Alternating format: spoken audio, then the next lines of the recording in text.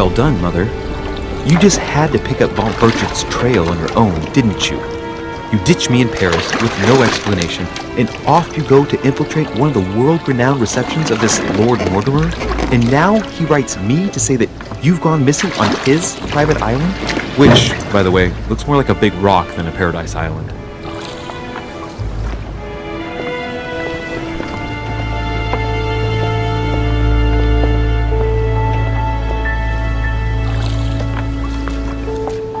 The least he could do is explain to me how he managed to lose you. In any case, it is time for you to stop all this, Mother. It no longer suits your age. Well, I'm sure I'll find you once again, slogging through the caves beneath the island, searching for some long-lost mystical object that you just can't live without. I'm already hating this trip, and all I've done is think about it. Contrary to what one may be able to imagine, it was not the host himself who invited me. Well now, Duchess, we find ourselves both invited by Sir Holm. Well, how very amusing. Perhaps we have some common interests, Your Eminence. Is this your first time at one of Lord Mortimer's legendary parties? Oh no, we have been friends since long ago. But as I'm doing some business with Sir Holm, the invitation came from him. Well, I simply can't wait for all the festivities to begin. And you, good sir, what brings you here? Lord Mortimer asked me to join him. We have some business to take care of. Oh, how mysterious. You adapt quickly, my son. You get along here like a fish in water. Would you believe that we are all here hoping to solve our personal issues? You'll see. Right. I doubt that you came here to look for your mother, Your Eminence. Anyway, consider yourself fortunate, young man, because there are many who dream of simply one day setting foot on this island, and only a very few ever make it. Indeed, I imagine this must be your first time here.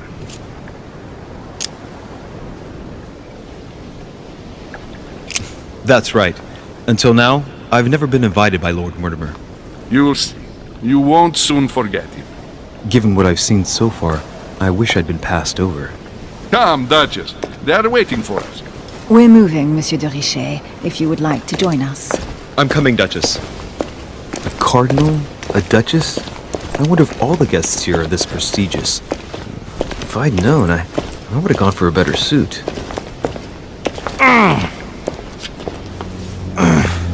Are you all right?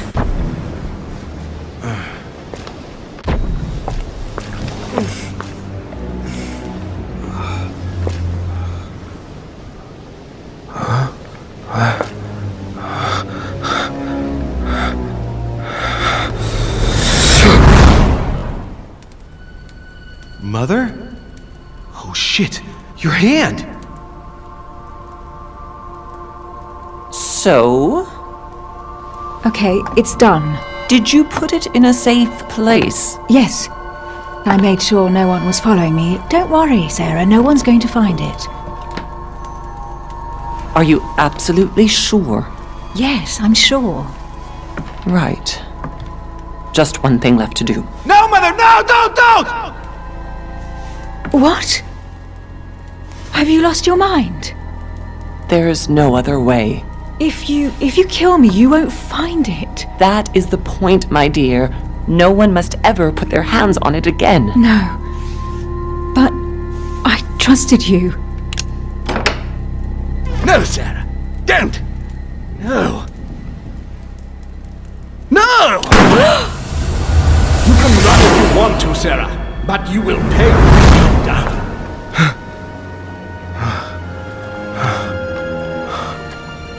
Hugh. Louis, are you all right? What's going on? Here, take this. I'm sorry. Keep it. Are you better? I'm fine. Don't worry.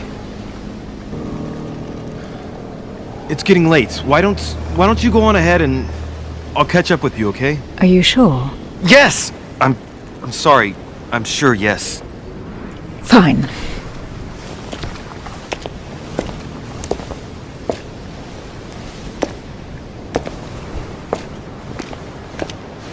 I definitely have to find Mother quickly.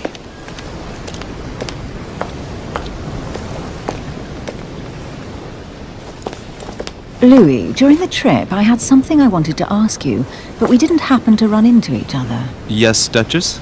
I'm not sure if you remember, but we've met before. At that time, you were of two minds as to your choice of career. Well, over the last few years, I've solved a number of crime cases. Like the chauffeur d'orgère, for example. Thieves that tortured their victims with burning embers. Charming. How did you catch them? I told the most cowardly one that the others had given him up. Ah, and I wager your thief suddenly started to talk. You wouldn't believe it. He told us everything. The jobs, the stashes, the names of his partners. Couldn't shut him up. I heard about that case, but I didn't know you were the one who solved it. I'm flattered that the news made it across the channel. And you've got a darn good memory, Duchess. Well, they say I have the memory of two people. But please, call me Emily. Fine, Emily. Tell me, I was actually helped on that case by my mother. You wouldn't know her by any chance? Wait, Louis. We've already met. You do remember me, don't you?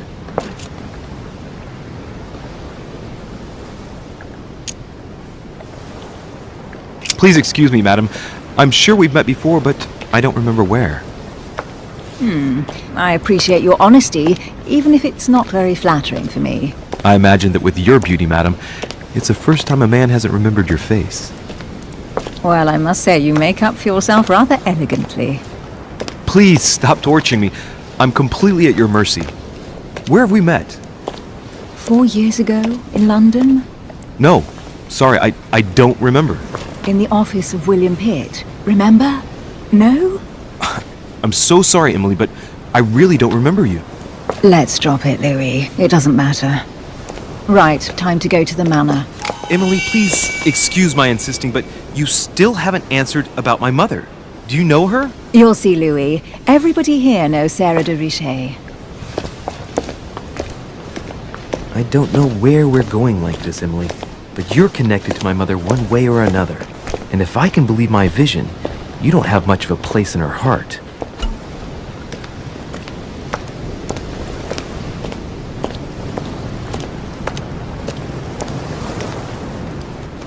Good evening, sir. May I ask your name, please? Louis Moras de Richet. Monsieur de Richet. Delighted to welcome you among us, sir. You must be Sarah de Richet's son. I must tell you we are doing our utmost to find your mother as quickly as possible. I have an appointment with Lord Mortimer. Would you be so kind as to lead me to him? Unfortunately, sir, I cannot. I don't know exactly where my master is. But rest assured, sir, everyone is waiting for you at the manor. Sir Holm insists on welcoming you in person. Since your mother went missing, everyone has been concerned about finding her. Who is Sir Holm? A close friend of Lord Mortimer's. Please, rest assured, sir, it won't take us long to find your revered mother. Indeed, we are searching the quays again because lights were seen at the wharf just last night. Where we are now? Indeed, sir. According to our information, lights were seen in the middle of the night, sir. After verification, none of the guests seem to have left the manor last night. We think that perhaps Sir's mother was here. And did you find anything then? We discovered a certain amount of damage, sir, on the wooden part of the wharf. What type of damage? Broken barrels, mainly. We'll do whatever is necessary to have them rapidly repaired. But quite frankly, I can't imagine what Sir's mother would have been doing with them. What could Mother have been doing with barrels? Nevertheless, our search of the wharf hasn't been entirely unsuccessful, though. What do you mean? We seem to have found an object that would appear to belong to Sir's mother. A handkerchief. The handkerchief is embroidered with the initials S.D.R. We came to the conclusion that they are the initials of Sir's mother, Sarah de Richet. I have orders to give it to Lord Mortimer as soon as I see him. I know my mother. She's not the kind to go for a midnight stroll on the wharf for nothing. I've got to find out what the hell she was doing here. Where exactly did you find the handkerchief? On the landing dock, sir. The one you arrived by.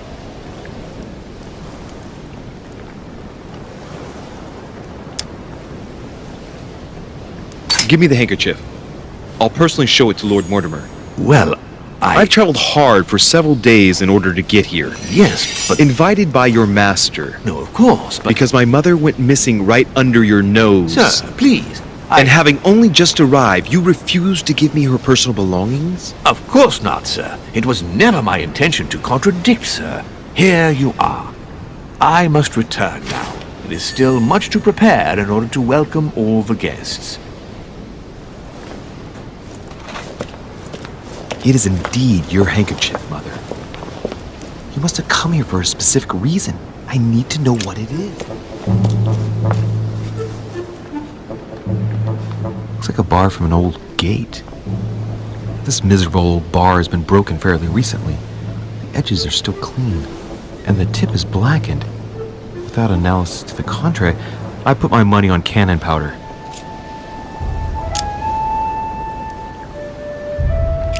This might just come in handy.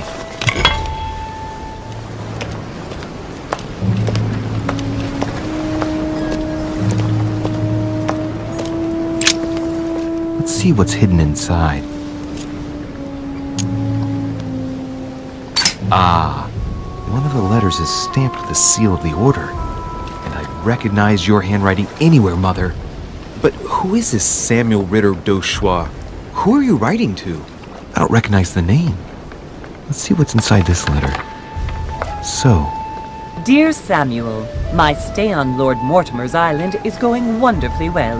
As I find myself in such charming company, I plan to stay a few more weeks. Would you be so kind as to send me a gift that I'd like to give to our old friend Manuel Godoy? I would be most grateful. I have been told that he's going to join us here soon. I would like to mark the occasion. Thank you in advance. Yours devotedly, Sarah Faustine de Richet. what is your game here, Mother? Secrets, always more secrets. You never talk to anyone using language like this. Something's going on here. Who is this Samuel Ritter? And for crying out loud, who is this Manuel Godoy that you keep bringing up? Think. Godoy. Manuel Godoy. Why does that name sound so familiar? I'm guessing he's a man of some importance. Spanish, I'd say. But just can't put a face to him. Well, hope we meet to talk about it soon, Mother. I don't know what you've gotten yourself into this time, but I'll bet you've got a lot to...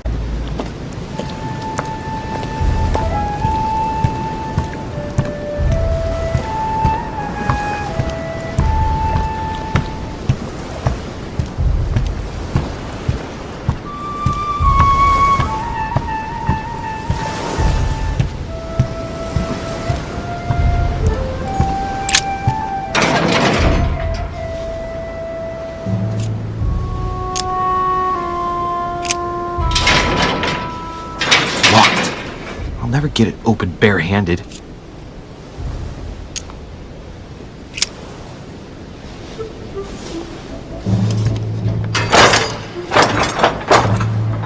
Clearly, I'm not much for manual labor.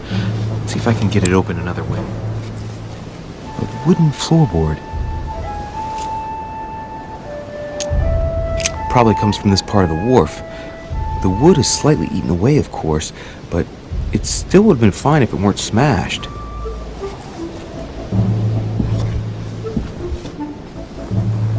Hey, there's something not right about this floorboard. It's different from the rest. Somebody replaced it recently, but looks like it's fixed pretty solidly in place. It's going to be tough to rip it out of here.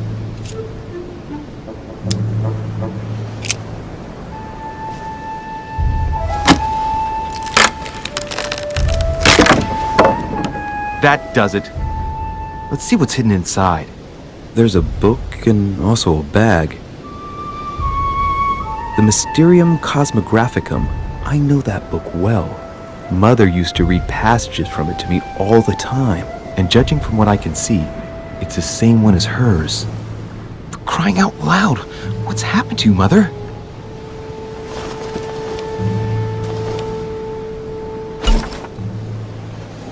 Let's look inside the bag. A little food, a few toiletries, a small key, and some kind of black powder. bottom of the bag is covered in black powder. Shit, those are definitely my mother's things. I recognize her hairpins. This bag smells of her perfume. A piece of soap, some oils, and her powder puff. What does all this mean? An iron key completely rusted. You never know. It might be useful. I hope Mother wasn't counting on it. Right. Just in case, I'll take it all. I'll give it back to Mother when I see her. For crying out loud. Why did you hide supplies in the middle of nowhere, Mother? I don't know what's going on here, but you obviously feel like you're in danger.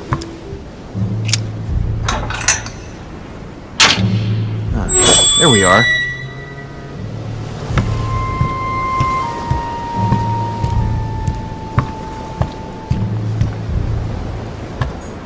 This looks like a pistol case, but it's empty. I don't know if this has anything to do with you, Mother, but if it does, at least now you're armed. Just like in my vision. And none of it's telling me anything useful. This wharf is used as storage for a lot of barrels. Uh-huh. What have we here? It's cannon powder. It's unusable now. I don't know what the person who left this barrel like this had in mind, but it's a waste. So, let's go through this. My mother's been hiding pieces of bread between the rotten boards of the wharf in the middle of the night. That's not normal. And if that weren't enough, looks now like she's armed. Meanwhile, she also takes the time to send out letters, reassuring whoever might be interested that she's having a fabulous time here. So odd. So very odd. And that's not even all I've noticed. But maybe I ought to move on to the manor now. They'll be waiting for me. At least I hope so.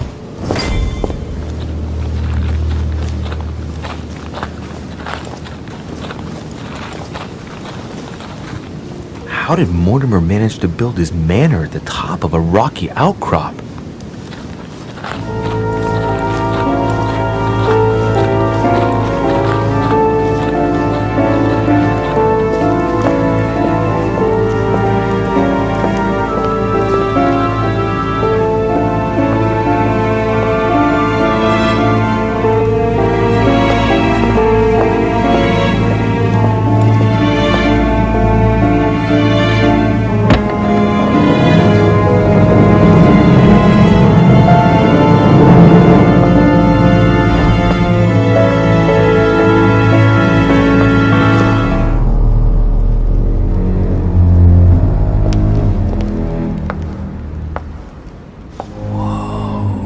Impressive. Ah, my son, I was looking for you. What can I do for you, Your Eminence? I wanted to ask you. You are the son of Sara de Richet, aren't you? You see, your mother and I were supposed to meet here on this very spot. I was supposed to hand her a very important envelope. But I haven't seen her. If only Mother had told me why she was coming here. Anyway, I ought to take the envelope. It might have something to do with her disappearance. Listen, if it will help, you can always give it to me. Thank you, my son. I'll bear that in mind. I'd rather deal with her directly. Don't take it personally. Would you happen to know if your mother has arrived yet? Certainly, Your Eminence. Mother got here some time ago. I was hoping to find her when I arrived, but given the hour, she must be asleep by now. Right. I shall see her tomorrow, then. By the way, Your Eminence, I wasn't aware you knew my mother. Ah, if you only knew, my son. I hold your mother in the highest regard. She has rendered great service to the church, and her help is invaluable. I hope that you will follow in her footsteps. If only she had told me where she was headed. Nonetheless, our exchanges have always been discreet, and I should like them to remain as such. If your mother wishes to speak to you about us one day, I will not mind if she does so. That is very commendable. But since we work together on a daily basis, it's surely just an oversight. Most certainly. You said you work together. What do you do exactly? If you know my mother, you will understand that I cannot answer you, Your Eminence. I'm sorry, but... Do not worry, my son. I perfectly understand, and I expected nothing less from you. Discretion and secrecy are both pillars of the organizations for which we work. You are the worthy son of Sarah. All the same, it bothers me to see you in a quandary, Your Eminence. Is there any other solution? Look, if it's of any help, you can always leave your envelope with me and I'll give it to her as soon as I see her. I hesitate. Up till now, we have always dealt with her in person, and that has always been successful. Do you think I should give it to you?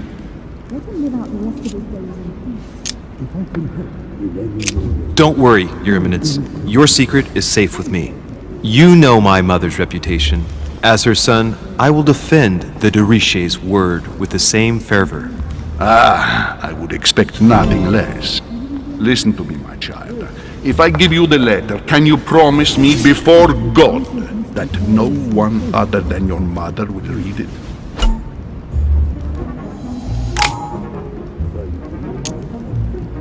I swear by the Almighty God to honor the promise that no one but my mother shall cast her gaze upon your letter. Good. Listen, let's stop there. I'm going to tell you a secret, Monsieur de Richet. Your mother and I are organizing the escape of a large number of French priests who face a massacre organized by the accursed Republican tribunals. The church is literally being bled like a beast.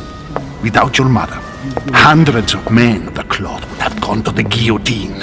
She has made the services of your order available to us by organizing the priests' safe passage across the borders. Even if she does not share all our convictions, she always provided assistance. Young man, you can be proud to be her son. Be it only for her sake. Always respect your name. Here, the letter I spoke of.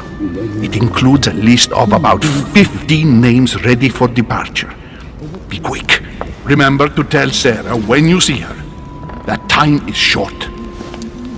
Well played. I'll decide later when I'm alone whether to look at what it contains.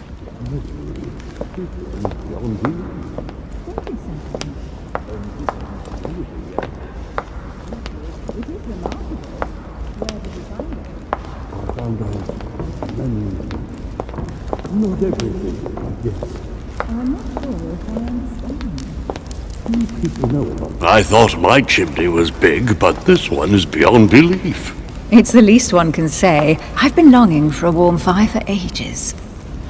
Since I set foot on the island, I haven't ventured more than 2 yards away from it. Have you also just arrived? Oh, late morning, I'd say. Louis, come join us. Monsieur, may I introduce you to Monseigneur His Eminence Cardinal Piaggi? He joins us straight from Rome.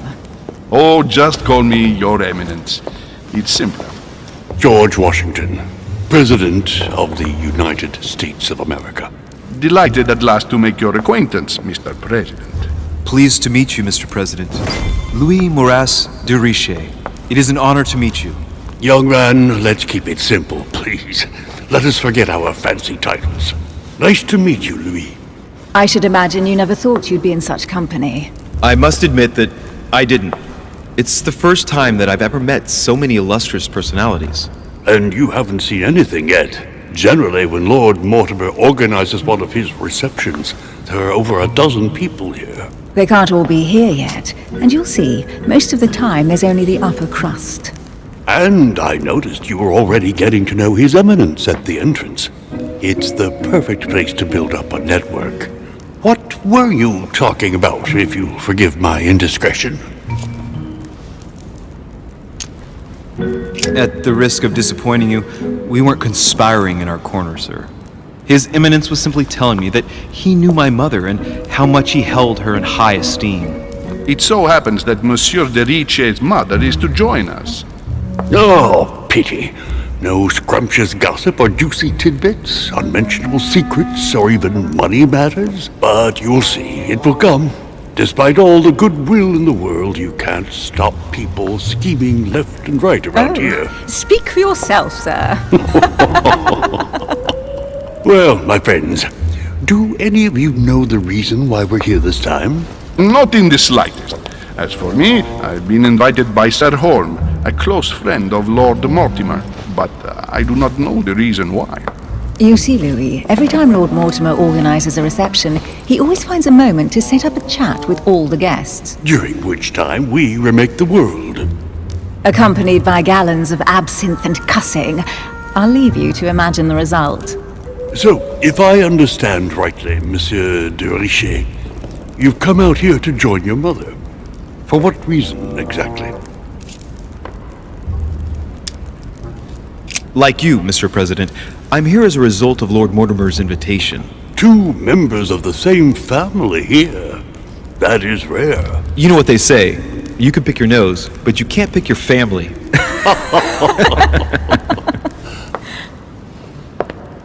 Seriously, though, I know your mother well. Stay behind with me afterwards, and we'll take a moment to speak about her.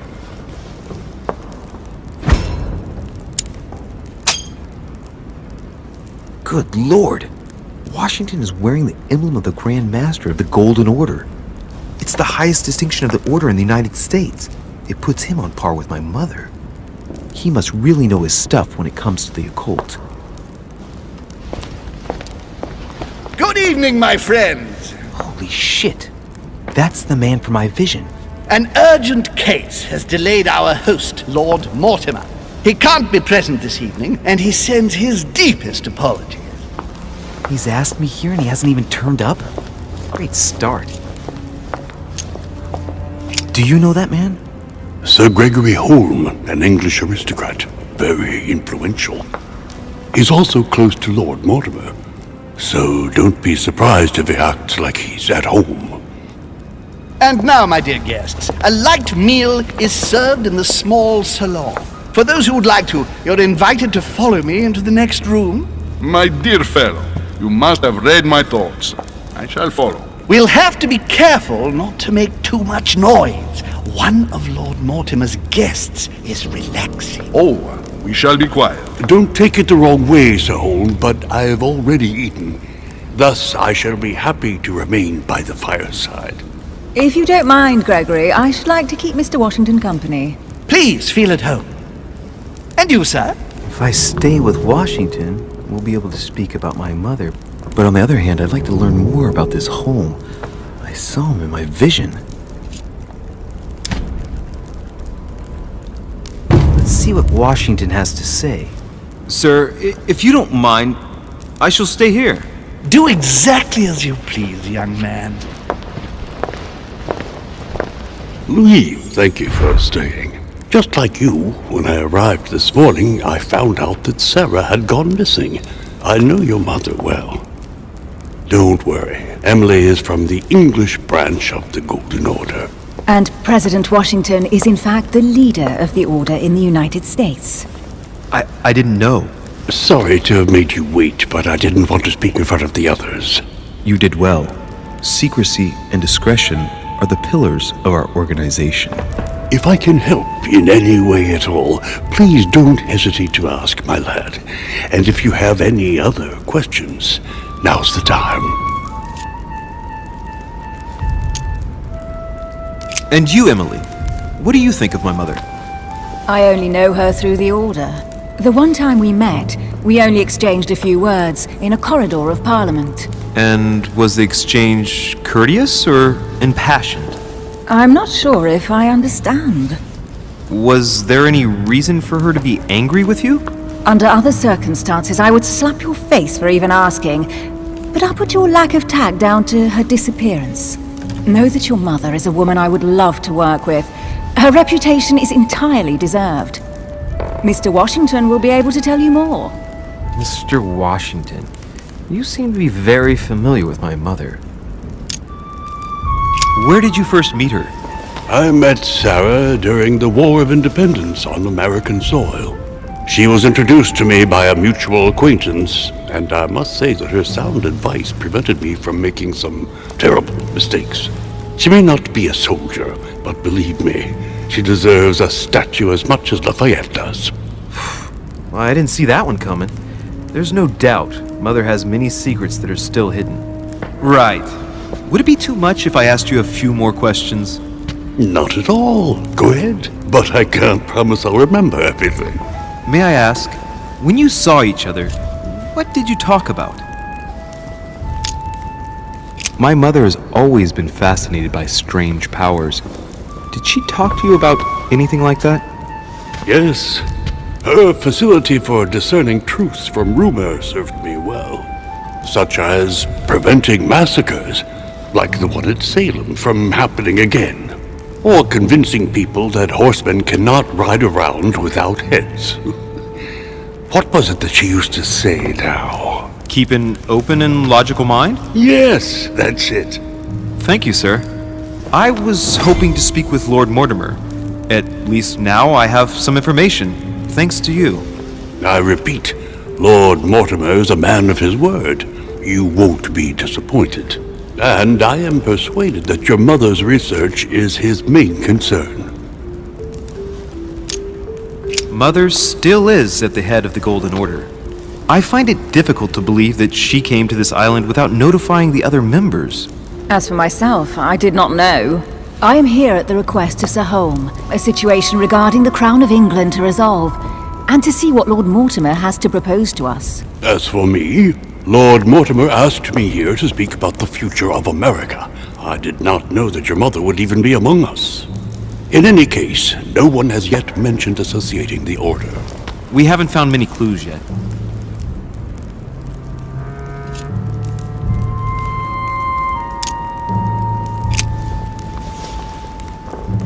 But I did find a book that belongs to my mother.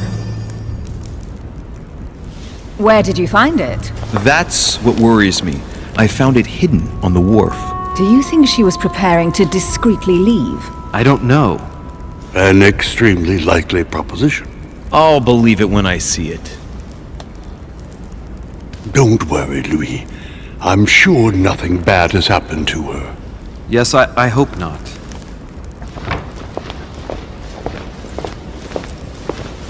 Careful, they're coming back.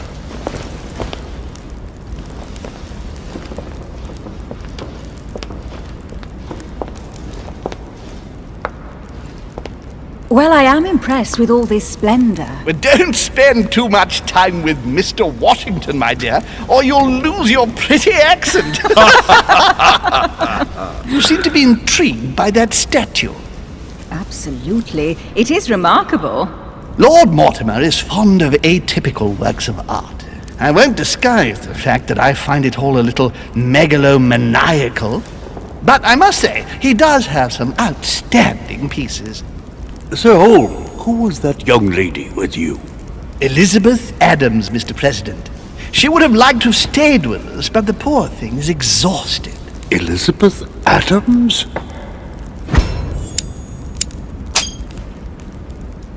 Just mentioning Elizabeth totally changed Washington's attitude. Looks like he just saw a ghost. Miss Adams is here to rest. You have perhaps already come across her in the corridors. She arrived a few days ago. I perceived her, but we weren't introduced. Rest assured, she is not here for the same reasons as yourselves. Consequently, I'm counting on your indulgence.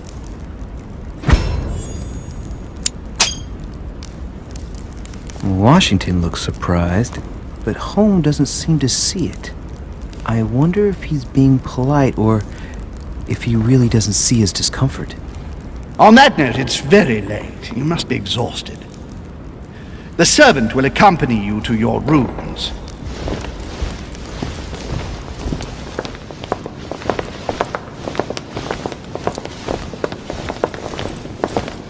Ladies, gentlemen, I bid you all good night. Mr. President, Your Eminence, Duchess, you have the same rooms as usual.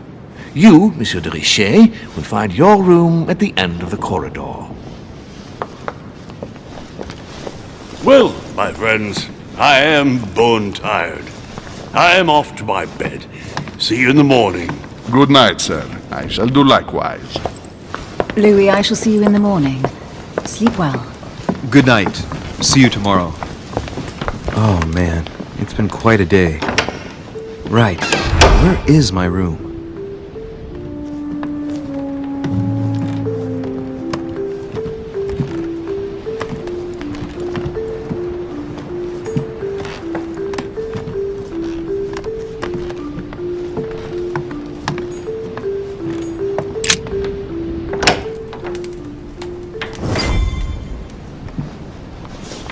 Right.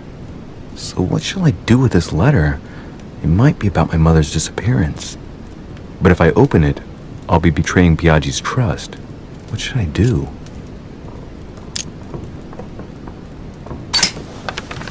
So, it really is a list of French countrymen.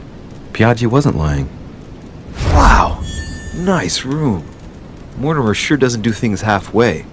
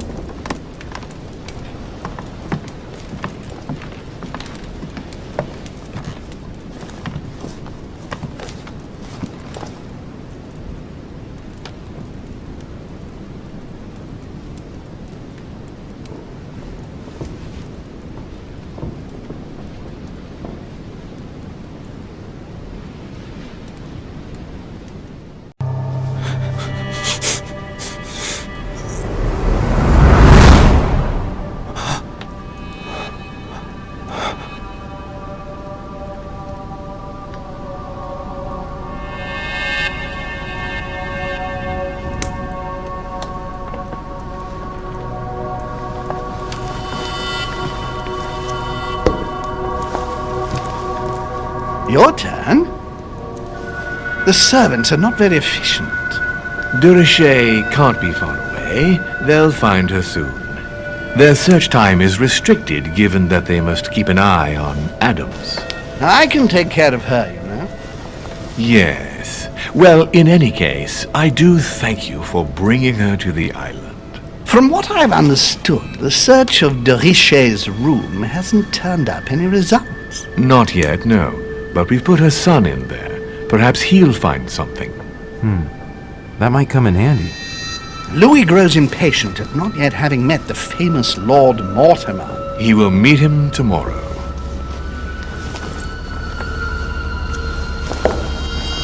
Oh, what a pity to lose a knight at the start of the game.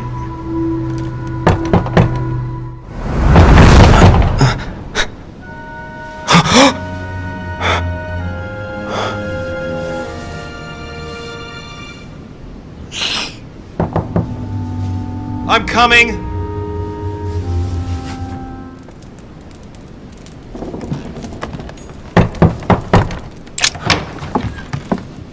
Excuse me, am I bothering you?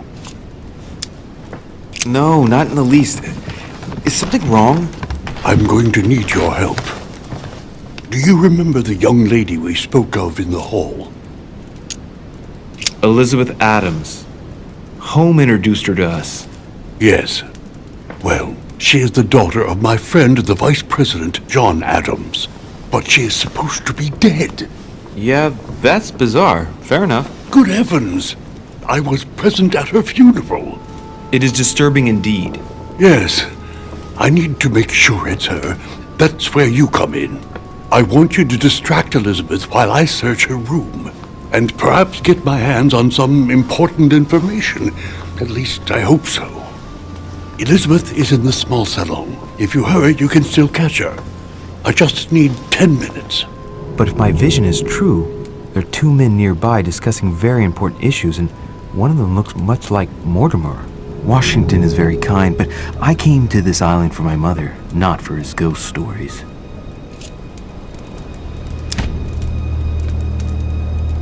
Count on me, sir. Thank you, my friend.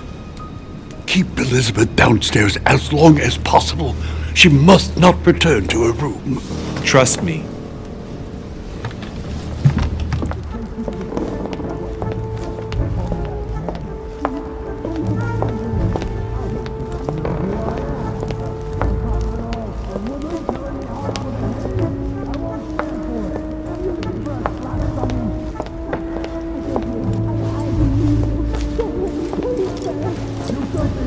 My son. Oh, you are a godsend.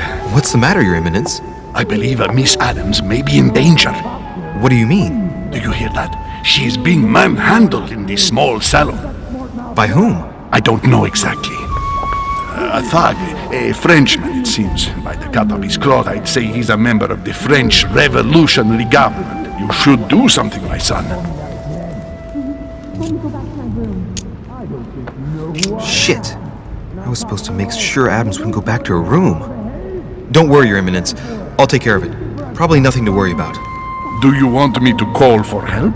Please don't do anything. I'm sure with a little goodwill, everything will work out fine.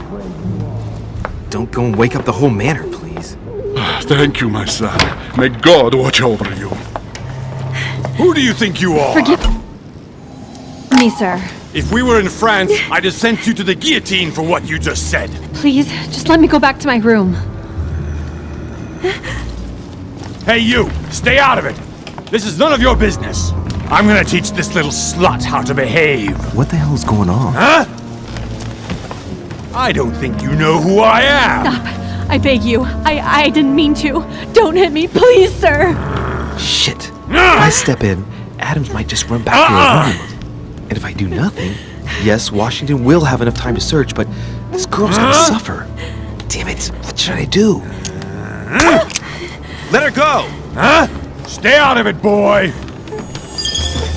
Shit. What are you playing at? I told you to mind your own business, boy! If you think you can side with this whore and then just walk away, you're out of your mind! Give me one good reason not to knock you down!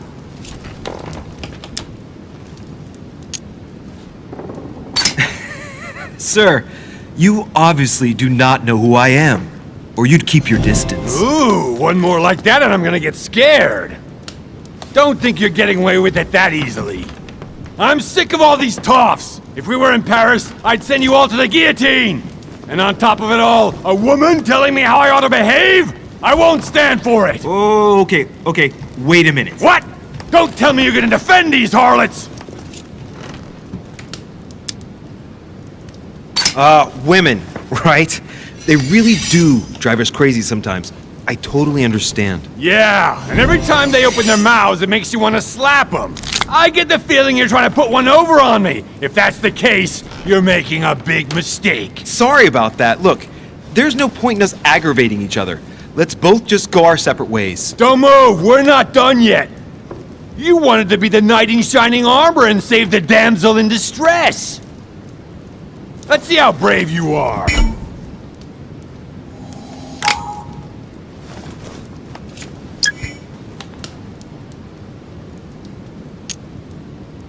I've watched you, and you're shaking. I'm betting you won't fire.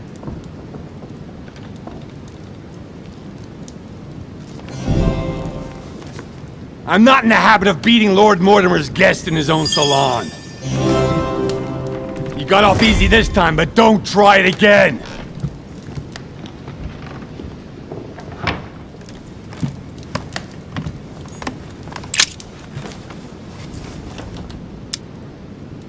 The brooch Elizabeth was wearing. Huh. She was so frightened she was unaware that she'd lost it. Yeah, well, it didn't seem to do her much good.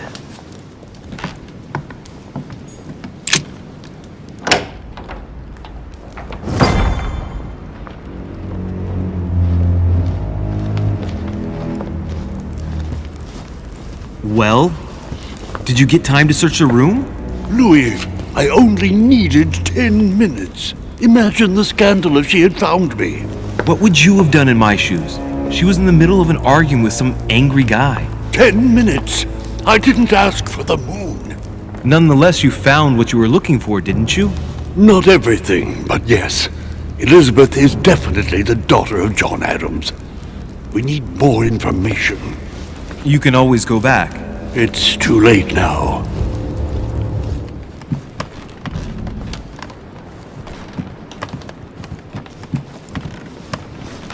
Your Eminence, what are you doing here? I was worried about you, my son. How did it go with Miss Adams? Don't worry about that anymore, Your Eminence. I had to step in, but everything's under control.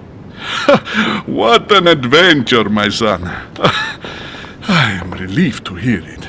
You acted as a good Christian. In these troubled times, we need more men of your caliber.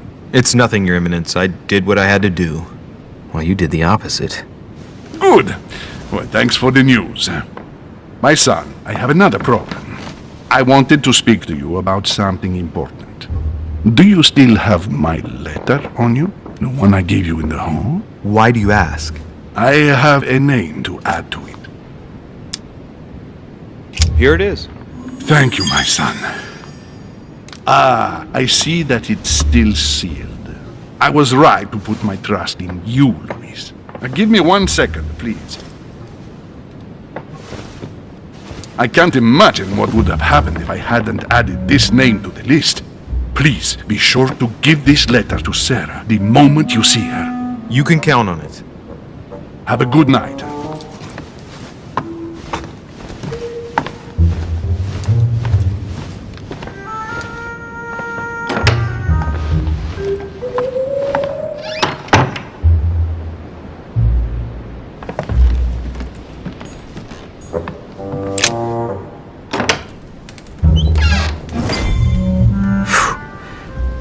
Exhausted. I better go to bed.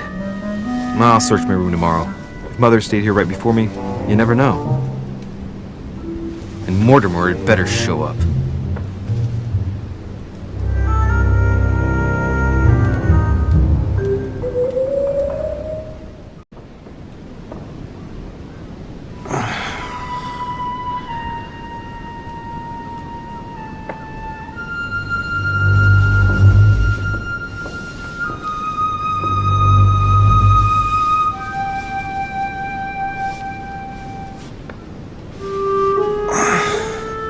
Alright, in my vision yesterday I saw that Mother had this room before me. I better search the room. Who knows?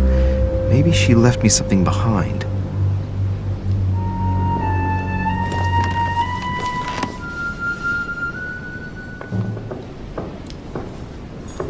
Dear Monsieur de Richet, please excuse me, but I am unable to join you at present.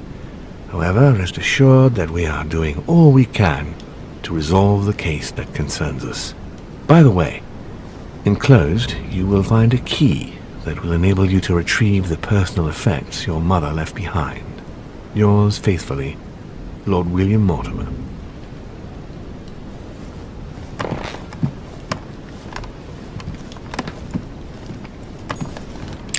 Writing material.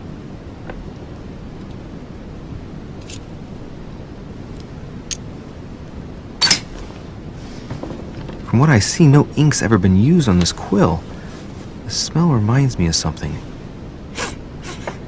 It smells like lemon. That's odd.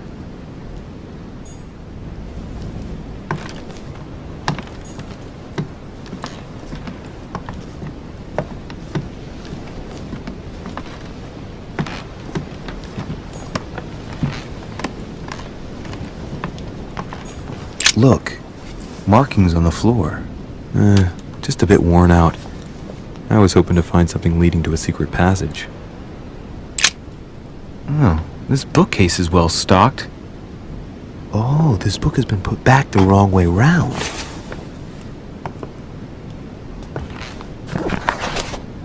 A Voyage Around the World. The travel log of the explorer Louis-Antoine de Bougainville. One of Mother's favorite books. What a coincidence. And I don't believe in coincidences. It's just too much. I don't know what's going on here, but if you felt threatened, I'll bet you'd leave a clue, wouldn't you, Mother?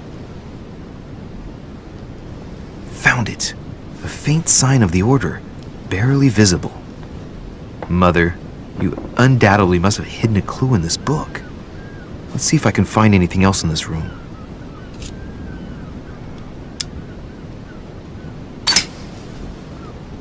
The paper's rougher around the writing. The paper's moist here. Very light stain, barely visible. And the smell reminds me of something. Come on, Louis, think. Think.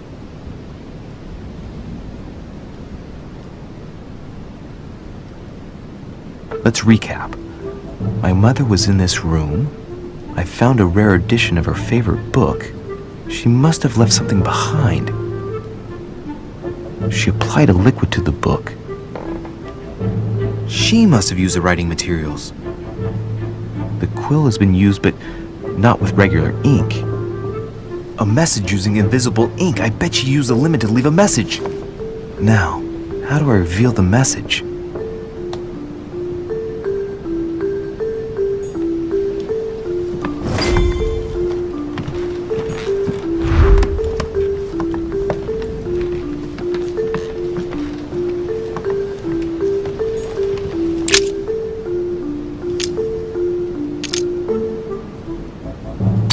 Ah, secret writing. Many people use this method for their secret correspondences. Light the flame and the ink appears.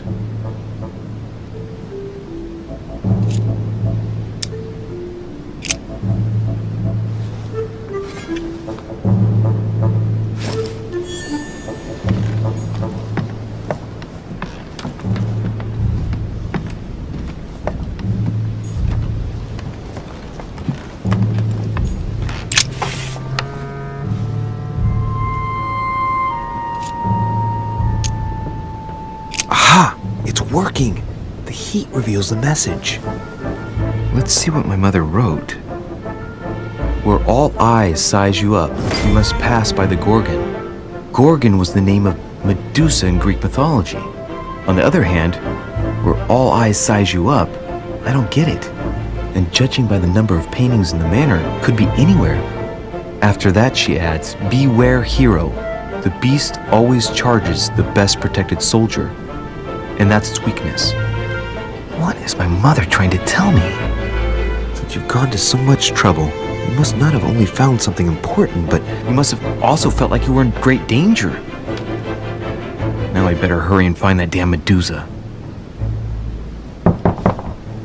Sir, dinner is served in the red salon. Typical. I'm not hungry. Please give my apologies to all the guests. Sir Holm requests your presence, sir. Well, I guess I'm just gonna have to wait before going and looking for my Medusa. Tell him I'll be there in a minute.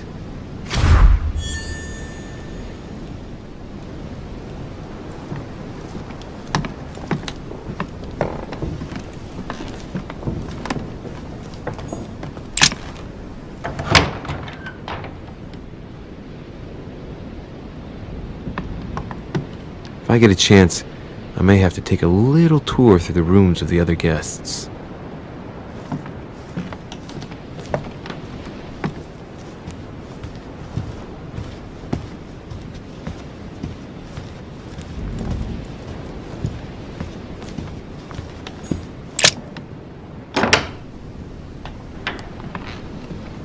For God's sakes, what happened in here?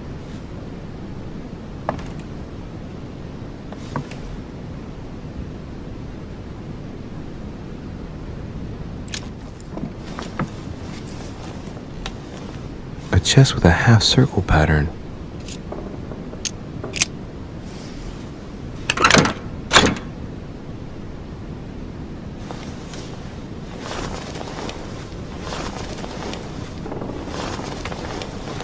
An untutored hand copied these notes. Looks like a healing method. Well, that's a pity. The writing is barely legible. Feet and hands are bound. A piece of cloth in the mouth prevents the tongue from being sectioned. It looks like preparation for an exorcism. Is Elizabeth really possessed?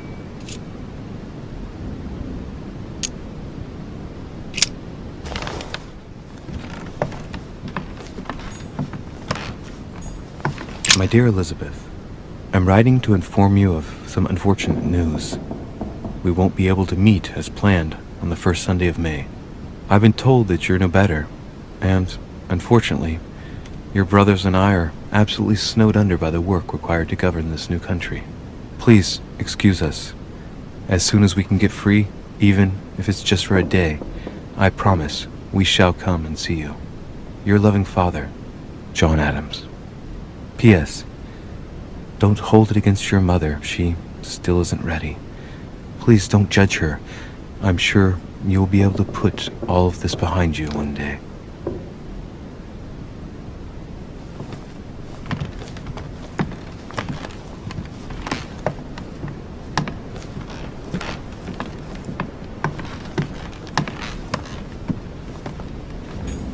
June 11th, 1791.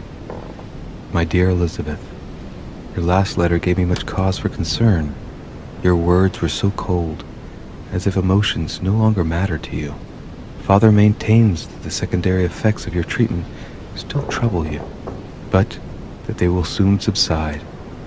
Should I believe him?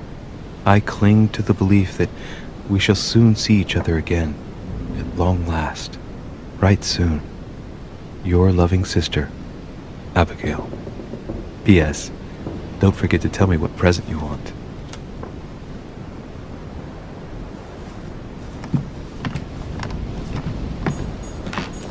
August 24th, 1792. Elizabeth, I am driven to despair and doubt there is any point in writing to you. I'm not even sure you'll receive my letters. Father controls my correspondence more and more. I am certain he filters our exchanges. Thankfully, one of the chambermaids is able to help me get my letters to you. But they still remain unanswered. I often think about you and pray every day to be able to hold you tight. We have so much time to make up. I beg you, answer me, please. Your loving sister, Abigail. P.S. That horrible woman came again yesterday. She spent a long time speaking with Father. I didn't understand everything because they spoke in French, but I'm sure they were talking about you. 30 November, 1791. My dear sister, the cancellation of our reunion hit me like a stab to the heart. Father told me it was for your well-being, but I can't help but blame him. He claims that your condition has worsened and that it could be dangerous for both of us if we met. If only I knew where you were, believe me, I'd be at your side. I haven't received any news from you in a long time. Please write. Your loving sister, Abigail. P.S. I hope you like the enclosed talisman.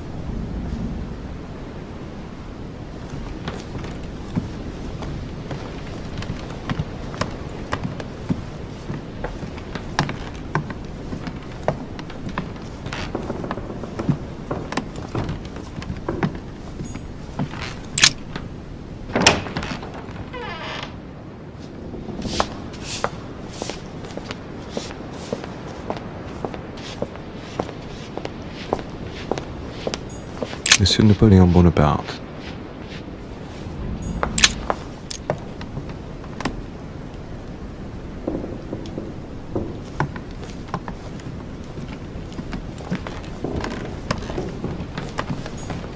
A bicorn decorated with a cockade. It must belong to a French soldier.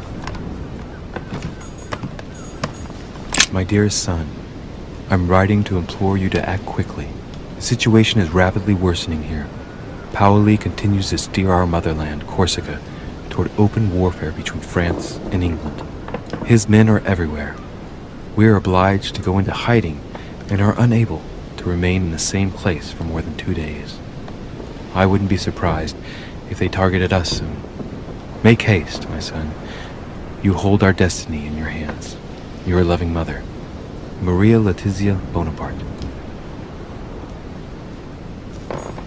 It's a beautiful weapon.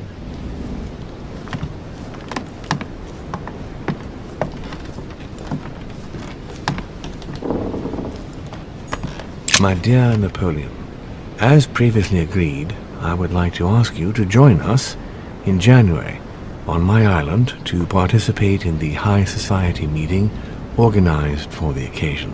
We shall be able to continue our discussion about our project for a new order for France. I have a proposition to make to you concerning your wish to put a strong leader at the head of France. I trust you to be discreet as to your coming. See you soon. Lord William Mortimer.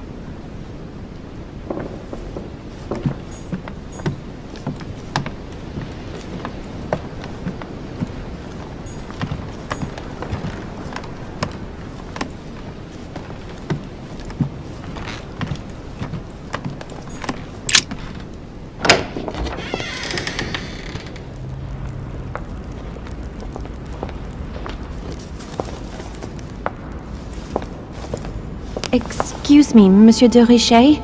I really need to talk to you. Is this about last night? No, that was just a misunderstanding.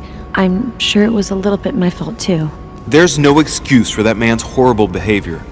You ought to tell Sir Holm. Look, the only thing that I care about is that I've lost something precious.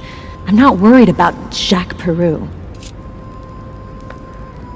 You didn't happen to lose this, did you? Where did you find it?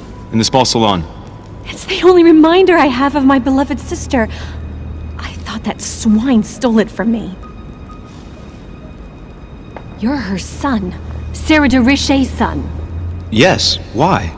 Last night, I found out that your mother was on the island. What are you doing here? My mother came here to do business with Lord Mortimer, but she seems to have gone missing. So I'm here to find her. I know your mother very well. Really?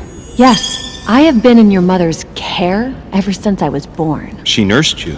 Oh, I wouldn't say nursed. No, I remember her stare, cold as ice. Her sadistic hands pressing over my mouth to silence me while I screamed in pain. I remember her knees, too. She held me down with them while she cut and burned scars into me. Hold on a minute. What do you mean? You can ask her when you see her. Huh, she's getting more and more agitated.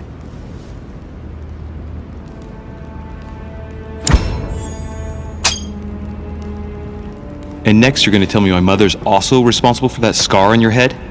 My heart stopped twice during the operation. I lost my memory for 6 months. You obviously have no idea of the abuse your mother inflicted on me. Wait. There must be some kind of mistake. My only mistake was ever meeting your mother. She's able to describe every detail without hesitation or getting flustered. It's becoming difficult not to believe the poor girl. Look, I've got to go. Wait. I need to know more about you and my mother. Why did she put you through all of that? There must be some reason for what she did. What's the point of rubbing salt in the wounds? You're right. I don't want this conversation to turn into an interrogation. You've suffered enough already. I respect your silence. Please excuse me. Well, thank you. I know your little game. You're no different from the rest of them. You couldn't give a damn about me. The only thing you're interested in is finding out about your mother. Don't say that. Not everyone wants to use you. Some people care about you, don't they? Haven't you got a sister? Yes. I'm sure she loves you with all her heart. She's the only one who cares about me. I would have put an end to it all by now if it weren't for her. Since you insist, I'll tell you how I met your mother. Thanks for trusting me. You see, before I was born, my mother often suffered from hallucinations and fits of anger. Soon people could barely recognize her. She became a completely different person. So my father spent an enormous amount of money paying for the best doctors, but none of them were able to cure her. The last resort was to call a priest. So, is that what your father did? No. He went to an expert in the occult. Ah, my mother. Her reputation already extended beyond our borders. My mother's fits stopped at my birth, and Sarah de Richet concluded that the evil had passed into me. Not only did it encourage her to stay, but she took the opportunity to advise my father to separate me from the rest of my family. That's how I was declared stillborn. My fate was decided that very day. It would coincide with my mother's frequent trips to America. I had my first fit when I was 3. That's when your mother began her experiments to rid me of the evil inside. I understand how you feel, but I know my mother. I'm sure she had her reasons, even if it seems difficult to believe. Everything she put me through was all for nothing. My whole life was ruined for nothing. So what brings you here then? My father used to know Sir Holm. He offered to introduce me to the world's leading authority in the occult. Lord Mortimer. He was my last hope. Until I found out he had also invited your mother.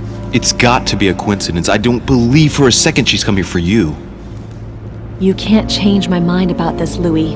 My days are numbered, and I know it.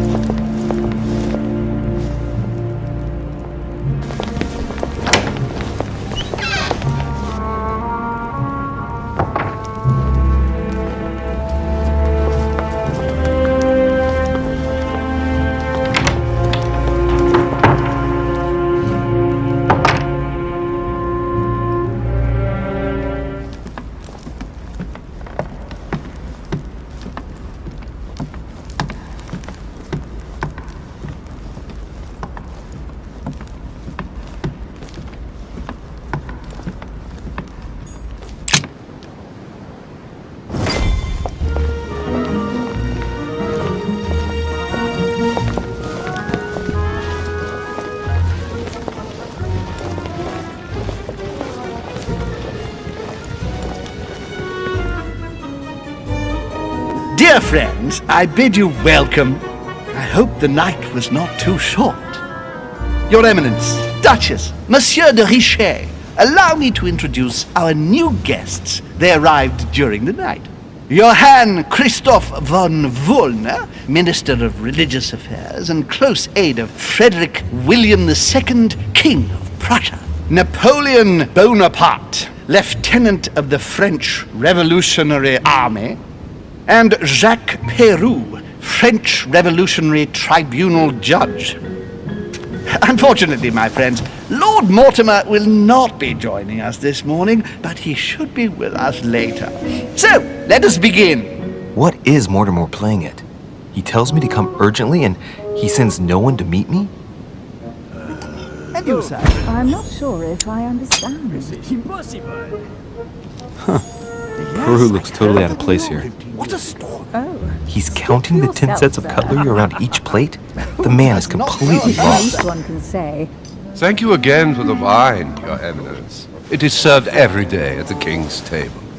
I am delighted to hear it. Wollner and Piaggi seem to be getting along well. Of course. Surprising when you know Wollner prohibited religious practices in Prussia. Renowned member of the Rose-Croix Order, former Freemason, and great lover of alchemy. And look at Piaggi fawning over him. I really do have a problem digesting political protocol. Don't trouble yourself. My dear Johann, how are you? Glad to make landfall at last. And yourself? Very well. And your husband? He's poorly. The French Revolution gives him terrible headaches. Oh, I understand. I shall feel better too, as soon as the situation is settled. If by chance the French crisis is emulated in Berlin, there will always be a refuge for you in London, my dear. Your offer does you honor, anyway. But London is much closer to Paris than Berlin. Beware. The French are capable of sailing up the Thames straight to the Houses of Parliament.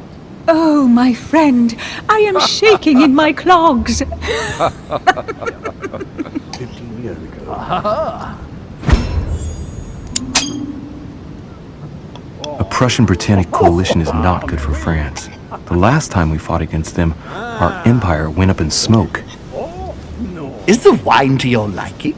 Very much so, Sir Gregory. Such complexity. Typically French. A Sauterne, isn't it? Absolutely. If I'm not mistaken, this is not Lord Mortimer's favourite wine. It is yours. In his absence, I have taken the liberty of making a slight deviation from the rule, but I count on your discretion. Don't worry, I appreciate the same grape varieties as you. I remember the last time we tasted that nectar here at this table. The finest minds of the century were present. And the last time we drank it, the orphanage in Bloomsbury was still in ruins. Would you repeat that? Oh, well, I put some small effort into the works. The orphanage reopened just before Christmas. The bedrooms, washrooms, and the classrooms had all been refurbished. I don't know what to say. You have given the girls a wonderful Christmas gift. Thank you. I made a promise. Now it is done.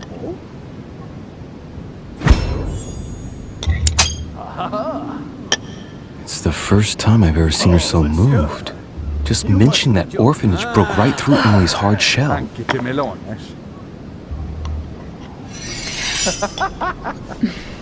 Is everything all right? Yes, thank you. I had a moment of absence, but here I am again.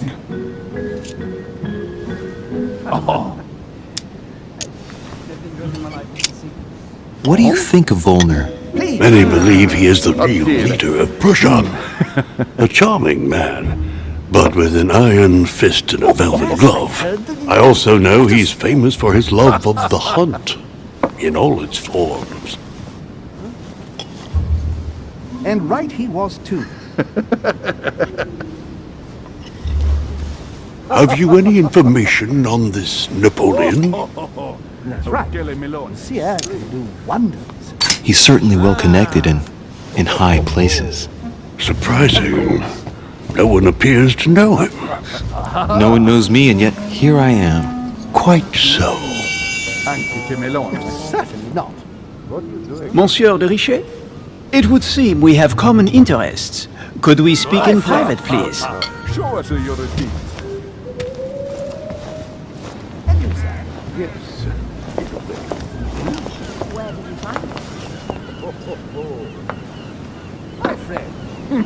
Lord Mortimer and the Golden Order, through your mother, have concluded a financial agreement. Stay composed, Louis. I'm listening. An agreement for cannons. Lord Mortimer assured me that you are to take over the project on behalf of your mother. You must know that I am deeply sorry about their disappearance, but I must validate the deal urgently if I want to be able to organize things properly. I haven't seen Lord Mortimer yet. I'm afraid I'll be unable to answer your questions. He assured me that you could replace your mother during her absence. I appreciate his confidence, but still, this is a bit hasty. But please continue. Of course, but I need to know if I can count you among my allies. Well, of course. And for that, I have a little question for you. The agreement stipulates an aid of 50,000 louis d'or for 200 cannon. Surely such an amount will buy twice as many cannons. Don't try to pull a fast one on me. We're both young, but we are not naive. Please don't be offended. I just wanted to make sure you knew what you were talking about. And I am reassured. I have one last question I would like to pose to you. We don't know each other yet, you and I. And I need to make sure that we both share the same vision for the future of France. Given the hard times that have befallen our beautiful country, what do you think it would take to restore its luster?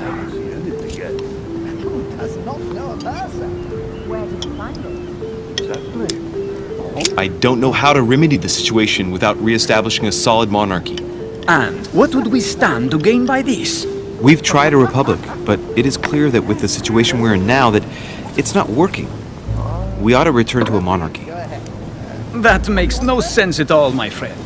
The monarchy is a privileged caste who have forever built their prestige by crushing and controlling the people.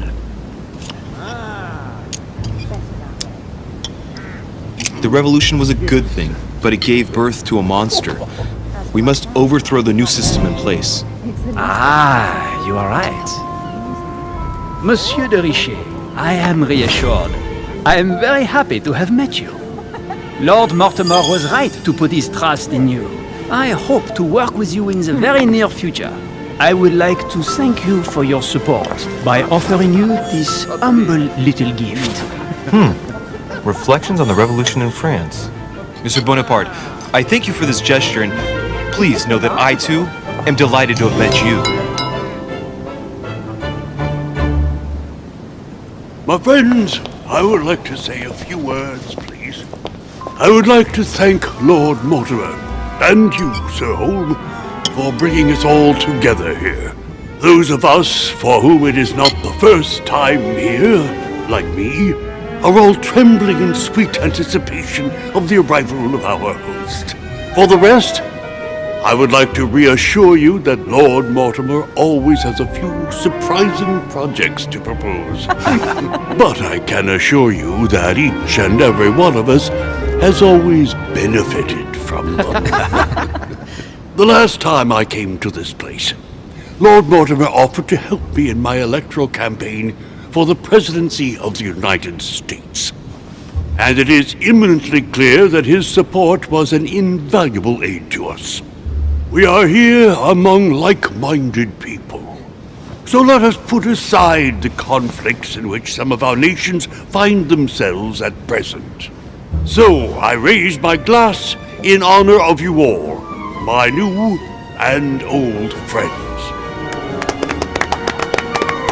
I trust you shall not be disappointed, Mr. Washington.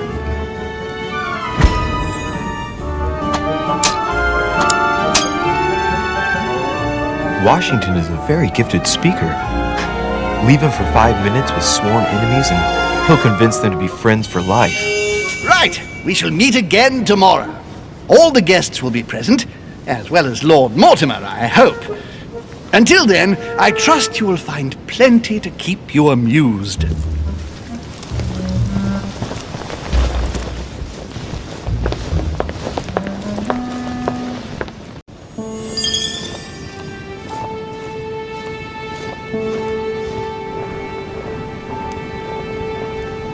Alright, let's recap. Before dinner, I was going to investigate my mother's message.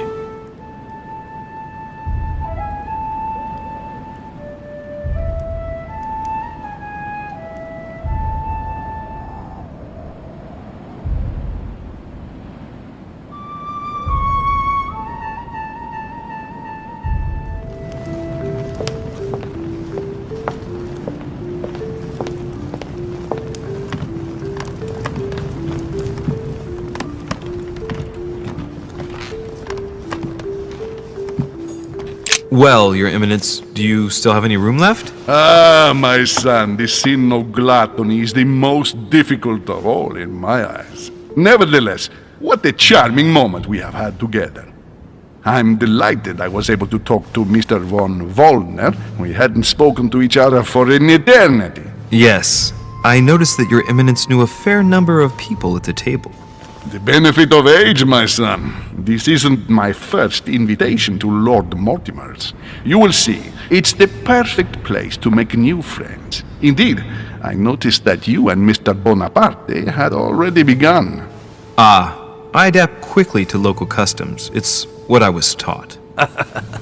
And you are right to do so, my son. But tell me, have you had any news of your mother since your arrival? Alas, still nothing, Your Eminence. But I still haven't been able to meet Lord Mortimer. Do not worry. It is typical of him. What can I say? Lord Mortimer is a very busy man. I should think you are beginning to worry. Well, I must admit, Your Eminence, indeed it does worry me. I understand, Louis. But continue to have faith in Sarah. You'll see, I'm sure, that in a few days we'll all be laughing together.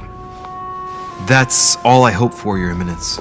But while I have you with me, I have a question for you. Go ahead, Louis. What can I do for you? If I said to you, where all eyes size you up, would it mean anything to you? I don't know if it's the place you're looking for, Louis, but it makes me think of the portrait gallery. There's a gallery here? Can you tell me where to find it, please? Of course. Just go through the door at the end. It will lead into the library. Continue all the way through, and you'll end up in the gallery. You'll see it, Louis. When you get there, you'll know. Thank you very much, Your Eminence. On that last word, then, I shall leave you to fight your demons. See you later, Your Eminence. See you later, my son.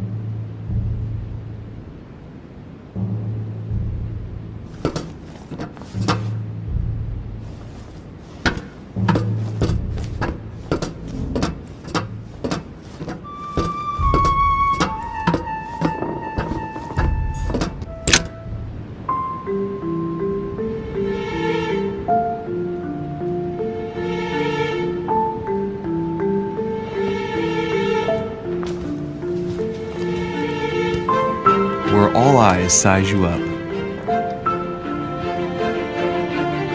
Chances are, that's the room my mother spoke of. And she also spoke of a Medusa. Should I go and try to find the creature now?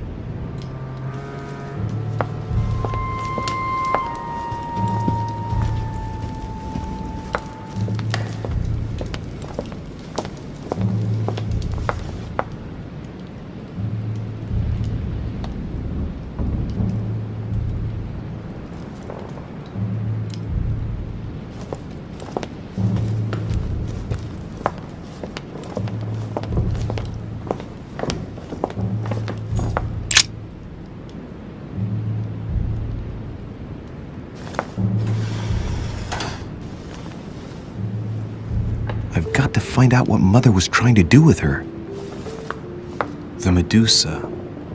A hero armed with a sword? A hero with a lantern. And the last one holding a shield. I'll stake my life on it. All the statues form a single scene together. The poor devils are about to face the beast. Let's give them a helping hand.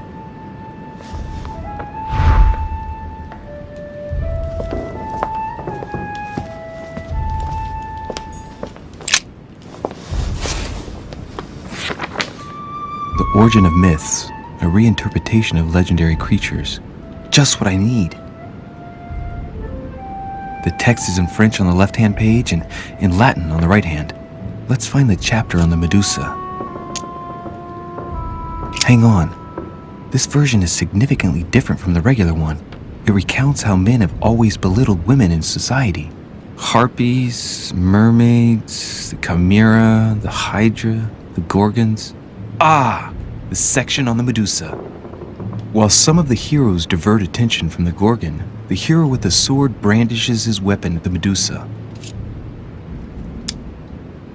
There's an extra line in the Latin translation. The night light was reflected in the shield and blinded the monster, so the hero with the sword seized the opportunity and cut off its head.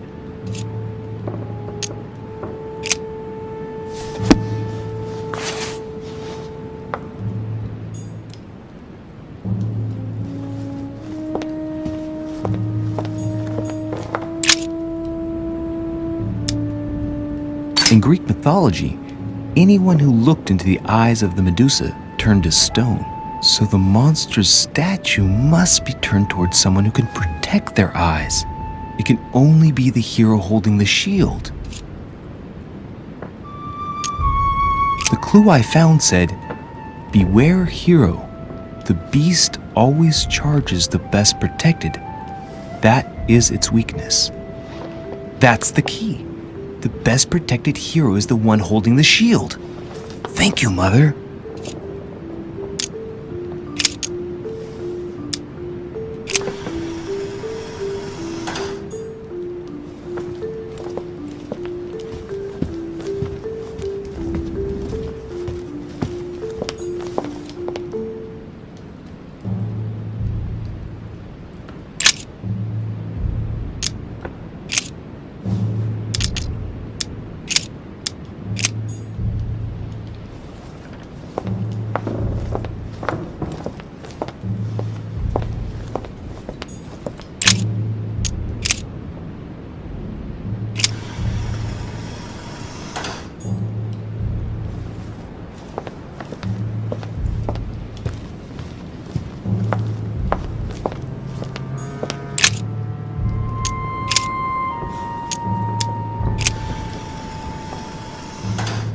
If I respect the legend, I have to place the hero holding the shield in front of the Medusa.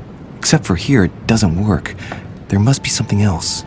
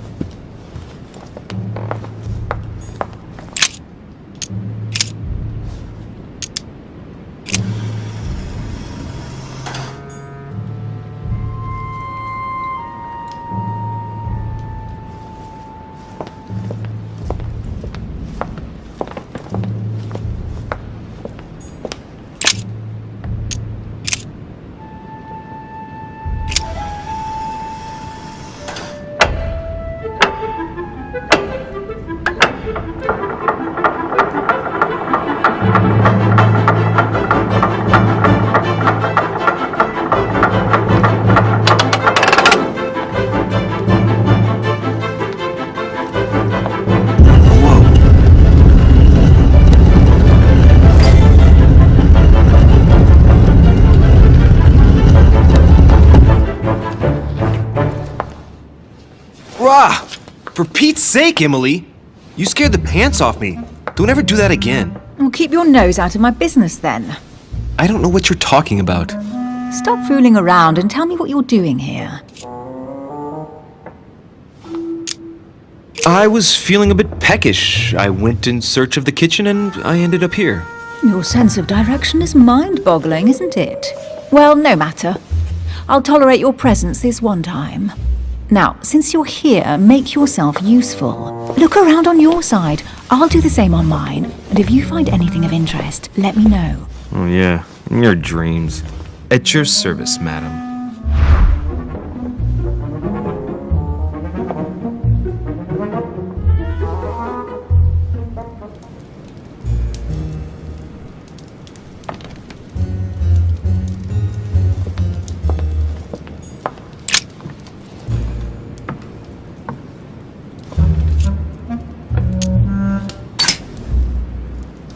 Ancient Greek, translated. It reads, the all-gifted. Could this jar be the original Pandora's box? Emily, I've found Pandora's box. It's not as impressive as I thought it would be, but that's how these things usually go. I detest that legend. Once again, women are made responsible for all of the world's evils. And stop playing with that pot, you'll break it. Come on, let's move on.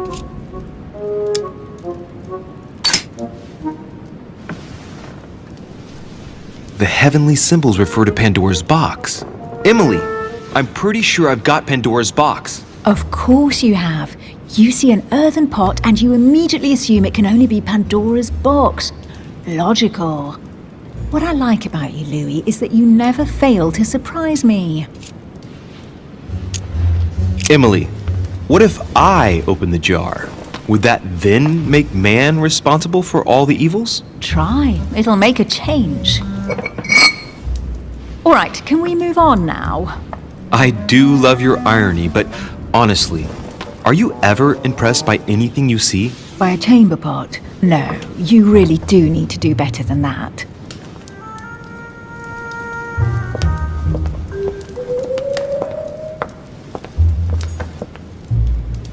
A golden fleece. It's freezing. Hurry up. Cold? You want a rug? It'll warm you up. I wouldn't be caught dead in that horrible thing. That's a pity. The gold color brings out your eyes. And your flattery brings out your boorishness.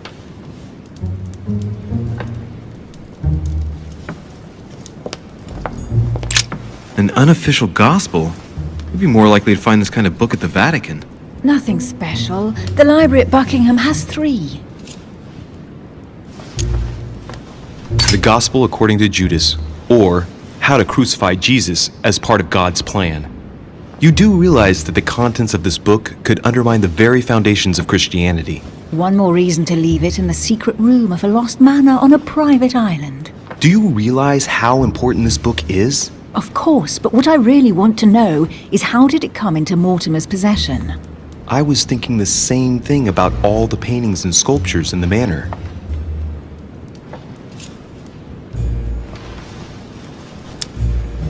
I bet you've read them cover to cover. Naturally. Really? I'm curious. Tell me, what part stood out the most to you? The passage where Mary says to Joseph, "Hey, you, shut up." In other words, you haven't even opened one.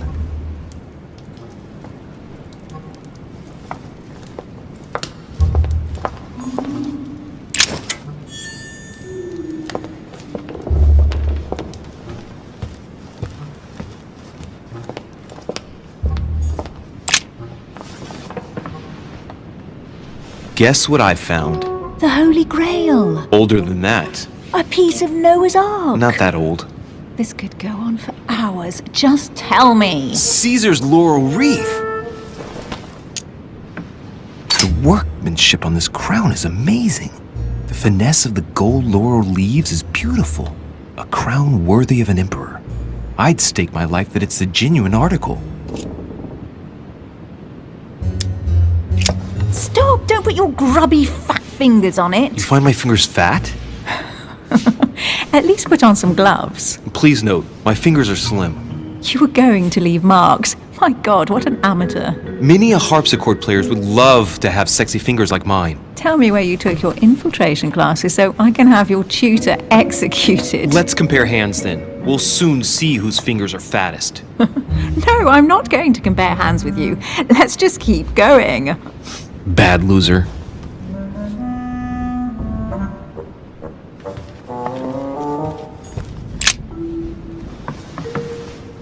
You should see this sword, Emily. It's magnificent. I'm busy. Describe it to me. Brass quillons and knobs. A beautiful cruciform line. Judging by the wear and the technique used to forge it, this sword dates back to the Crusades, and it must have belonged to a wealthy knight. There's a date.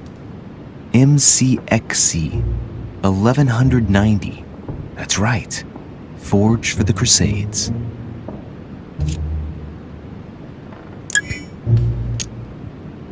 This weapon is typically French, quite old, undoubtedly goes back to the Crusades. If it is a true Damask sword, it's worth more than a kingdom.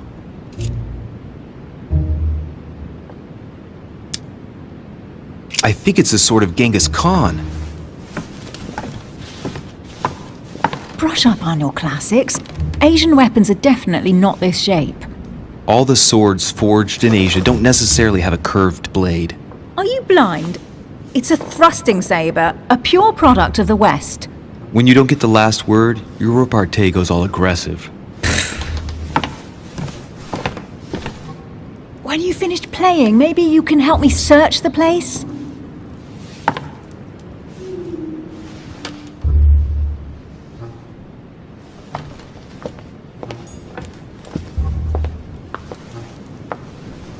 Here's something interesting.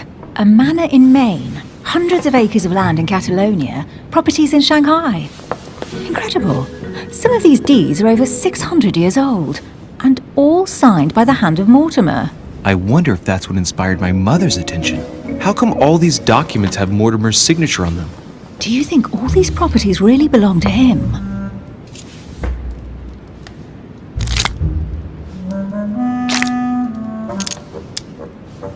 See those fine scratches around the words? Yes, and? The ink barely spreads on the paper. It spreads exactly the same way on the signature. The deed was written using the same ink. If it is a fake, then it's a professional job.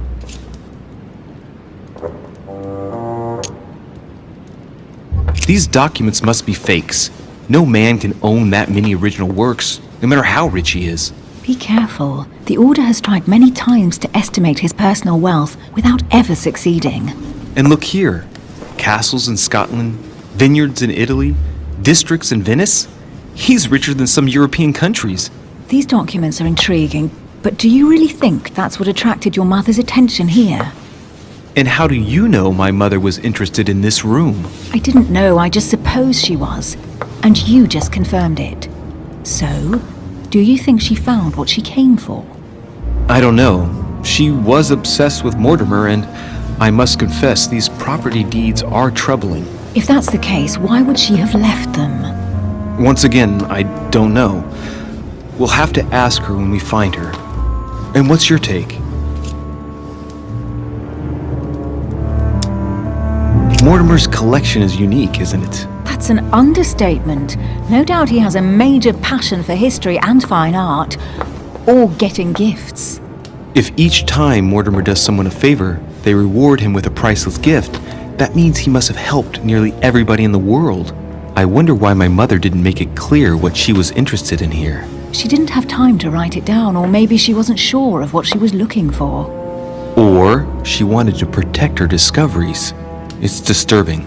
You'll just have to search the rest of the room. Maybe you'll find something.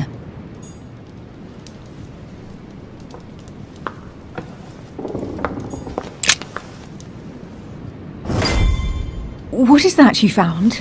A cameo pendant. What's going on? Nothing. For crying out loud, Emily, you lunged for that jewel like your life depended on it. Tell me what this is about. No. We just met, Louis. I like you, but I can't just suddenly open myself up like a book to you. Listen, Emily. It seems pretty obvious to me that you haven't come here for the sole purpose of sampling Mortimer's cellar. Stop all the clever evasions and just trust me. Why the hell should I place my trust in you, Louis? When are you going to understand that I just want to help you? What do you expect? That I'll fall into your arms and say yes to everything you want? What are you talking about? I'm only asking you to trust me a little. If only on principle, as a member of the Golden Order, for example. I'll admit you are fairly reliable. That's it? I was expecting more. Well, I'm prepared to trust you when it comes to choosing a French cheese. But I've nothing to gain by confiding in you any further than that. Nothing to gain? Damn it, Emily! I'm only trying to help you. Stop needing to gain something all the time. Because you think I need help? Just like everyone. You have your strengths and your weaknesses. And there's no use pretending otherwise. Ha! And I bet you found out where I'm weak, haven't you?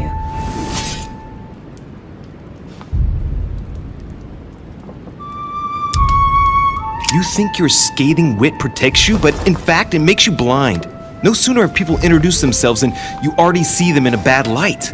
You play the part of a strong woman, and yes, you are a strong woman, of course, but what I see is a sensitive young lady who lacks self-confidence. Stop adopting a defensive posture, and you'll see just how quickly new doors will open. There is some truth to what you say. I might have some weaknesses, but I don't need your help to overcome them. And I'm simply not contemplating collaborating with anyone at this time. Do you understand?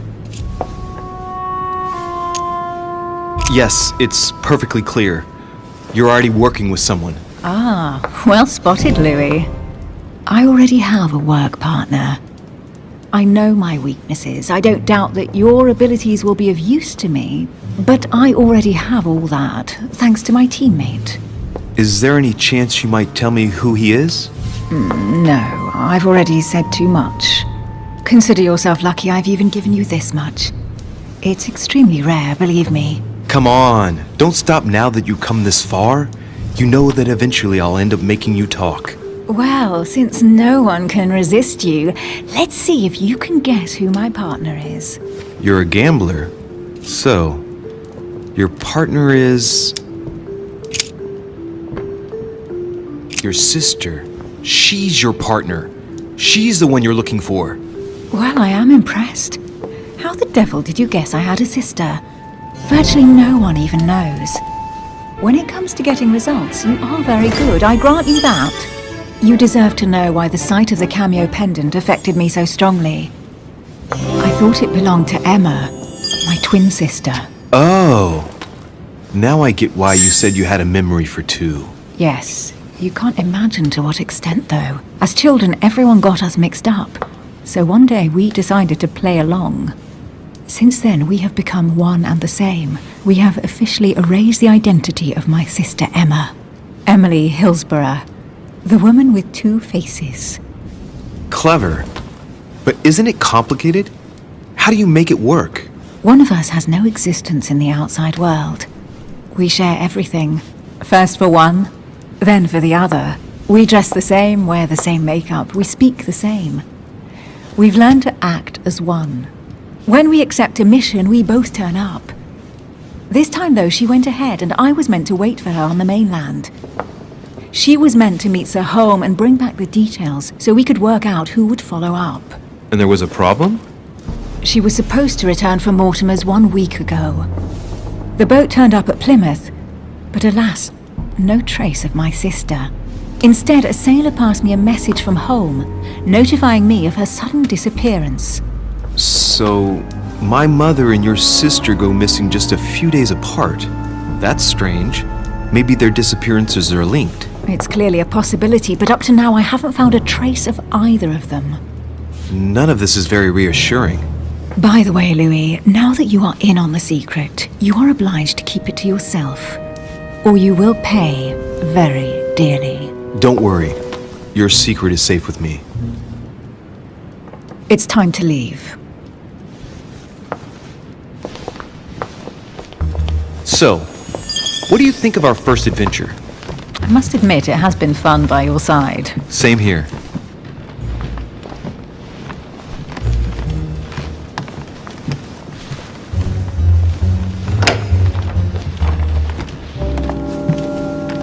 Oh, she's been drinking too much again. Louis, I need to talk to you right now. Good evening, Elizabeth. Actually, this is not a good time. I'm begging you, please don't leave me alone. I'll be waiting for you in your room, but don't be late.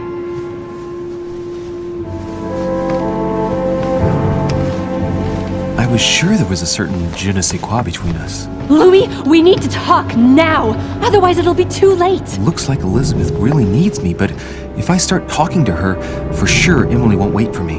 What should I do?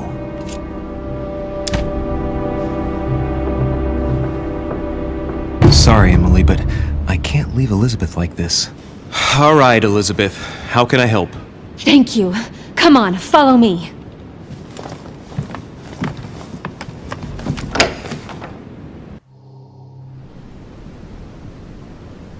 I really need to talk to you, Louis, right now. Does Lord Mortimer know the mess you've made of your room? Listen to me, damn it! My days are numbered.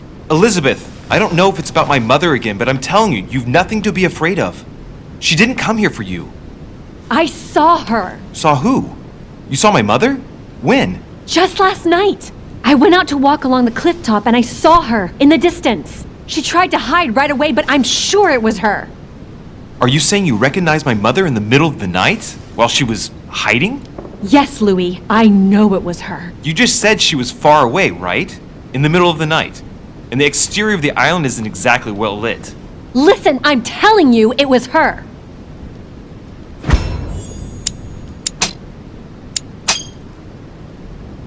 She doesn't hesitate on her answers. She's not trembling. She's really convinced of what she's seen. Did you talk to each other? No, she was far away. I didn't make any noise, and then she was gone. Have you told anyone you've seen her? Sir Holmes? Mortimer? You don't understand. It's her. She's here. Yes, I understand. No, you're not listening. The moment I saw her, I was overcome by spasms. She's here. I'm telling you, it was her.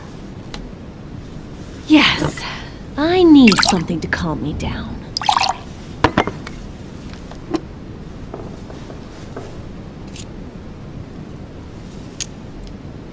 No thanks, I'd better not. Listen, if you want me to tell you everything, you have to drink with me, Louis. What I have to say to you is of the utmost importance.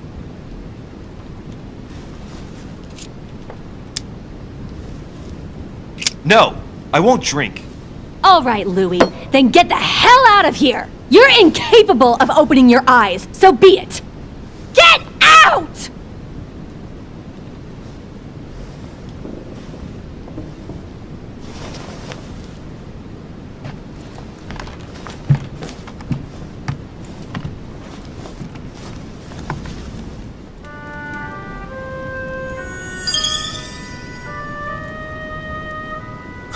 Why the hell did I go with Elizabeth?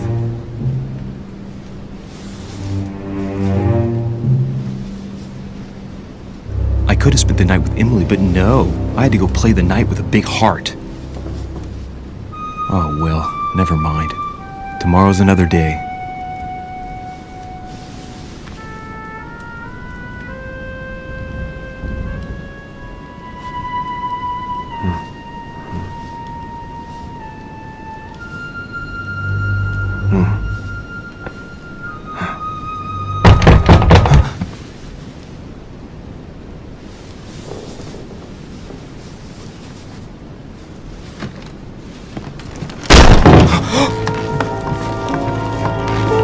Monsieur de Richet, I am arresting you for the murder of Elizabeth Adams. What the hell's going on? You are in deep trouble, my young friend.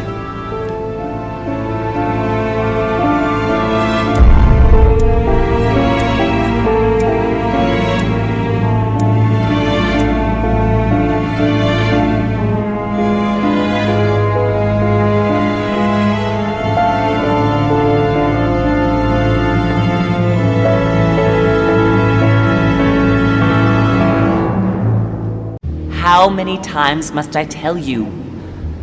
You must never put your life on the line for me. Mother has always had a fascination for Lord Mortimer, but has never wanted to tell me why. We are doing our utmost to find your mother as quickly as possible. Without your mother, hundreds of men of the cloth would have gone to the guillotine. All I can tell you is I'm looking for my sister.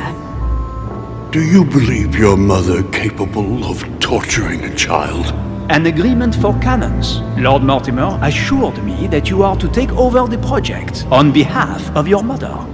Johann Christoph von Wollner, Minister of Religious Affairs, and Jacques Peroux, French Revolutionary Tribunal Judge. You will find that Lord Mortimer is not what one would call conventional, Monsieur de Richet. Monsieur de Richet, I am arresting you for the murder of Elizabeth Adams.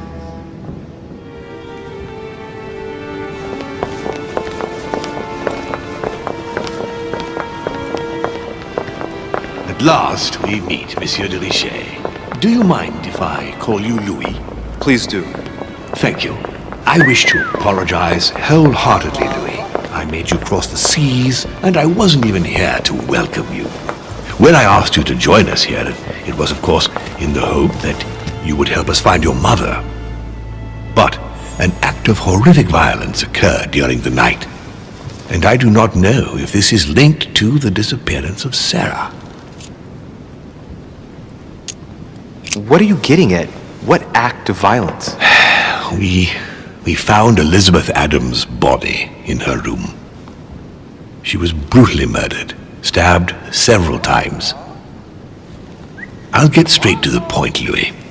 According to the initial elements at my disposal, you were the last person to see her alive. Yes, last night we, Do you suspect me? I want you to tell me everything that happened last night and leave nothing out. Tell me, how did the evening begin?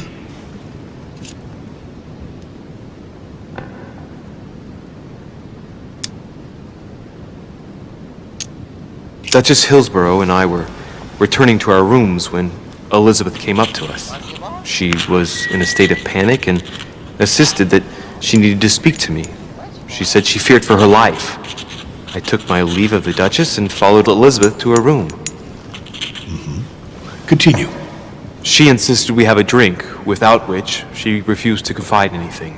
What exactly did she want to speak about?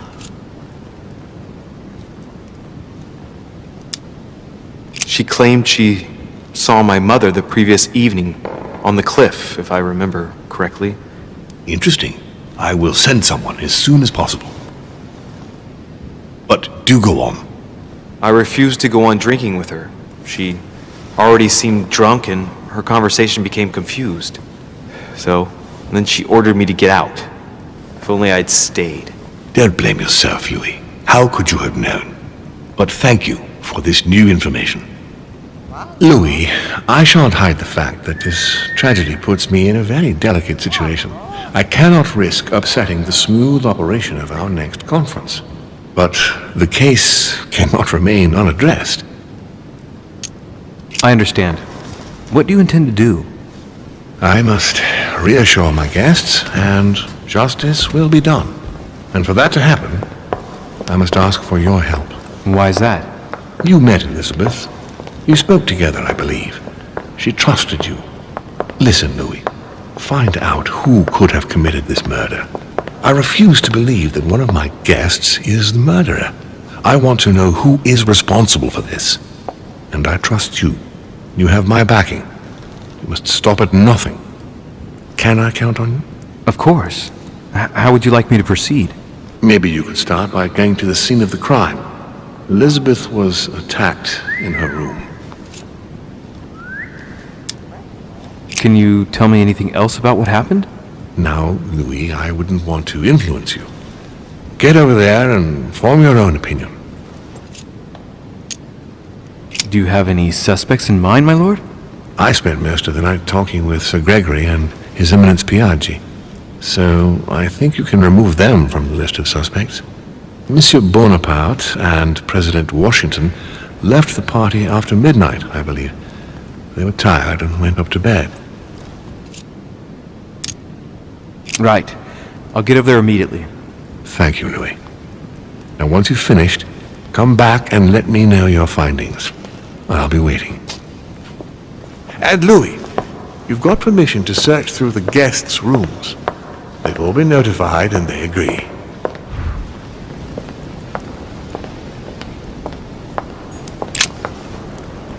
Your Eminence, I imagine that you've heard the news about Miss Adams. What a tragedy, my son. How could such a thing have happened? That's exactly what I'm trying to find out. Did you notice anything out of the ordinary last night? I saw the young French soldier, Bonaparte, I believe, hanging around near Miss Adams' room. But I would not want to get an innocent man into trouble, Louis. It's probably nothing. Not to worry, Your Eminence. If he is innocent, then he has nothing to fear. Do you know why Monsieur Bonaparte was hanging around her room like that? Well, I wouldn't be surprised to learn that the dashing young soldier had become infatuated with a fragile young woman who looked a bit lost. But I don't think he got a very warm welcome. Bonaparte and Adams? But they didn't even know each other, did they? I couldn't say, Louis. But if I were you, my son, I would talk to Monsieur Perrault. You remember how violently he set upon Miss Adams. Oh, don't worry. He's on the list of suspects.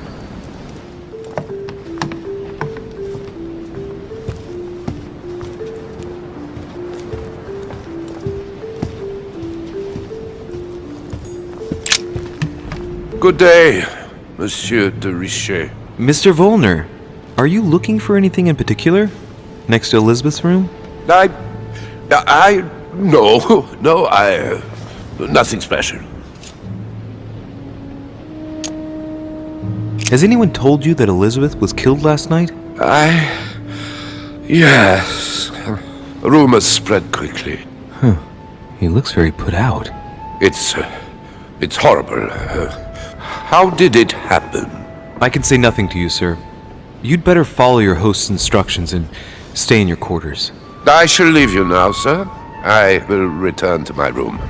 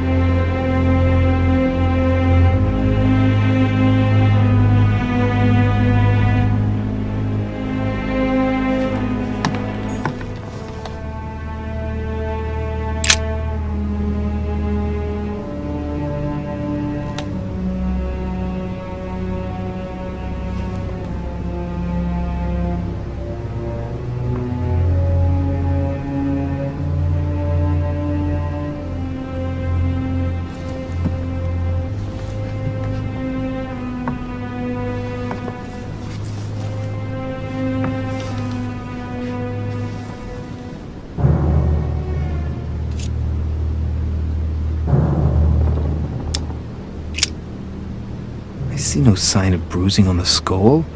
The only clue is a scar from a previous craniectomy. Poor Elizabeth, she must have been very young when she went through all that. That's torture. She also has old scars around the neck, maybe mutilations.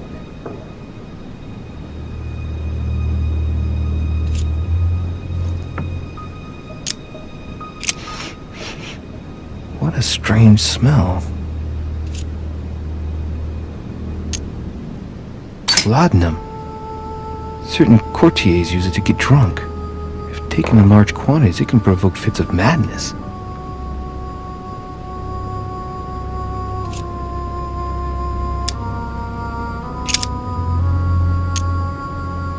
She bled from the nose.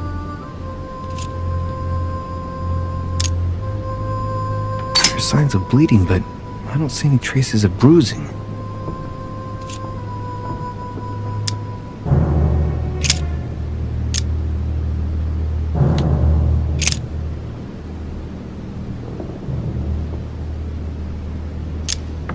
I count no fewer than 9 wounds on the thorax, with a lot of blood.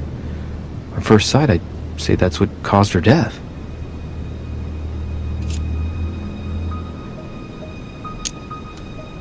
The wounds are clean and look like they've been inflicted by a sharp object. Some of the lacerations have damaged vital organs, the heart, the right lung, which is perforated. Most of them weren't given with much force. She might even have survived. But the stab in the heart, though not all that deep, sealed her fate.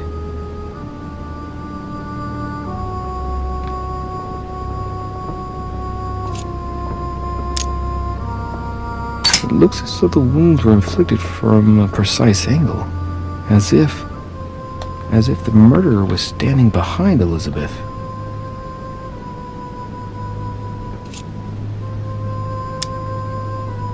Some of these tattoos are veritable works of... What's that? The skin between her breasts is different. Bloody hell! This tattoo was drawn on a page of leather and stitched onto her skin. Probably during childhood. If the scars are anything to go by, it's the same kind of tattoo as on the rest of her body.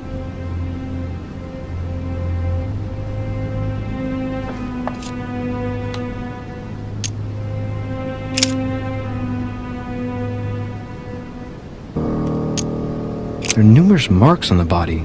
She must have fought like a lion. It couldn't have happened without a lot of noise. There are also a number of old scars.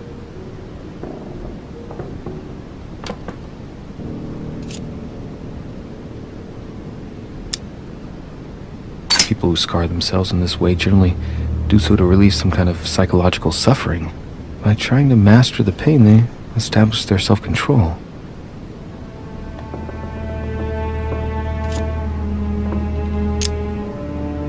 Scars are superficial and were made several years ago.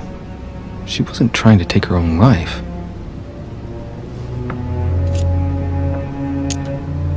Scarring, ugh. Scarring isn't very regular, but they're mostly from old cuts.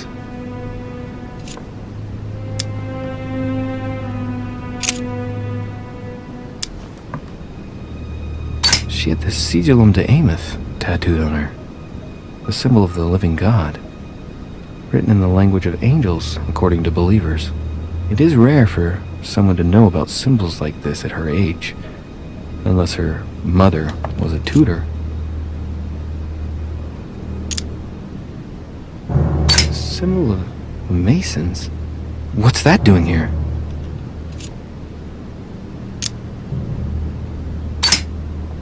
Ancient Greek. Let's see what it means. These are sacred chants intended to protect their bearer. But from whom? Or from what?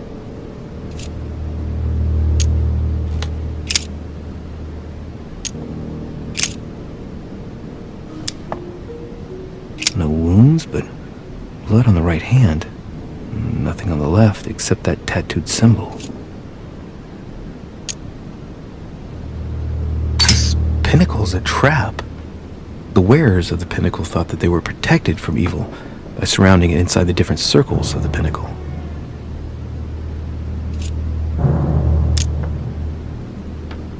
No marks or bruising around the wrists. It doesn't look like she was tied up or held by force.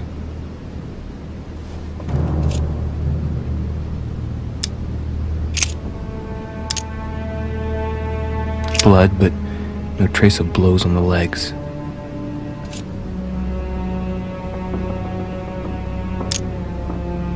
direction of the blood streaks caused by the wounds to the thorax show that she was standing when she lost blood.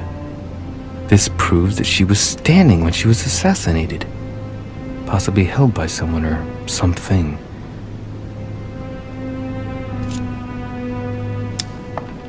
More tattoos, similar to those on the rest of her body.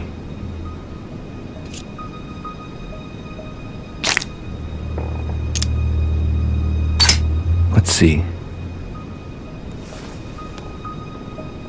No trace of sexual assault or rape.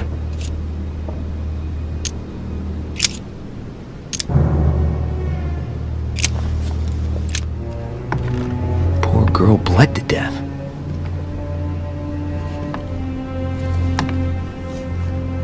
Whoever left that footprint has boats for feet. That's at least a size 15. Where's a size like that here? Peru? Washington, maybe. Knocked over a bottle of wine.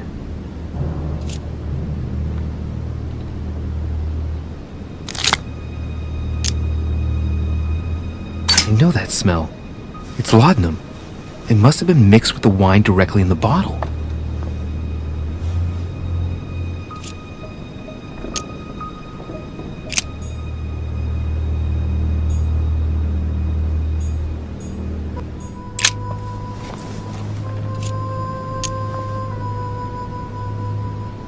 The blade is short and thin. Well sharpened, apparently. It's covered in blood. Still fresh.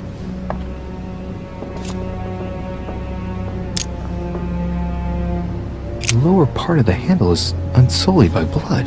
The murderer gripped the weapon so tight that there's no blood where he held it. The handprint indicates a small and slender hand. The handprint on the handle is really small. I can't imagine a man with a hand that size. It must be from a woman's hand.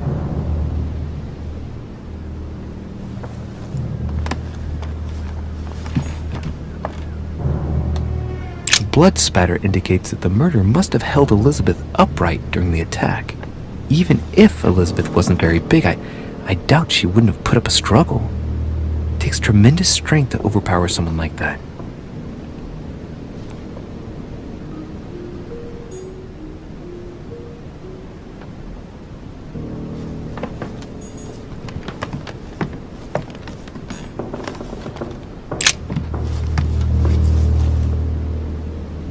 The clock stopped at 3:54.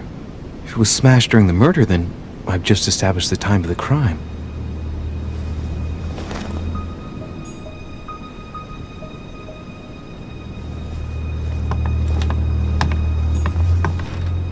A pentagram? What the hell's been going on here? Many esoteric rituals are based on this shape. Could Elizabeth have been sacrificed during an occult ritual?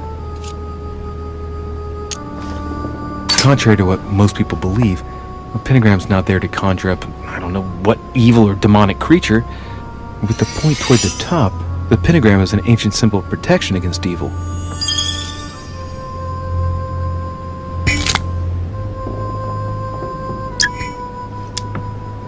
I wonder if Elizabeth's death has anything at all to do with this pentagram.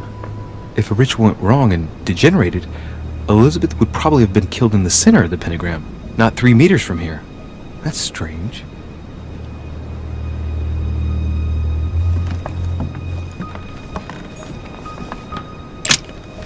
Vials of laudanum. The label shows that this laudanum comes straight from America. I wonder if Washington's involved.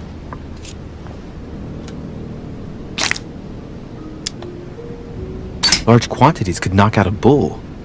Could Elizabeth have been drugged? If the body wounds are anything to go by, then clearly not. She put up a fierce fight.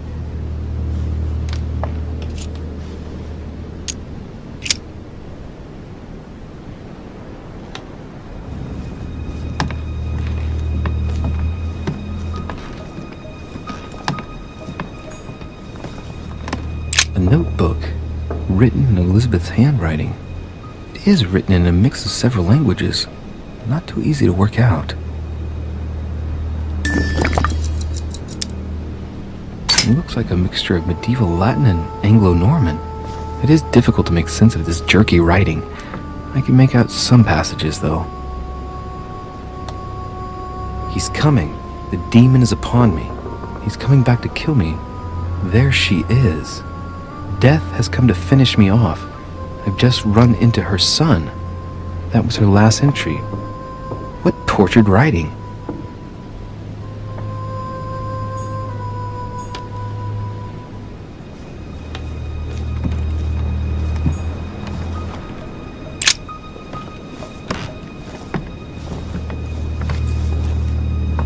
Pistol?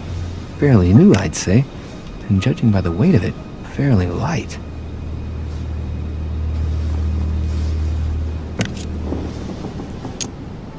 A tribute engraved on the barrel to the liberators of France. There's a few dried traces of blood on the grip. Difficult to know for sure how they got there.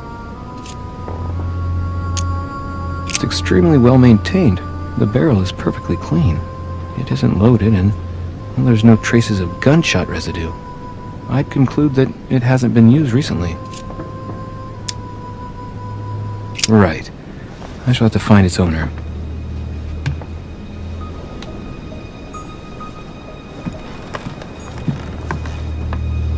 A piece of fabric.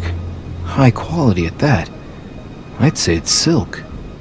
Going by the texture and the gray hue, it must come from a dress, that kind that women of quality wear.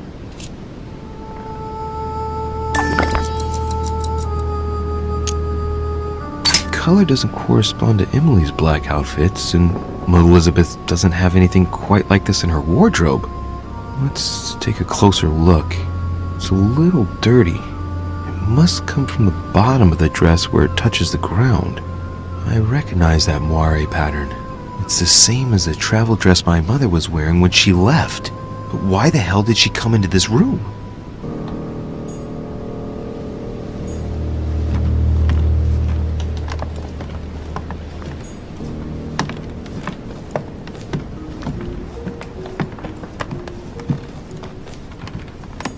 Has Sir finished with this room?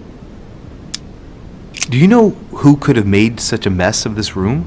Miss Adams, sir.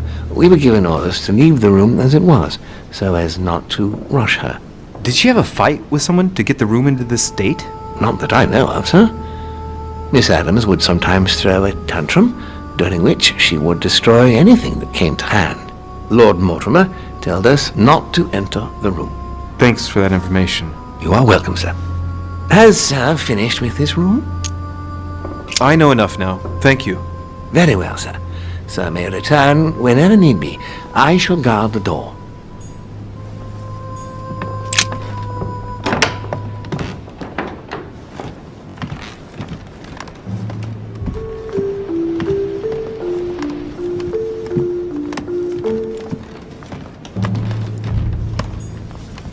President George Washington.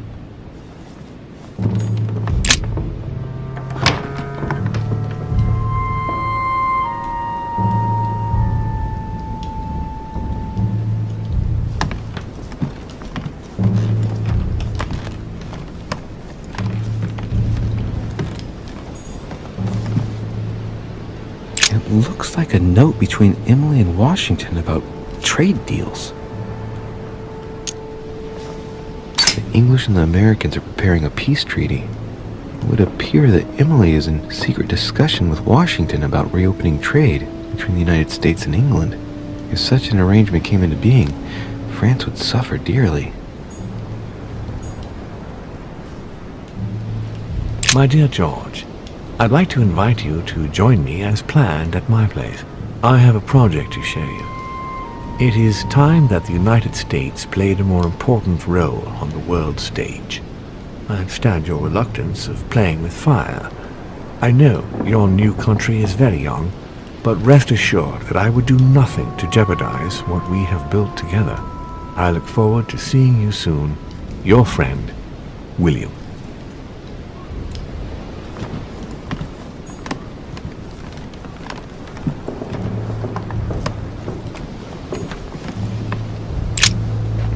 Greetings, Louis.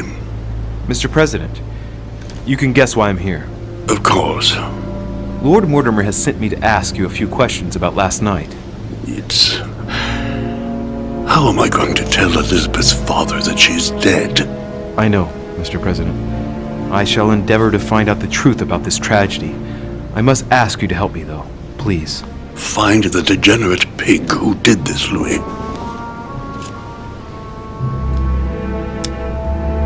Are you all right, Mr. President? Are you feeling all right? Oh, don't worry.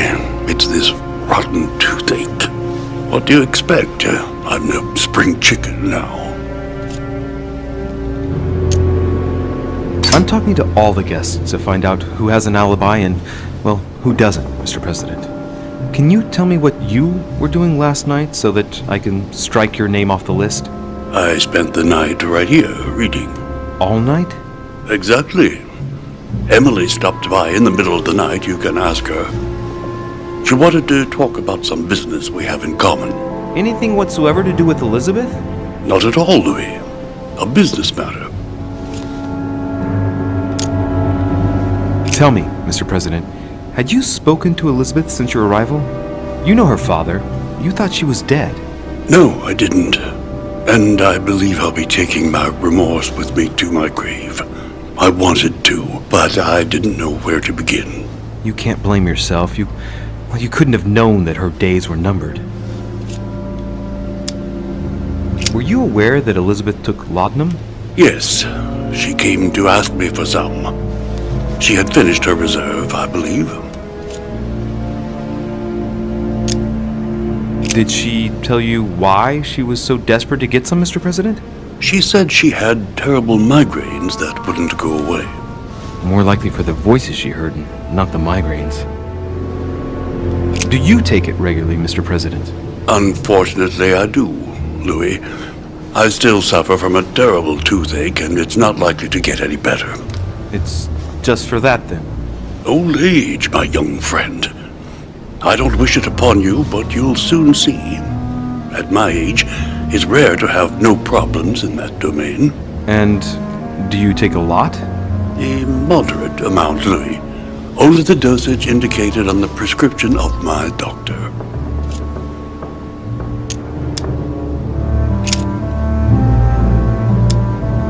Do you know if she had any enemies, Mr. President? Not that I know of.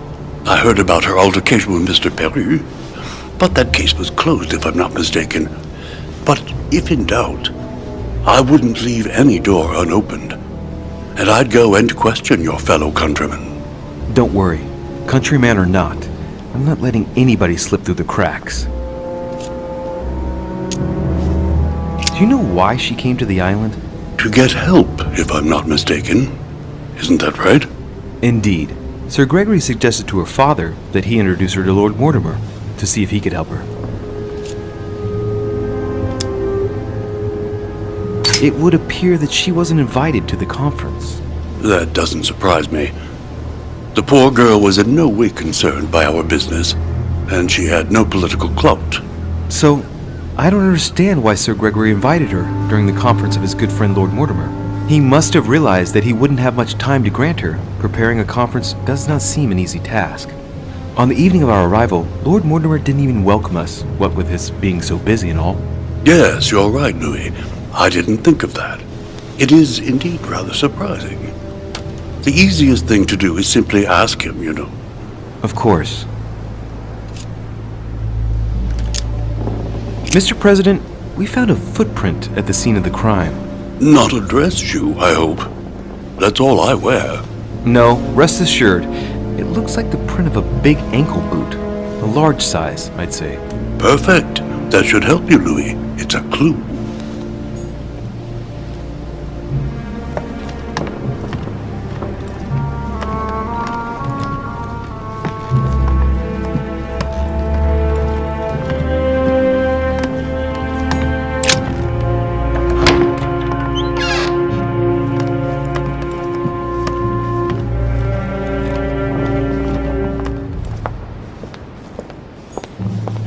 Duchess Emily Hillsborough.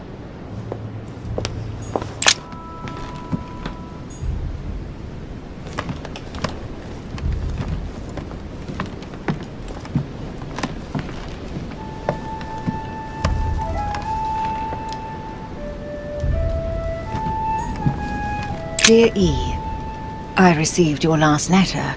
Unfortunately, the Crown informed the Golden Order that our mission should under no circumstances hamper Sir Gregory's plans. Decidedly, they have support from the highest level in Buckingham Palace. So here we both are, hands and feet tied, and little room to maneuver. Keep me abreast of events.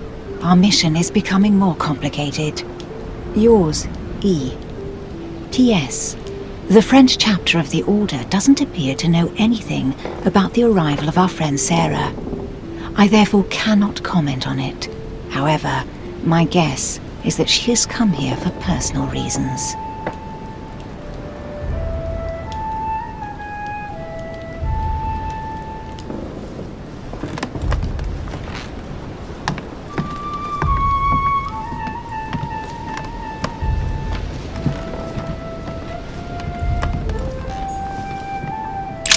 From William Pitt the Elder, addressed to Emily.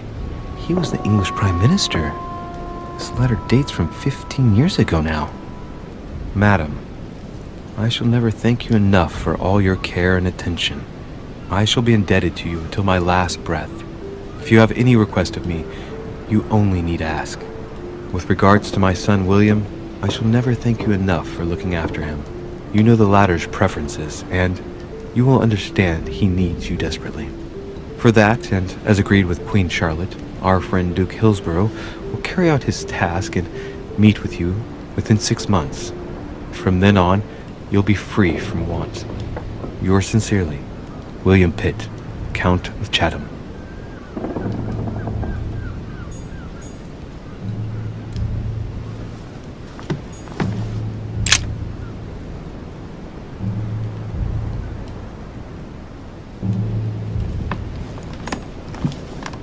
A letter from William Pitt the Younger, addressed to Emily. He's the present Prime Minister of the United Kingdom. Emily has indeed some powerful backers. Madam, thank you for consoling the Queen. The King's situation is worsening, but I wager he'll recover from this present fit. Next time you speak with Her Majesty the Queen, would you please be so kind as to ask her to look into my petition to raise taxes with the King? I will personally see to it that our nation will recover from this impasse. But King George's mental situation is slowing down our decision-taking. Thank you in advance for all your help. William Pitt, Prime Minister of the United Kingdom of Great Britain.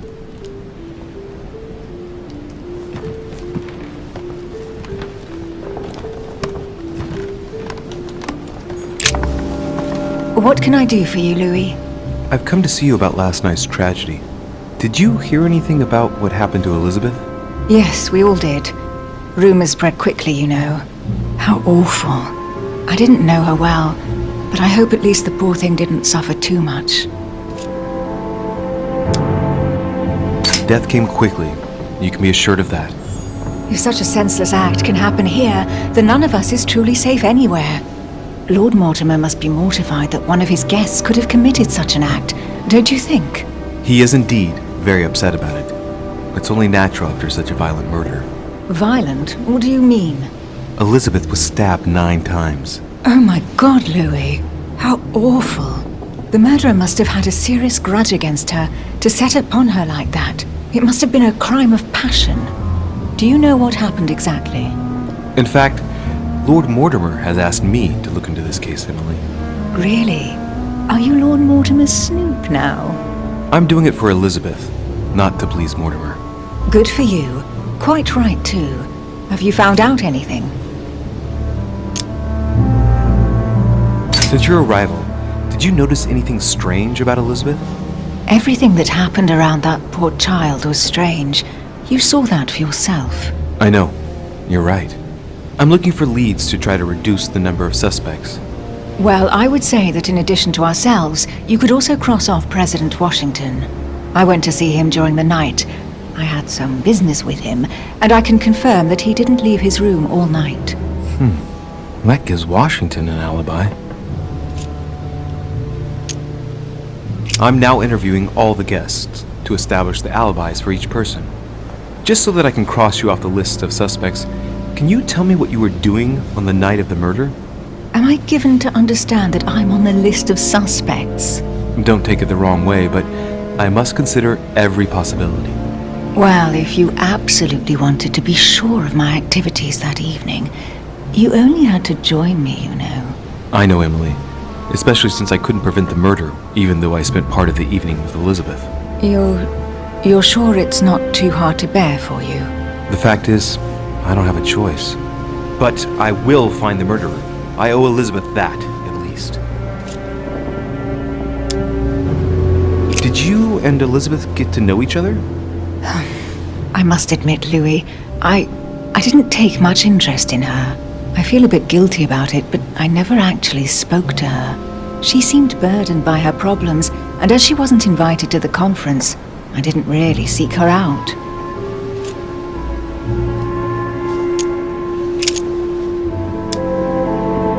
I hear you were in discussions with the Holy See. Oh, either His Eminence can't keep his tongue from wagging, or you've been poking your nose where you shouldn't, sir. Even so, Emily, you're raising a royalist army. That's no small matter. And you are straying from the subject. Is there anything else you wanted to ask me? Tell me, Emily, what's the nature of your relationship with Washington? Oh, come off it, Louis. You're not going to go into a jealous rage, are you? No, I can assure you of that. That has nothing to do with it.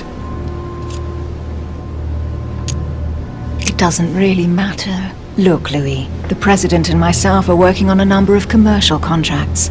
Nothing overly exciting. You're lying, Emily. These agreements come into being. They'll break Franco-American alliances for the greatest benefit of England. In order to know. I found a torn piece of dress in Miss Adams' room. Gray silk. Where's it from?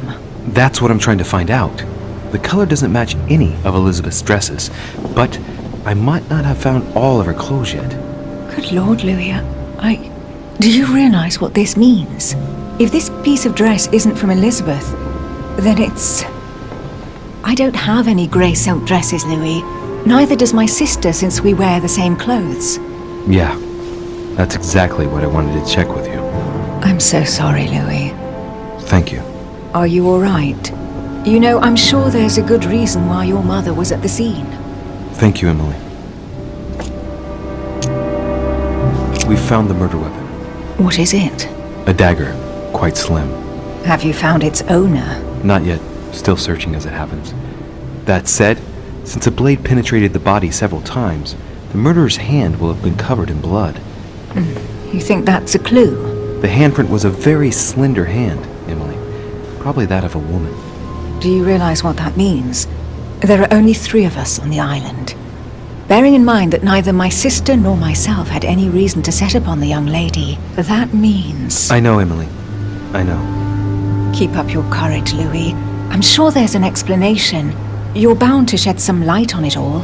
If what you say is true, Emily, I'm less and less enthusiastic about shedding any light on the subject.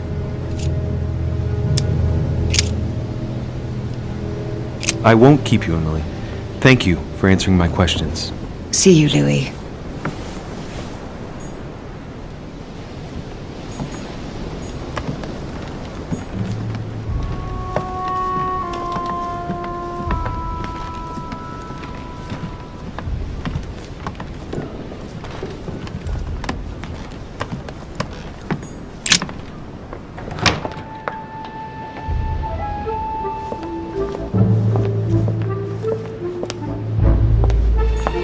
Monsieur Napoléon Bonaparte.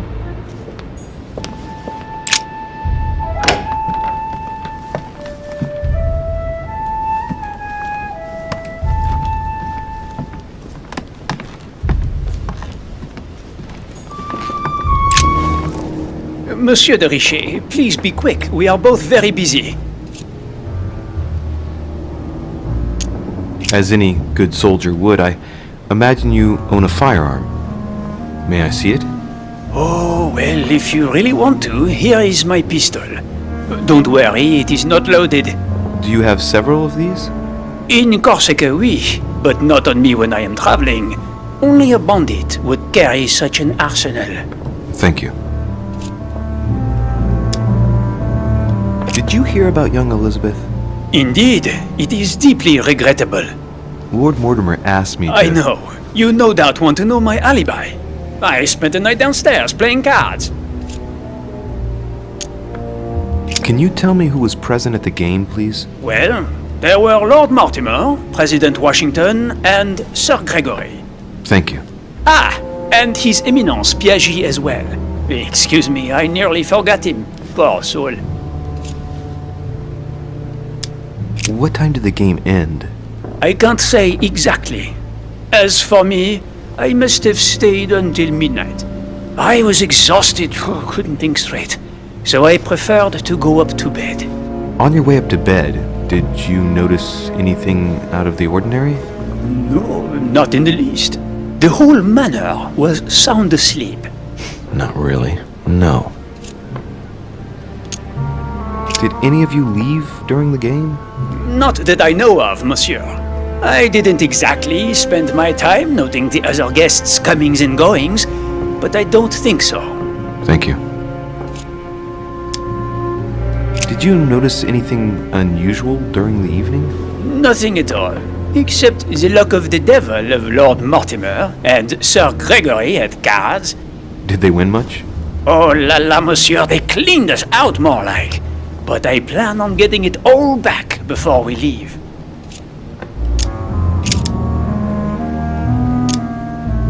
Someone saw you not far from the victim's room. Can you tell me what you were doing exactly, please? I can tell you that someone is an idiot. I wanted to warn her to be careful. You see, on the night of my arrival, I saw someone leaving her room in haste, and I wanted to speak to her, to warn her. Unfortunately, the young lady slipped through my fingers each time. Now I know why. She had every reason to be worried. What an idiot I was not to insist. I could have helped her.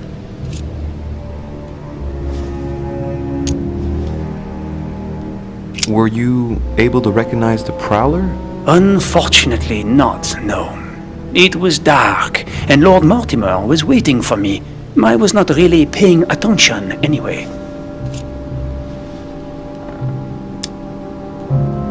But if I remember rightly, the night of her arrival was also the night of my arrival.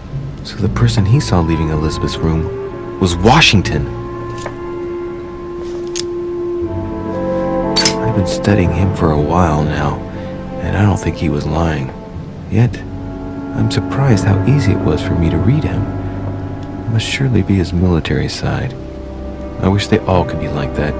My investigation would be finished already. Well, have we finished, monsieur? Exactly.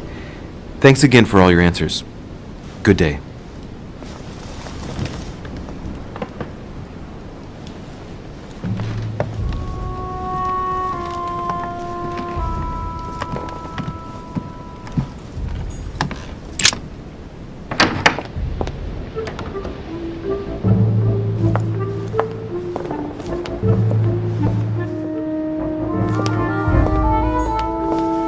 Monsieur Johann van Vulner.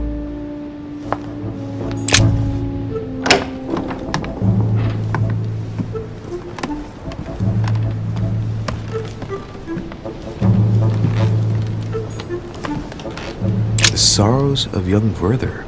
There's a handwritten text signed by von Werner on this first page. Dear Elizabeth, I know that this book is but a small token compared to the delightful moments you gave me, but I hope that this will nonetheless keep the memory alive. Your ever-obedient servant. So, Volner had a relationship with Elizabeth. But that's hardly surprising given his fondness for the occult.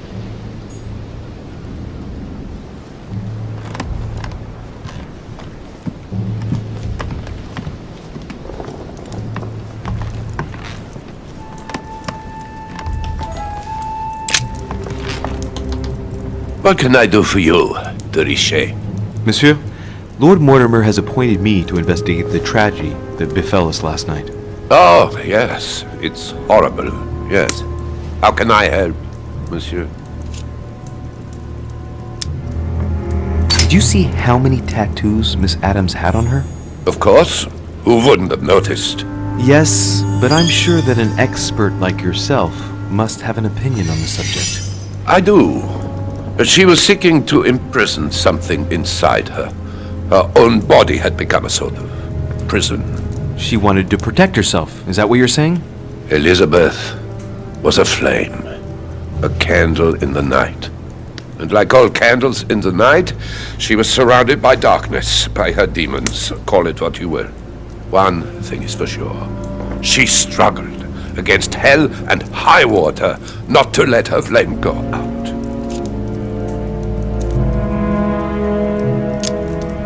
Excuse me for asking, but did you know Miss Adams? Oh, she... not really, to tell the truth. No. I found the Werther dedication, signed by your hand, monsieur. Would you like to change your version now? Be careful, de Richet. Don't push your luck. My relationship with Miss Adams was pure, and has nothing to do with you. Well, continue playing the detective as you see fit. But if I find the bastard who did that to Elizabeth, I will... Yes! I would have preferred a simple response, but I see I have my answer now. Please, tell me a little more about the nature of your relationship. That is a personal matter, monsieur. Yes, that is true. So, tell me. All right. It was passion. That's why we couldn't stay together. It scared her.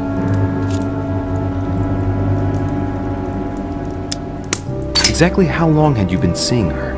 I have no reason to answer you. I see. Is that what you want me to tell Lord Mortimer when he asks what I found out? It's only been a few weeks. I get the impression that your romance was over. Am I right? So? What does it matter to you? I would never have attacked her, if that's what you're insinuating. Who put an end to the relationship? You or her? It was her. It was her. But what does that matter? We both agreed. You loved her, didn't you? That is none of your damn business. Your feelings betray you, sir. So what? Yes, I loved her like a moth loves the flame of a candle. That's why we could never be together.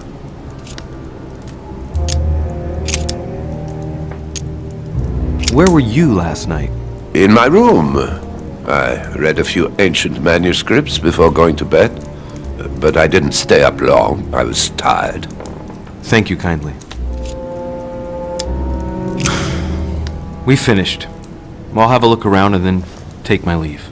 Do whatever you have to do.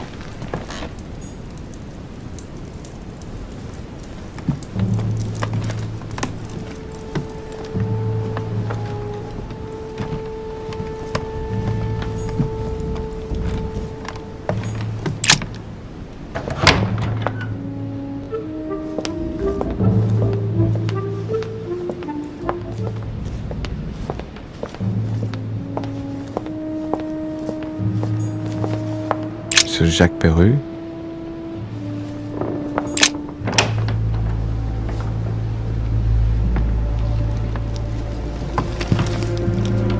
What do you want from me, de Richet? Greetings. It's fallen to me Cut the crap! Get to the point. We both know why you're here. And have you got anything to tell me? What does it matter? It's too late anyway. Do what you have to do and get out. It's never too late, sir. If you have something to say, now is the time. You don't understand. Everything's already written. It's over. Why is he behaving like the perfect culprit? What is it that's already written? I'm not sure I follow you. No, you don't. All right. Have you finished? Not quite. I'd like you to answer a few questions. You were armed the night of my arrival. Can I see your weapon? No. You do realize you're not helping, don't you? You're making it worse for yourself. Let's get right to it. Are you Elizabeth Adams' murderer?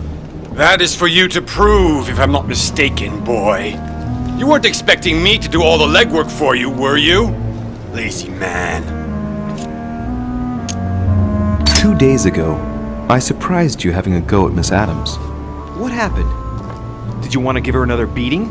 She wouldn't let you push her around again, huh? Shut up, you little shit! You have no idea what happened, and here you are, carping away. You think you're Investigator of the Year.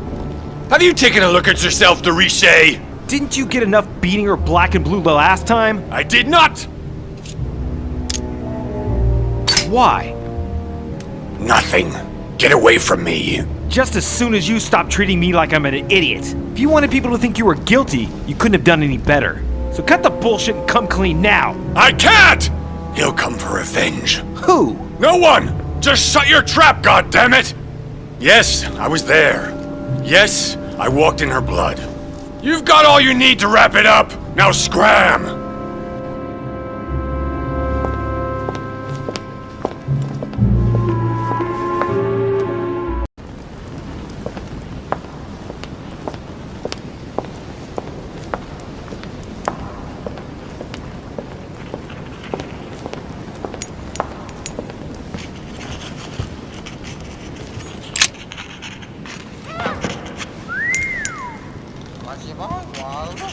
I've come to speak about the findings of the investigation, my lord.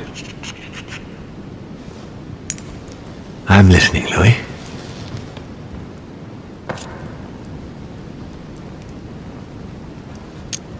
Will you remind me of the facts we already know about? Elizabeth Adams was killed last night, but Piaggi was with Holm and I until late at night. As for Bonaparte and Washington, they left us after midnight, both tired. I'm sorry, my lord, but I don't have any evidence conclusive enough to allow me to name the culprit with certitude. Really? I see. Well, that's your decision, Louis, and I accept it. Given the distinguished guests and the sensitive political issues involved at the conference, I trust you'll leave me to conclude the case in my own way. Right. It's time we spoke about your mother, Louis.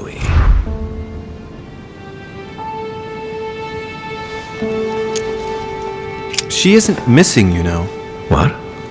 What do you mean? My mother has left traces in every nook and cranny of your island, my lord. She's definitely here. Now, what worries me most is why she doesn't show herself. That doesn't make me feel any better, Louis. What was the official reason why my mother came to your island? I knew about your mother's activities, and yours, in the Golden Order.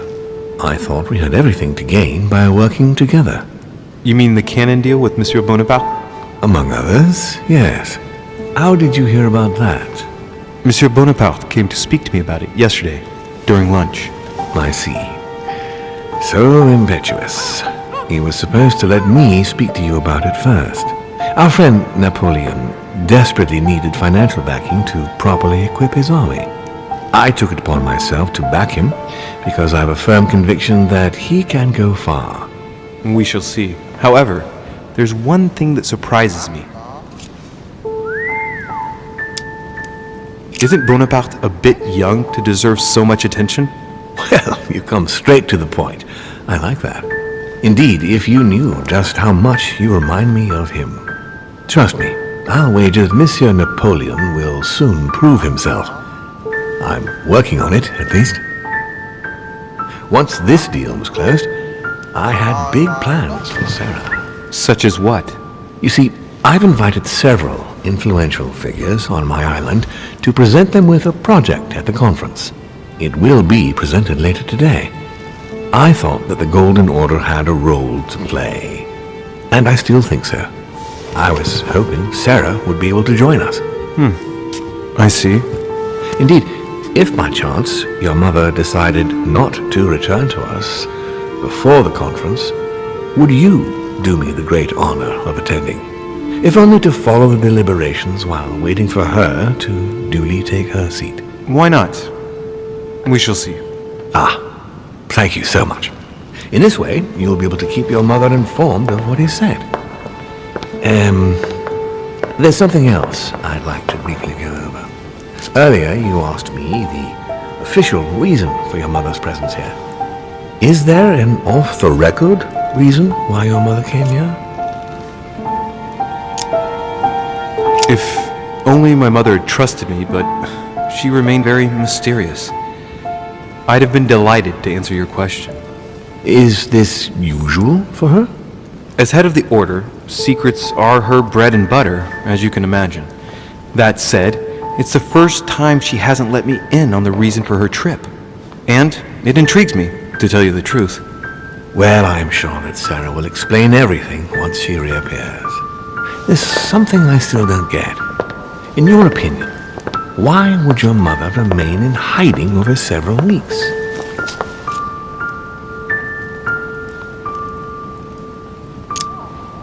Maybe she found something out. What do you mean? My mother has a gift for investigating. If she had picked up a lead, nothing would have stopped her. The only thing I can tell you is that Sarah had indeed changed. At the beginning of her stay here, we enjoyed spending time together, solving the world's problems. You seem to know my mother very well, my lord. What did you talk about together? Oh, as soon as we had a little free time, we liked to share points of view about practically any subject. We would find ourselves embarked on interminable discussions that could go from Monsieur Blanchard's flight in a hot air balloon to the Treaty of Jassy, or the adoption of the metric system in France last year, or even Mr. Eli Whitney's invention in the United States. Ah, yes. His famous cotton gin. It was supposed to revolutionize cotton production in the United States. It will revolutionize the world, Louis. The potential of this invention is much greater. Tomorrow, all industries will be switching to simple but large-scale production. Of that, I'm sure. I'm surprised she didn't get you started on the Crusades. It was her favorite subject. Are you joking? Sarah and I spent entire days together reliving them. It so happens that the Crusades are also my subject of predilection, especially the third. My ancestor distinguished himself brilliantly during the siege of Saint-Jean d'Acre. Mother lulled my childhood with tales of the Crusades, how Richard the Lionheart and Philip Augustus had to battle it out to achieve their ends, and how Guy de Lusignan, having broken his word, launched the siege of Saint-Jean d'Acre. Oh, I see Sarah's lessons have inspired new enthusiasts. Good on you, because not everyone can claim they know as much at your age. Your mother is a very well-read woman. You're quite lucky to have her as a model, Louis. Yes, I know, but I'm still very worried. I must admit, there are worse things to worry about now, Louis. What do you mean? Since she disappeared, your mother has been seen once. Her behavior on the evening of your arrival greatly surprised Gregory and myself. She resurfaced to attack Emma, Emily Hillsborough's twin sister. And she shot her with a pistol. Then, before Gregory could intervene, she ran off and disappeared again. I beg your pardon? Hang on. That means my vision on the wharf, it was actually happening inside the manor. Mother shot Emily's sister? The very person she came looking for? Why would she do that? Excuse me, but between that and the childhood of Lady Adams, it's all a bit much for me to cope with. I need to piece it all together again to see things more clearly. You said that you spent a lot of time talking together at the beginning. What happened for that to change? I'm afraid I haven't much to tell you. The more the days went by, the more she withdrew into herself. She never gave me an explanation, until the day came when she purely and simply disappeared. Where did she go when she wanted to be alone? She would shut herself away in a room we use as a box room upstairs. Would you allow me to go there? Naturally, Louis, of course. I'll send you a servant to open it. Thank you. That's all I can tell you about the disappearance of your mother, Louis. I would like to have been more helpful. I shall stay on her trail and follow up any leads. Thank you. We will meet later on to welcome our last guest. In the meantime, I shall get someone to open the box room upstairs for you. Thank you. The room was just opposite Mortimer's study.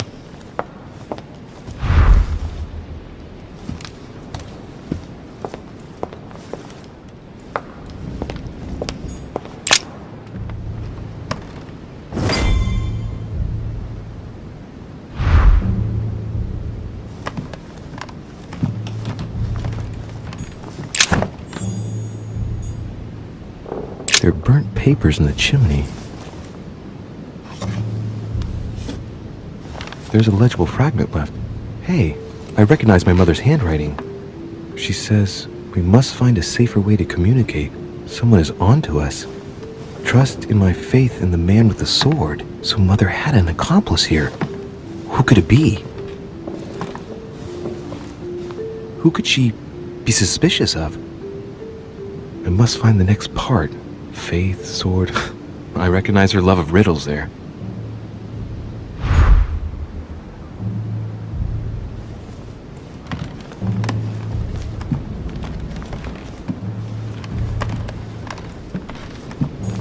What is this disc?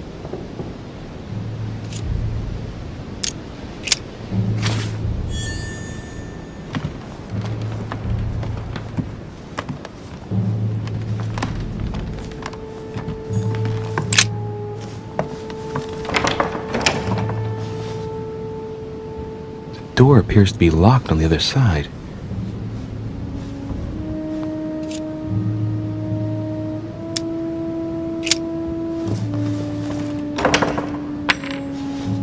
I think I heard something fall to the ground. A metallic sound, like a key falling to the floor.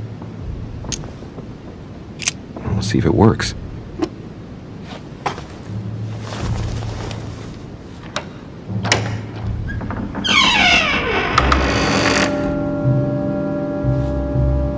It's open.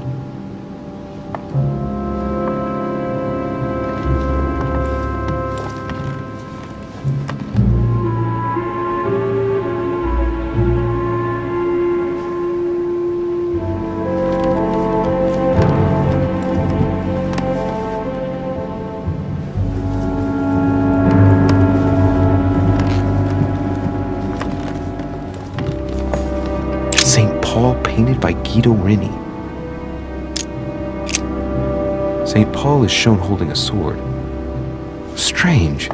There's hardly any dust, as if the painting's been cleaned recently. There's a small inscription engraved on the frame. Let's take a closer look. This is how Paul spoke to his pilgrims from Rome. Just above that, someone's written down the figure 11 on the painting and underlined it twice. I don't know, what does that mean?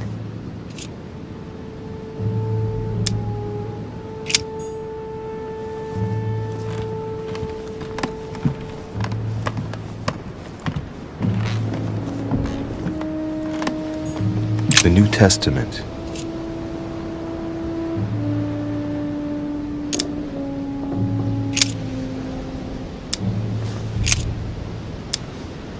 I say then, have they stumbled that they should fall? God forbid, but rather through their fall, salvation is come unto the Gentiles, for to provoke them to jealousy. Oh, wait, a note from Mother is carefully folded between the pages here. What does it say? Dear E, I'm glad you found this note. I was afraid the code of the two groups of pilgrims would mislead you. Pick up the package. You know where, and hide it where no one will find it. It's imperative. Awaiting your reply, hidden behind the youngest apostle. What? The youngest apostle? What does Mother mean by that?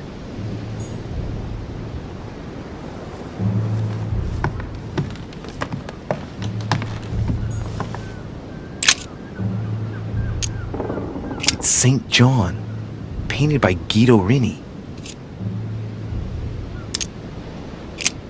The painting looks like it's been taken down recently. What was it my mother said? That she would wait for an answer hidden behind the apostle. Ah, of course! There's something written behind the painting. On the second day, the pilgrims will listen to the prophecy of the young apostle. They shall add one companion to their left and 3 to their right to complete their rank. What does it mean?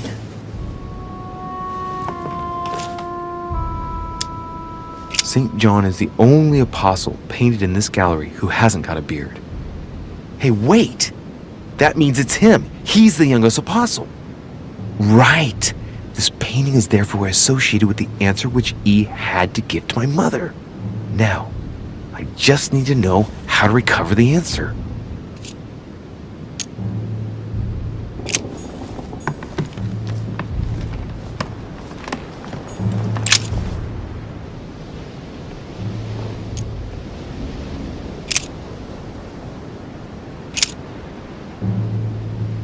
And the woman was given 2 wings of a great eagle, that she might fly into the wilderness, into her place, where she is nourished for a time, and times and a half a time, from the face of the serpent.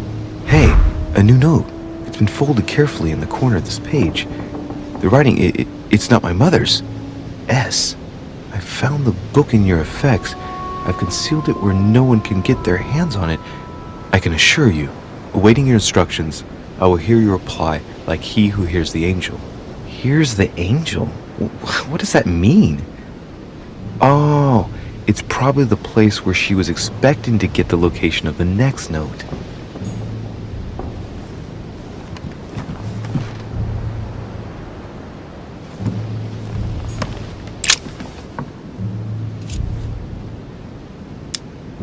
A drawing of the Apostle Matthew, painted by Guido Reni.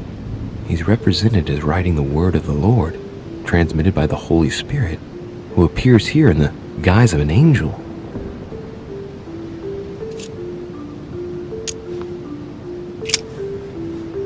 There's something else behind this painting.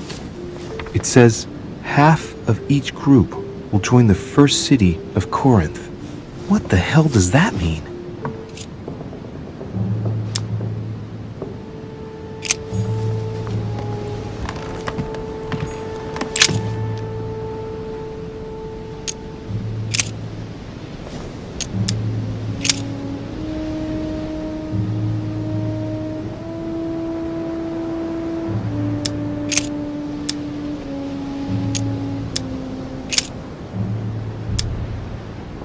Now, therefore, there is utterly a fault among you, because ye go to law with one another. Why do ye not rather suffer injustice? Why do ye not rather suffer yourselves to be defrauded? Ah, look, here's a message. It is of paramount importance that no one finds it. Watch out for the Prussian. He's on the trail. Let's meet up. I'll leave it to you to organize the rendezvous. Not today. I'm unable to do it. In the meantime, I'll follow the first group to Mark, who will reveal the answer to them. And that first group of pilgrims, how many are there now? If I refer to the chapter I'm reading at the moment, 6.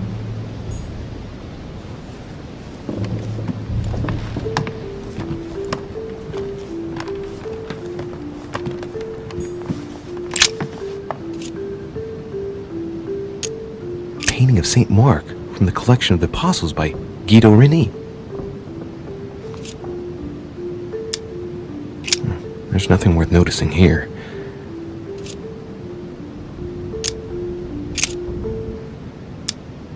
Little characters are engraved on the chest of drawers under the urn. It's a sentence in Hebrew. It says, "Count in the dust." All right, let's do it.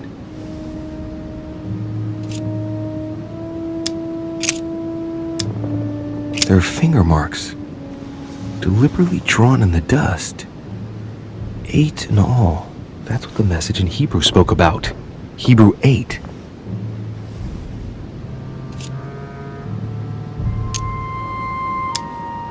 It's too cumbersome for me to unhook here, but judging by the dust, it hasn't been moved for months, if not years.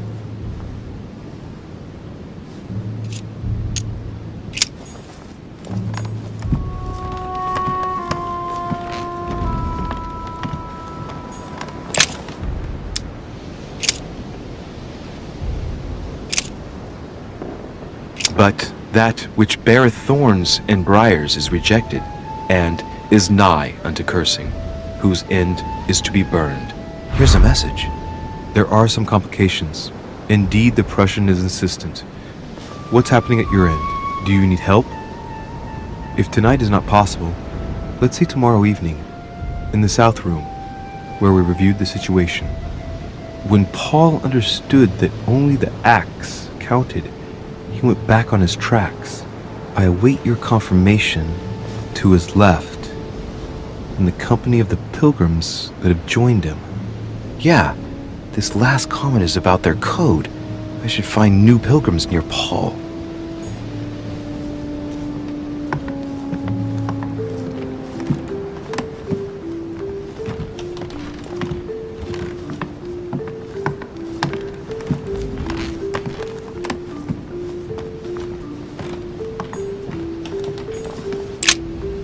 St. Paul on the Road to Damascus by Caravaggio.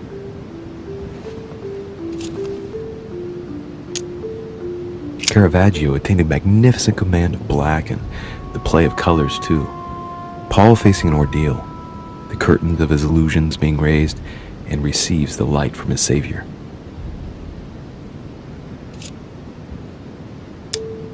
St. Paul is the only saint to be presented twice in these paintings, contrary to the other apostles.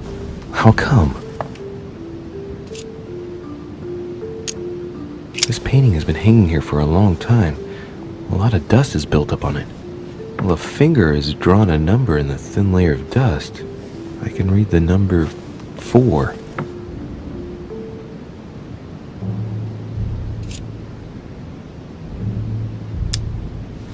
A fierce opponent of the first Christians, St. Paul is suddenly struck by the call of Jesus Christ and converts.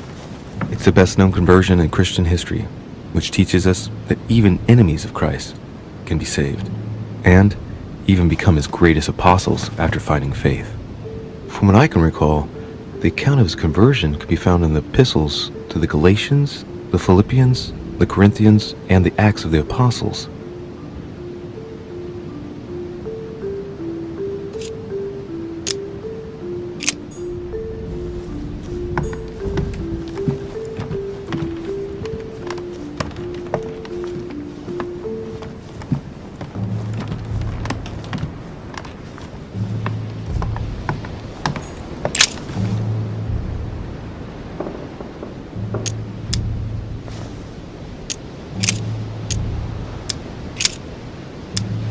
And he became very hungry and would have eaten, but while they were made ready, he fell into a trance. Hey, there's a note here. A message from Mother in reply to E. We must leave urgently, but first I absolutely must go beyond the nightmare. Watch out for Volner. He figured out I was avoiding him. Allay suspicion. See you tomorrow evening. Stand ready. For now, let's cease all communication until we meet. Take care of yourself. I suppose this must be the last message. What happened afterward? If it's what I suspect, I fear the worst. What did Mother mean by, I absolutely must go beyond the nightmare? I must go beyond the nightmare. What does she mean by that?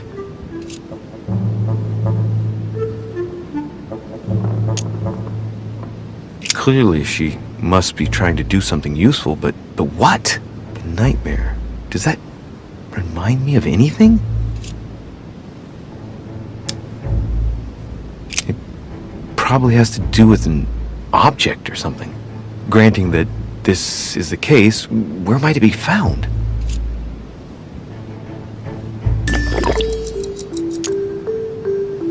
It was a study. I'm practically sure of it.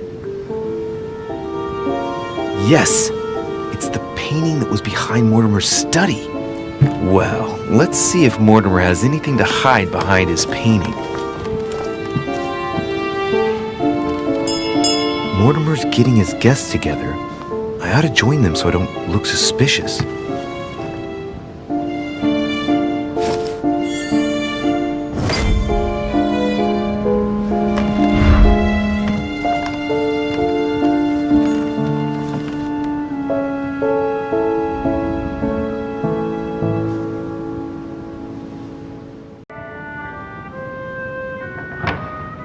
It's time I went back and joined everyone in the small salon.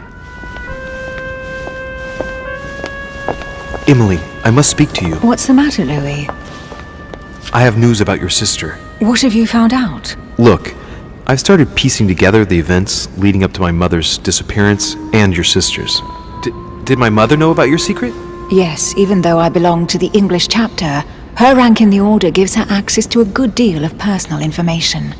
It must have been Emma I saw in my vision. I was given to understand that my mother and your sister bonded during their stay. If Mother's really killed her sister, I'd better find her by myself. They say they spent a lot of time together. They got along well. Oh, really? Do you think your mother liked Duchess Hillsborough? Of course she did. After all, she's your sister. Well, we'll find them, Emily. Trust me. Should I speak to her about my vision? If what I saw is true, she might want to take revenge. I better keep that to myself for the time being. Come, Louis. They're waiting for us.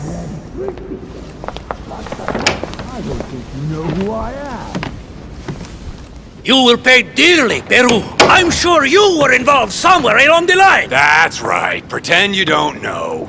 One piece of advice. Don't travel through France on your way back, or it'll cost you dearly. Calm now, my friends. Let's calm down. Everyone seems to be a little unnecessarily heated. Don't forget where you are, please. What's going on here exactly? Sir Gregory called us together to introduce the last guest. But hardly had we arrived when he set upon Monsieur Peru. And who is this charming character? Manuel Godoy, the Duke of La Alcudia. He's the head of the Spanish government, Monsieur de Richet. He's the one who, in practice, controls Spain. How could you dare do such a thing? Dios mío, you are all out of your minds! Really, Duke Manuel? What made you kick up such a fuss? What? Have you not heard? Well, let me inform you that yesterday morning at 10:22 a.m. precisely, in the middle of the Place de la Révolution in Paris, by decree of the National Convention which Monsieur Peru works for, King Louis was guillotined. What? The King of France is dead, gentlemen. Our monarchies are in danger. I have said it before. How dare they? Oh dear. As if...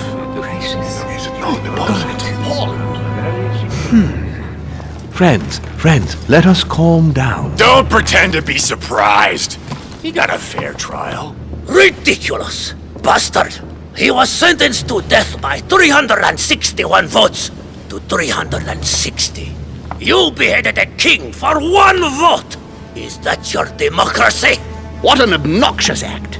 Until this, anything was possible. This political coup will have grave consequences. France is lost. Gentlemen, please. Let us take a step back a moment. In the name of holiness. He was the highest representative of God in France, Emily. Gentlemen, Duchess, we're all among people of reputable company here. We should be able to manage the conflicts of our nations in a respectful and orderly manner. I fully agree with you, sir. But... That's enough, sir. With whom do I have the pleasure of speaking? Louis de Richet. Are you related to Sarah de Richet? Sarah is his mother, Duke. Gentlemen, this news affects us all, but I must ask you to remain calm. It's not the first time history has taken us by surprise. Let's ensure that our respective countries are allowed to respond appropriately to this news. Oh, rest assured. The response will not fall short, my friend. Good for you. Well, Your Grace, here I was preparing to introduce you as is proper, and you've beaten me to it. I'm delighted that we are all together at last. Our meeting will therefore be able to kick off shortly. I have just a few more little preparations to take care of before you all find out the reason for your presence here. In the meantime, I shall leave you to get to know one another. When you hear the bell, please proceed to the conclave room on my left, behind that door. I'll see you later.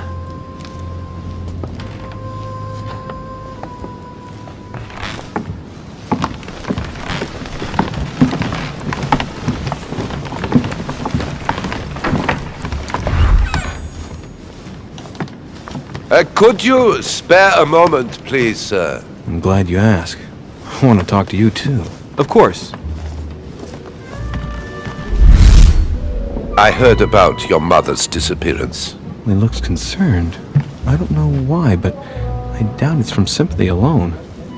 Well, let's see what he wants from me. Any news of her? Have you found her, maybe?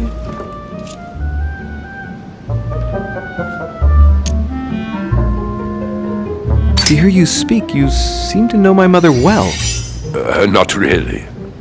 We met for the first time on this very spot some weeks back. We had a very pleasant discussion. She's an exceptionally learned lady with a good head for business. No need for me to tell you that. I agree. Did she tell you about our arrangement? The cat's out of the bag now. More or less, but please do refresh my memory. Yes, of course. Nothing of great importance in itself. During one of our discussions, she spoke of an old book, which might have been of interest to me, and she had agreed to let me have it. A book about what? Ancient occultism. As you are aware, I am a doctor of theology. You might have come across some old books in her belongings, perhaps? The least one can say is that he doesn't beat around the bush. Sarah never travels without a few books. What does the one you're looking for look like exactly? It resembles a grimoire. It's divided into 7 parts, each one individually locked. It was made in such a way that if someone tried to tamper with it, the sheets would be permanently tarnished. It's a unique copy. There's only one. The mere mention of it makes his face light up. Well, I'll take a closer look, but I can't promise you anything. You seem very upset. Is it so important to you, this book? Well, it's the search of a lifetime. What can I say? Every time I move closer to it, it seems to slip away at the last minute. I was very surprised to learn that your mother had it in her possession. I thought it was with a certain von Borchet in Paris. Do you know him?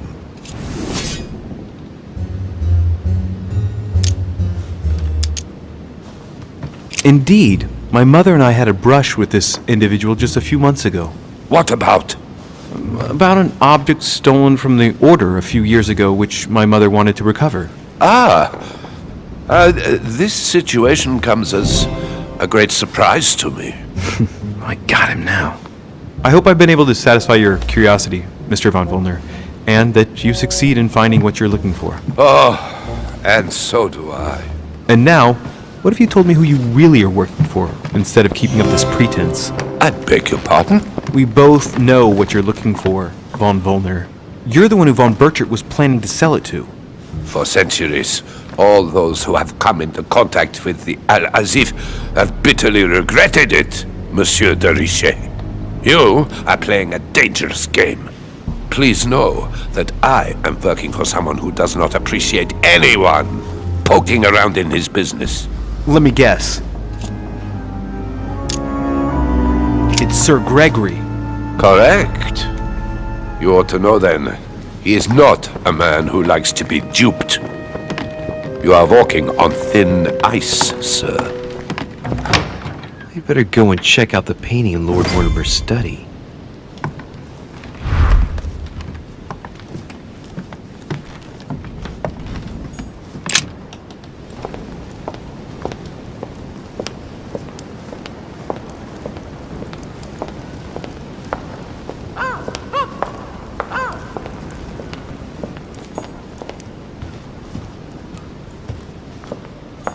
The Nightmare painted by Fuseli in 1781.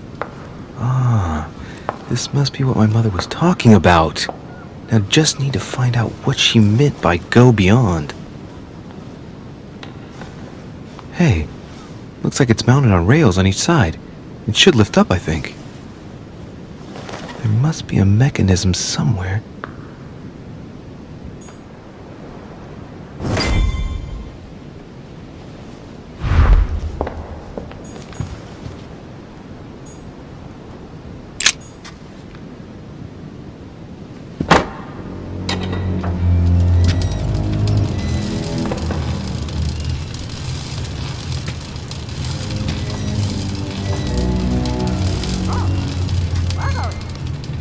Aha! I found it. Oh, what on earth is this? A ring lock now? Great. That's all I needed.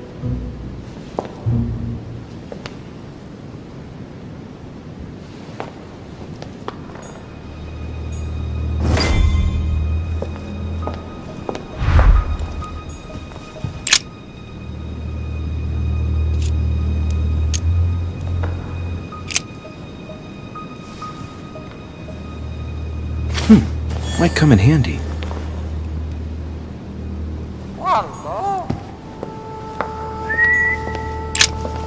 A myna bird.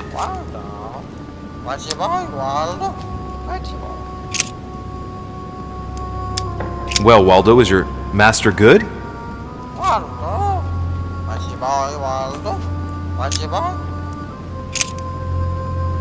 Tell me the door code.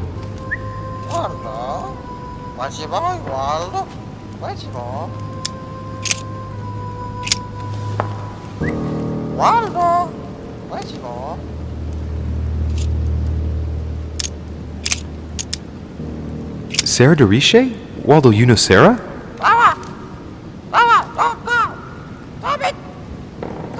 What? Repeat that, Waldo. Sarah? What about Sarah?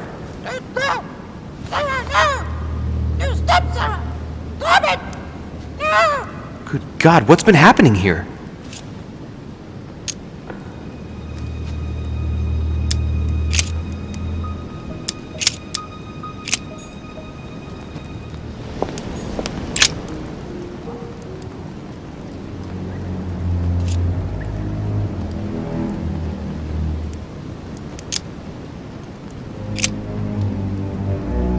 The family tree. The first William Alexander Mortimer. He was born in 1131 and distinguished himself during the Third Crusade, during which he rubbed shoulders with Richard the Lionheart. He showed outstanding bravery during the siege of Saint-Jean d'Acre. He died in 1211 in the country of Westford at the age of 80. What longevity! Nice. Nothing is mentioned about his wife. The direct descendant of William Alexander Mortimer I was born in 1195 on his father's return from the Crusade. Only son, more discreet than his father, it states that he was widely traveled. He produced only one descendant, named William Michael Mortimer. He died in 1275. There's no chapter dedicated to his mother.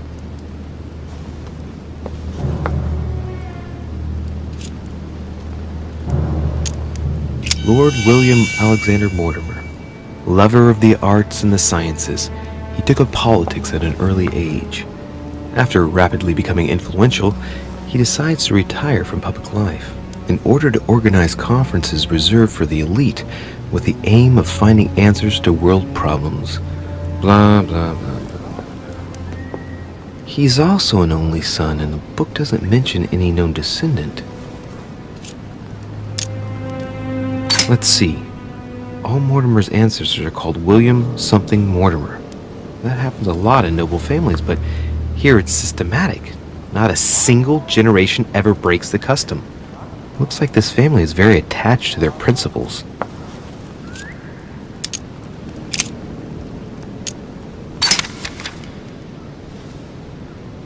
Many families kept documents of their history, but I've never seen anything like this before. Such regularity in writing them up through the generations for such a long time. First time I've ever seen that.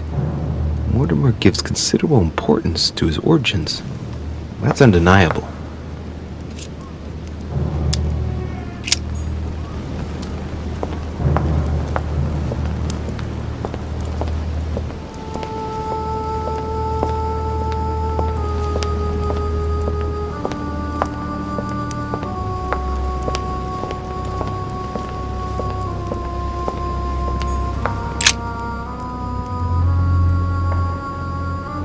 William Alexander Mortimer I, the 12th month of Anno Lucis, 5190.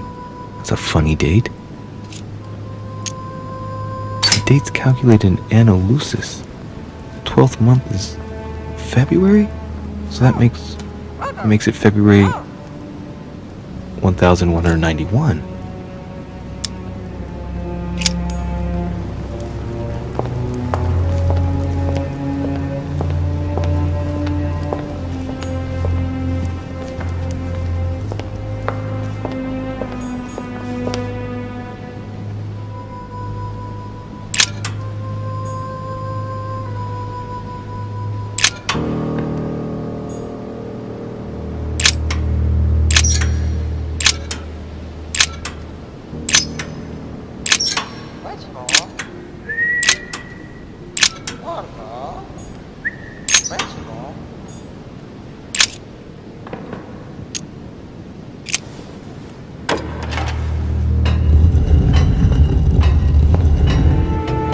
Open sesame.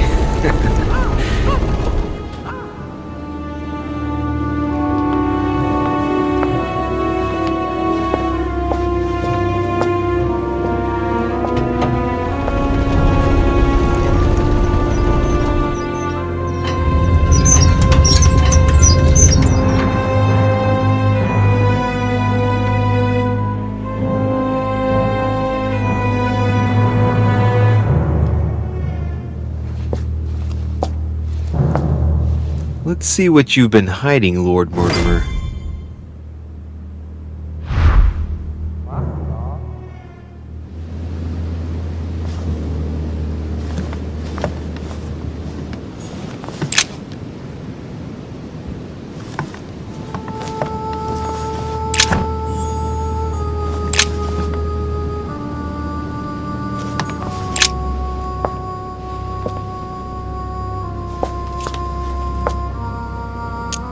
It shows the forces present in Africa.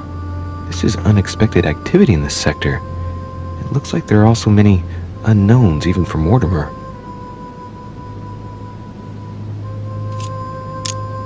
Moreover, it shows a fair number of sea voyages being organized towards the American continent. No doubt with slaves. How many men are broken in this trade? Tens of thousands each year, according to what people say.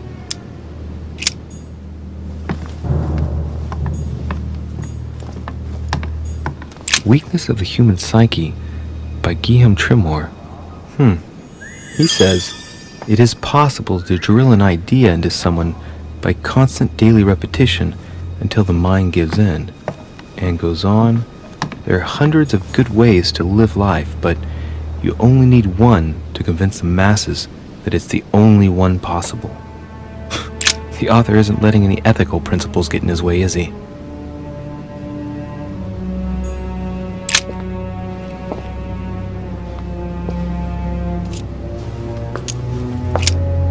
This shows the forces present in America. Some of those forces are pushing toward the west. On it, Mortimer's placed little feather symbols at different points, toward which the Spanish are headed. Could he be fueling Indian resistance to slow down Spain?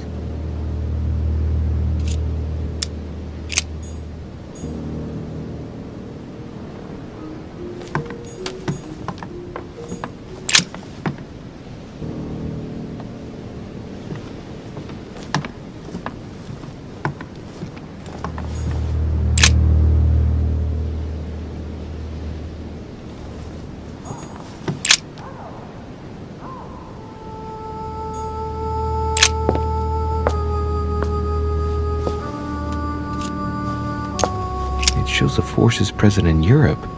It's clear that France is surrounded by her enemies. However, a large number has been underlined in bold.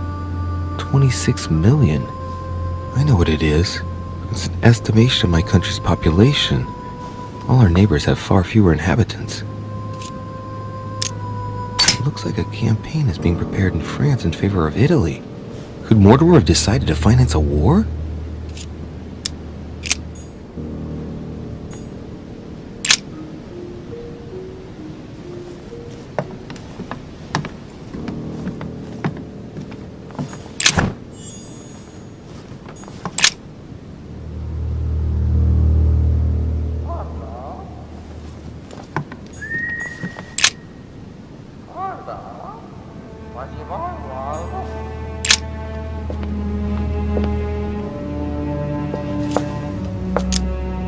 A fine-looking map of the Orient, indeed.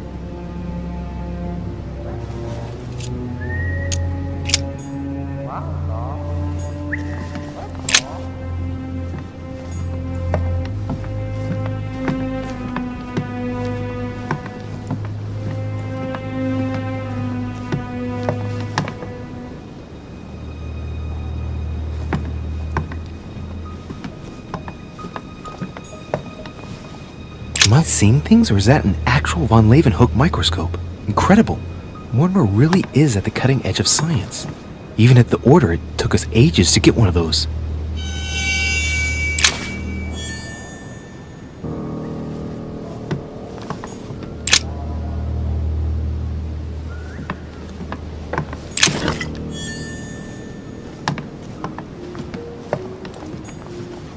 Three rusty old nails.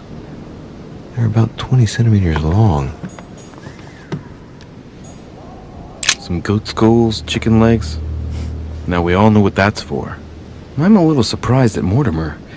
I didn't see him as the type to be organizing little pagan parties, invoking occult powers, and dancing naked under the full moon.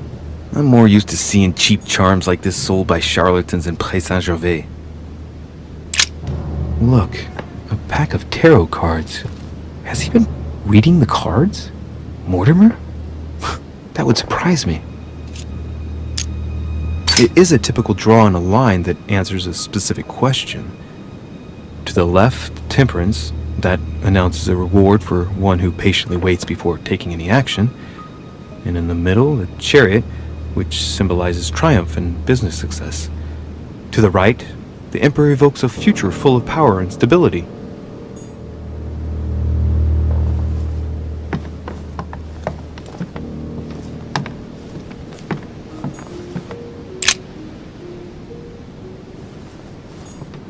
A skeleton by the name of Gustav, if the plaque on the plinth is anything to go by. Mortimer's given a name to his anatomy skeleton. That's morbid. Oh, his right hand is missing. Looks like obsidian or onyx. Must weigh a ton. Strange. I don't recognize the alphabet. I wonder where the pictograms are from. It isn't Egyptian or Hebrew. There are two inscriptions on the sides as well as on the top. No way to know what's underneath. Absolutely no idea what it's for, but I find this cue fascinating.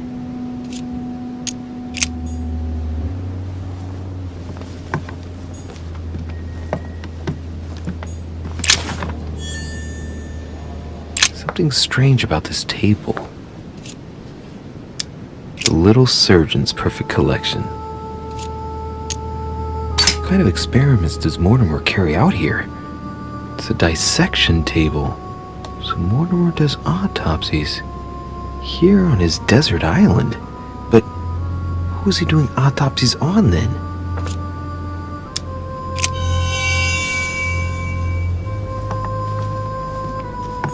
Preservation using formaldehyde. Just as disgusting as ever.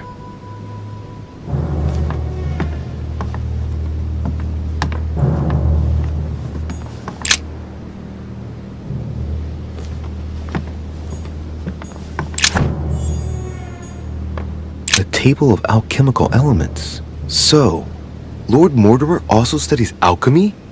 It seems like he's interested in everything.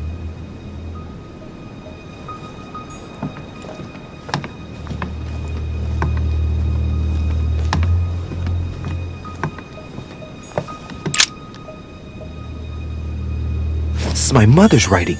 I've picked up her trail. What is she up to? Obviously, she wants to lure Mortimer somewhere, but where? The only clue she's left for Mortimer is this stone sword. It must be intentional. It looks like a decorative sword, like from a statue, for example. And judging by the state of it, I'm guessing it's been left outside for a long time. I have absolutely got to find out where it came from.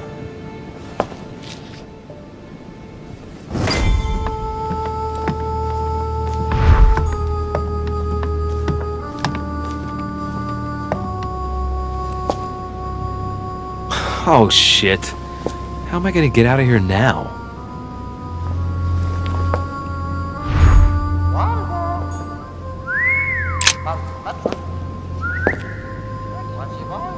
This looks like the same mechanism as the one on the other side.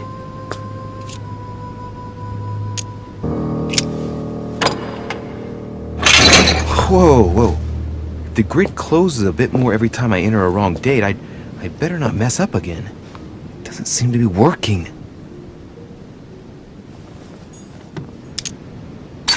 looks too easy. It could be a trap.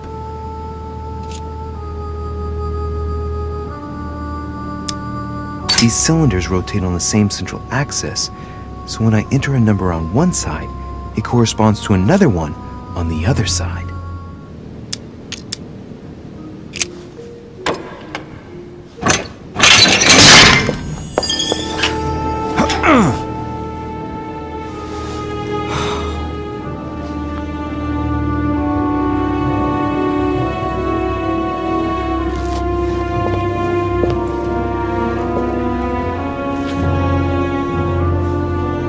Wheels are stuck. Shit! I'm cornered like a rat.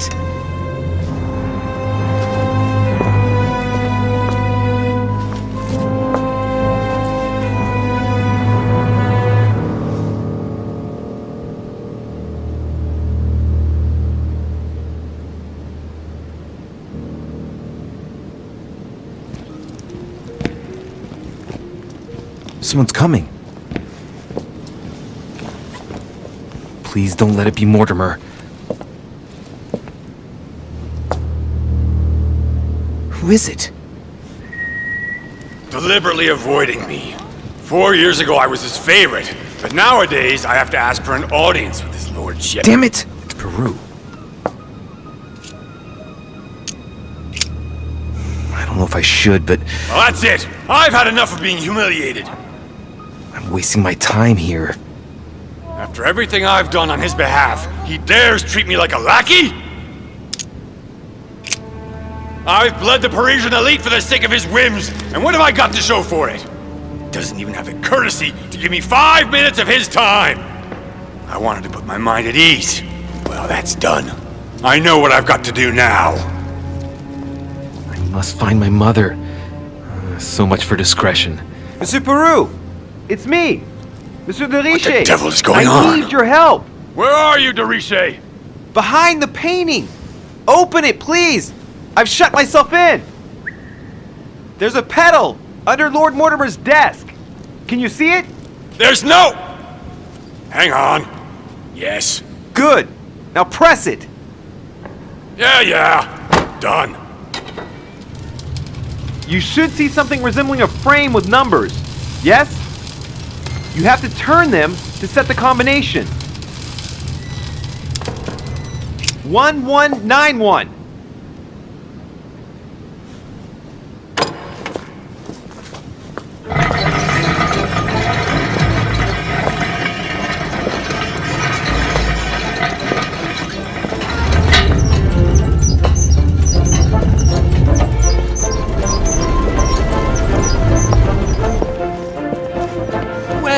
Well. Poking our nose into Mortimer's little secrets, are we?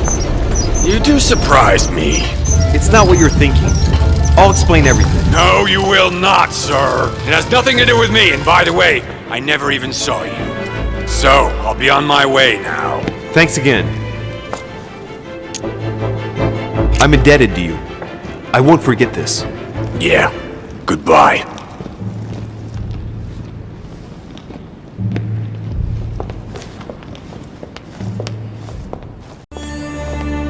This note is about a meeting with Lord Mortimer.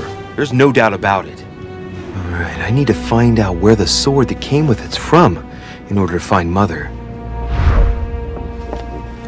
You're joking, I hope. Don't tell me you've done that. Really? How do you expect me to guess? Oh, for God's sake, just ask them. We must absolutely inform Sir Gregory.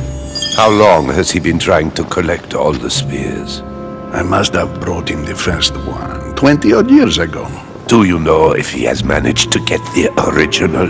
Well, in any case, he's got all the ones we had at the Vatican. He made me replace them with copies. But I don't understand your reaction. I'm sure it is nothing serious. I can see very well you do not understand. You have done nothing less than sign our death warrants, and still you don't understand. Someone is listening. What? Monsieur de Richet, why not join us rather than find yourself eavesdropping? I didn't want to interrupt you. I'm sorry. Of course you didn't. So, my son, what can we do for you? I didn't mean to spy on you, but you caught my attention. Your Eminence, I don't know what you said to Mr. von Bollner, but the poor fellow looks positively crestfallen. Not at all. Don't you believe it, Louis. I was just telling Monsieur about Lord Mortimer's burning passion for holy relics. You must have noticed he's a bit of a collector. Well, for years he has been searching high and low to bring all the copies of the Holy Spear together. As I was coming here, I thought I'd bring him a few of them. That's all. Be quiet, for God's sake. Please leave us, monsieur. His Eminence and I wish to finish our discussion alone.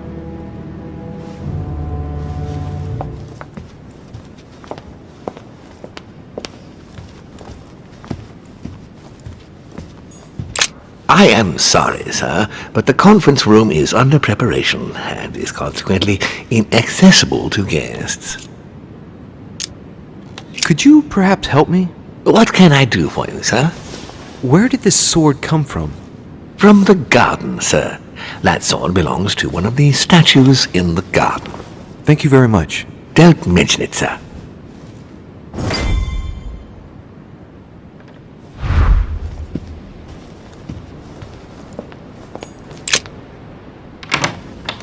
The sword probably came from this garden, but what could it have been used for?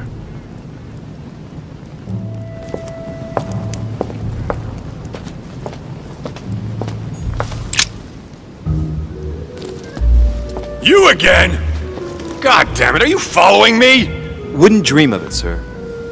What brings you here? To tell the truth, I was wondering the same thing about you. It's rare for guests to wander about in the garden. I wanted to be alone for 5 minutes. You look worried. Worried? No. Resolved would be a more exact term. Resolved to do what? What's the point in answering? You wouldn't believe me anyway. I'll be leaving now because whatever it is you're up to, I do not want to know. Be seeing you. Tell me, aren't you even curious? Curiosity killed a cat, Monsieur de Richet. I admit, I may have judged you wrongly. Watching you seek out Mortimer's little secrets might even be amusing if I didn't already know the consequences. See you later. What scares you so much? Don't mess with him, monsieur. If he offers his help, refuse it. Keep your freedom and get far away from here while you still can.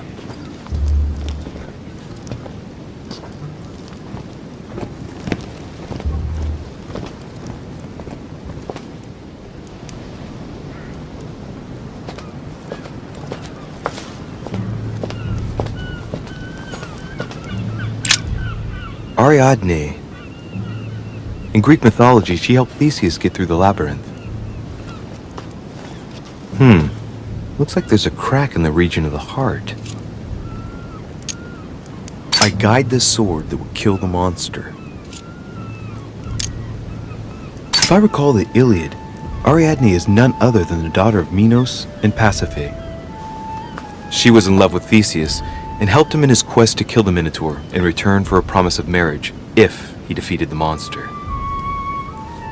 She gave him a reel of thread so that he could find his way back through the labyrinth, which was famous for being unsolvable. But once the beast was slain, the gallant was quick to abandon her on an island. Turns out heroes are not what they once were.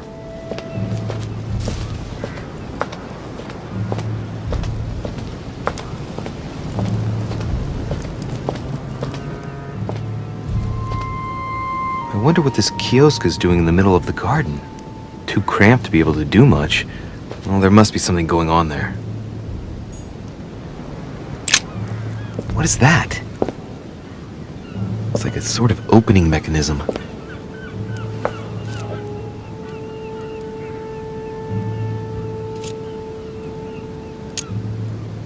Knowing Mortimer, I bet it's booby-trapped.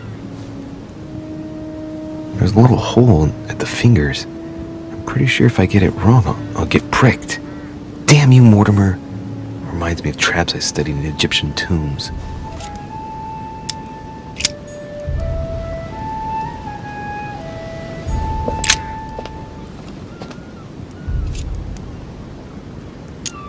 It's up to the just to deliver judgment. Truth unlocks all possibilities. It looks like this slab moves. Well, I wouldn't be surprised if there was a passageway underneath it.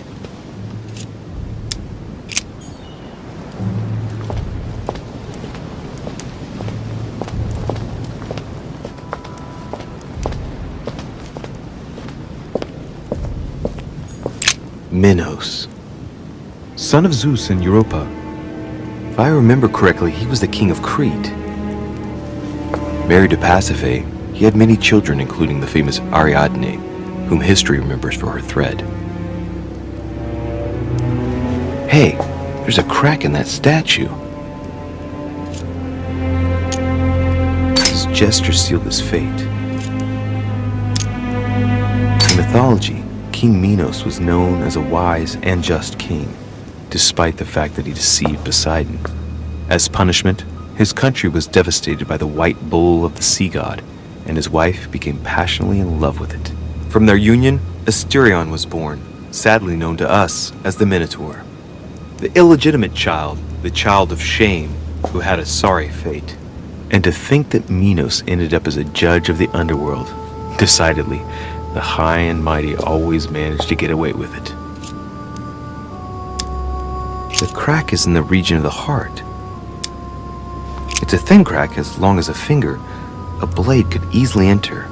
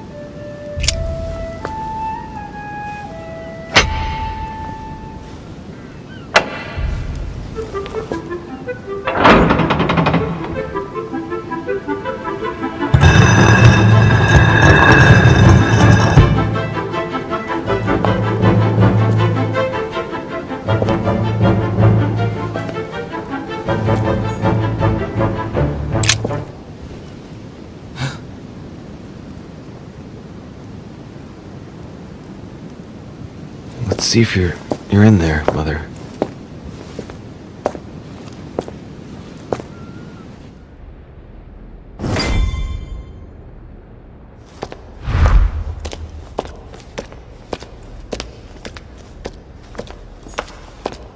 Bandages? Someone's been patching themselves up. Looks like my mother took advantage of being in hiding to change her bandages, huh? This is silk. She must have used her own clothes. These bandages are pretty basic. She'll be lucky if she doesn't get an infection. There are patches where the blood isn't totally clotted. That's a good sign, right? She changed them recently, which proves she's still looking after herself and still believes in her chances. Well, I'd love to tell her to keep hanging in there.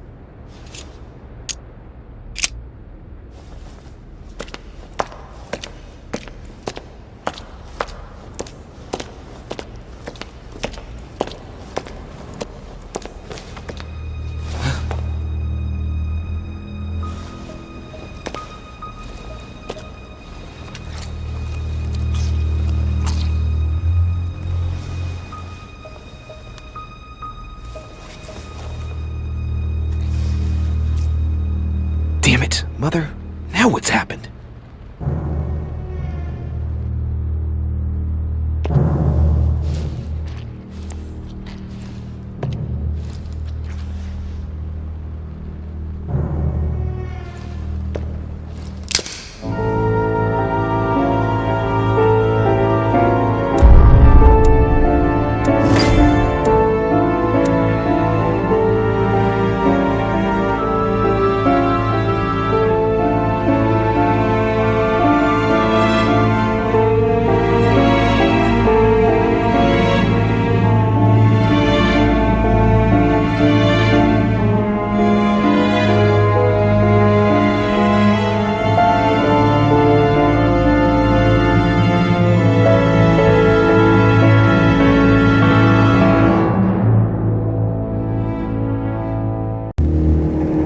The only thing I can tell you is that Sarah had indeed changed.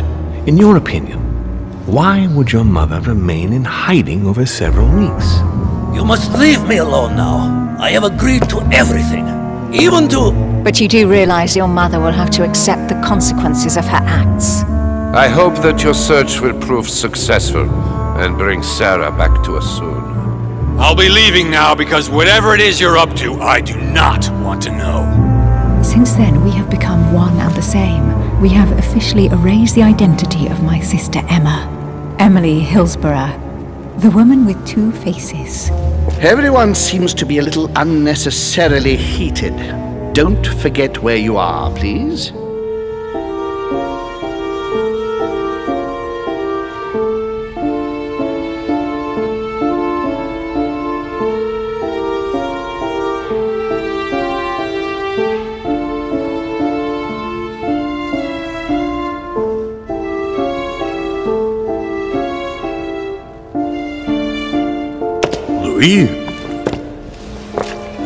Louis, the conference is about to start any minute. This is not the time to be... Damn it.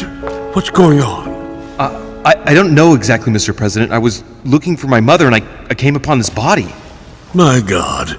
You don't think Sarah did it, do you? No, I don't think so. Why would she have attacked a servant?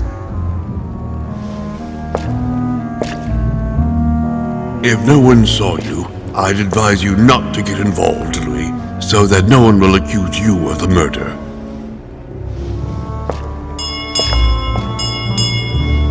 Darn, the conference is starting. Time is of the essence. Sort this out and join us as quickly as you can in the conference room. Everyone will be expecting you. Mr. President, this is not really the right time, and I didn't come for that. Your mother's seat cannot remain vacant. You must replace her while she's still missing. Your mother and I were to support Mortimer on this project. I don't know what the subject is, but the future of our countries depends on it. Given the importance of all this to Mortimer, he won't let the conference begin without you. So if you don't want more servants coming looking for you, I'd advise you to join us quickly and to put a brave face on it. The best favor you can do for yourself, Louis, and for Sarah, is to come and support Mortimer's project at the conference. Don't worry. You can count on me, Mr. President. I shall help you with Mortimer's project as soon as I've finished up here. Good, Louis. Sarah would be proud of you. I'll stall them while you're on your way, but make haste. I'm going. Don't be long. Tell them that I'm on my way.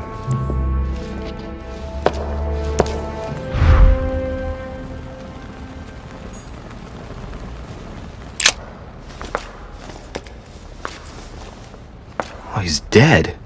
What the hell's been going on here? Let's see what secret's hidden under these masks.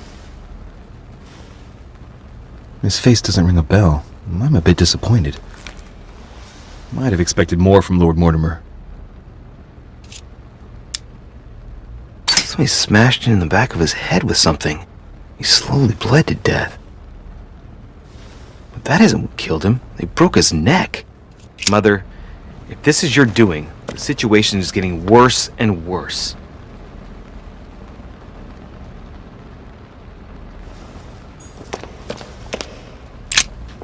Someone's made a fire here, and the ashes are still warm. If you're the one who did it, Mother, it couldn't have been easy with only one hand.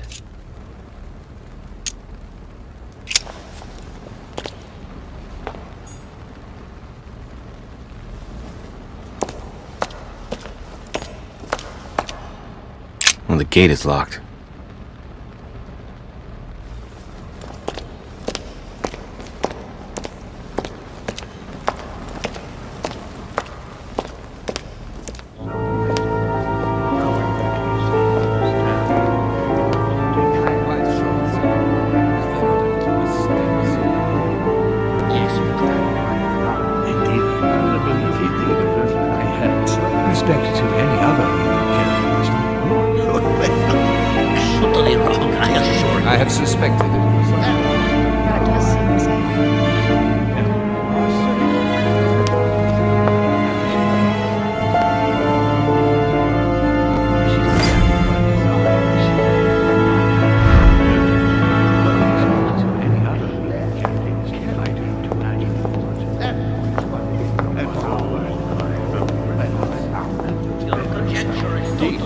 I don't know if you ever found what you were looking for in the garden, but Mortimer is waiting for you. I suggest you get a move on.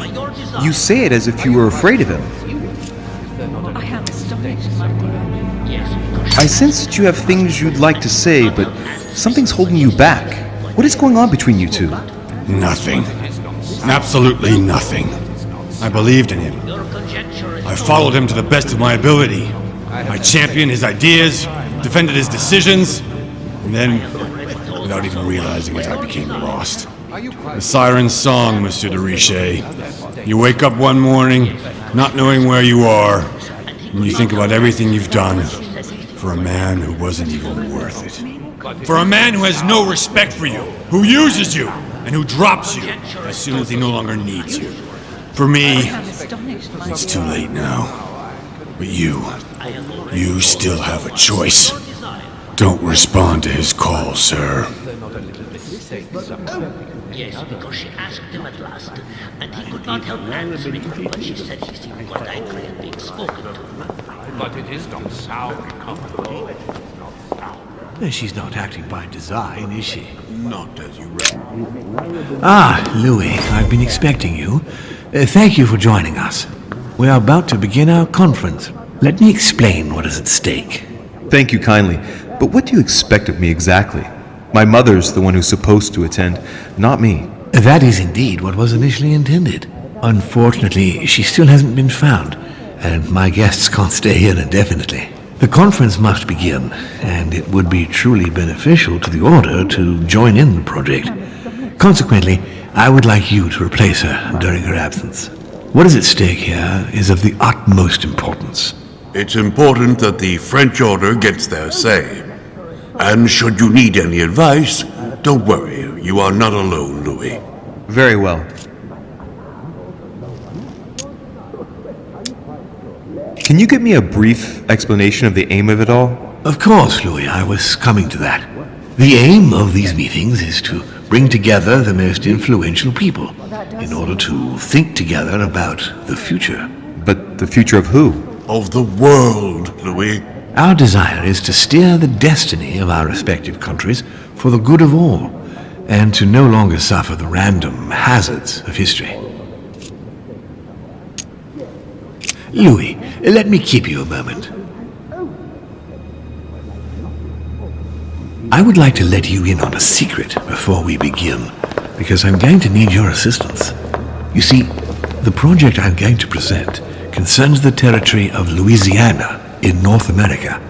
It's currently Spanish territory, and I'm going to make the proposition to the Assembly for it to become French. My idea is to increase the territory of the United States.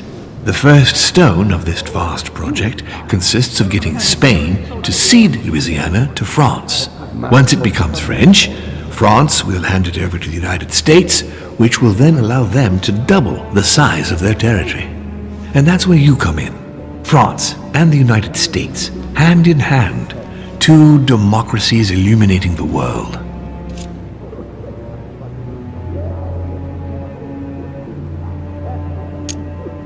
The concept of royalty is from bygone times. It is time to lead the way to democracy. Take a look at them. Apart from President Washington, they all belong to monarchies. Do you really think they won't resist? Of course they'll fight, fearful as they are of losing their precious privileges. But the world needs visionaries, like you, like your mother. It's a pity Sarah isn't here to see it. She only knew about a tiny part of the project. I hope I can count on you, Louis. It's time to start now. I must ask you to keep it to yourself for the time being. Take a seat, follow the discussions. We'll have an opportunity to catch up later, and you'll be able to let me know your thoughts.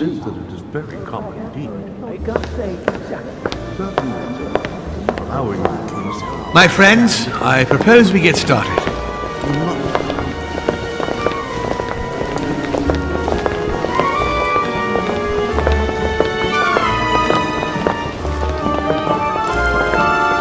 First of all, I would like to thank you for taking the time to come. The honor is ours, my lord. As per our custom, Here we are all together to discuss the face of tomorrow's world. Even though there may be certain tensions between our nations, I must ask you to keep an open mind. As Sarah de Richet is unable to be among us, please welcome Louis de Richet, who will represent the Golden Order and will vote on its behalf when the time comes. Welcome among us, Louis. Welcome, Monsieur I de hope Richet. he'll be more effective than his mother regarding the protection of the King of France. The Order has proved particularly inefficient. Come, Manuel, you're not going to spoil our visit. The Order's mission was not to protect King Louis XVI, as far as I am aware. We are talking about a king of divine blood, for goodness sake. It seemed obvious to me he needed protecting. If the Golden Order wants to pride itself on being an influential organization, it should have kept him alive. Thank you all. I am honored to be among you today. I will strive to represent the interests of the Order as best I can. Perhaps we may begin, Lord Mortimer. Certainly. I have a dream that our nations will continue to support each other, more now than ever before. A dream that, for the sake of common good, we will do what it takes to ensure stability in the modern world. I have a dream that we shall lead by example and ensure that the American territory may remain in peace. Thank you for the thought, Lord Mortimer, but I don't see where you're leading. I'm coming to it, Mr. President. I need not remind you that North America is currently divided between the United States on the East Coast and Spain, which occupies the remaining 2/3 of the continent. Well, I propose that Spain cede the center of the continent to France, namely all of Louisiana. Louisiana? But, well, it is not for sale. Lord Mortimer, I sincerely hope I have not come all this way just to hear you ramble on about what Spain should and should not do. When we went to all the trouble of gaining the territory a few years ago, it was not just to lose it today. Have I made myself clear? What did I tell you, William? You speak of union, and yet here you are, about to tear us apart. Duke Manuel, I perfectly understand you. But rest assured, you will soon adore my proposition. You shall see. Well, since you give me the choice, my good fellow, allow me to doubt it. However, I am impatient to hear what Spain could possibly gain from the sale of Louisiana. I never spoke of a sale, my good fellow. What? But I do not understand. There is one more territory left to conquer, if I'm not mistaken, in the northwest. It is, of course, occupied by your notorious Indians, but... We shall soon be rid of the savages, so that is not the question. Duke, these savages, as you call them, were there before you. They are on their homeland. As much as the black people of Africa, Monsieur de Richet. That does not stop your dear France from massacring them and sending them like cattle to Mr. Washington's cotton plantations to provide him with cheap labor. So you keep your morals to yourself, if you please. Senor, I would not like to be associated with that. The subject of black slaves in the United States of America is a complex subject, which we shall resolve at a future date. Senor Godoy, you must know that France will soon ban these barbaric practices. Oh, do not get on your high horse, Monsieur Frenchman. The only reason why France has ceased trading in slaves is because of the commercial blockade that Great Britain has imposed against you. The instant the shipping lanes have been restored, France will again treat these people like cattle. Come now, my friends, let us not digress. Anyway, these primitive people have no souls, Louis. We bring the good word to them in order to save them. You'll see. Colonization brings with it many benefits, too. Excuse me, if you don't mind, Your Eminence, I shall continue. Duke Manuel, I believe that Spain should cede Louisiana to France free of charge. This is utterly grotesque, Lord Mortimer. What a strange example you set for your young protégé. Isn't that so, Monsieur de Richet? Do you understand anything of this proposition?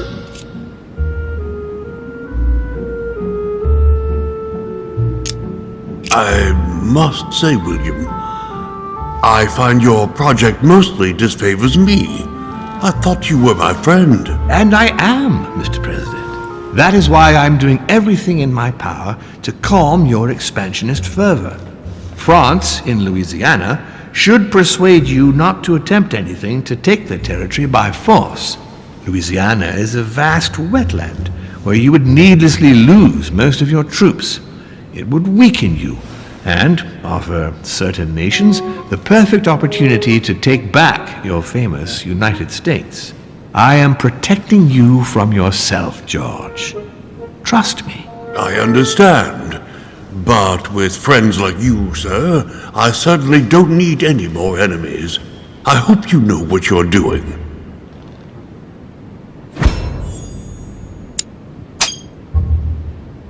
Am I imagining things, or does it look like Washington isn't aware of Mortimer's plan?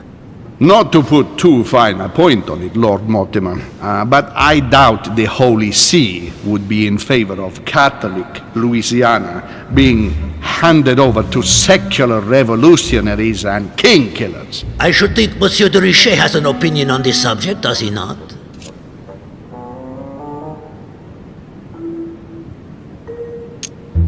On the maps of Italy I saw in Mortimer's secret study, he had anticipated movements of troops across Italy.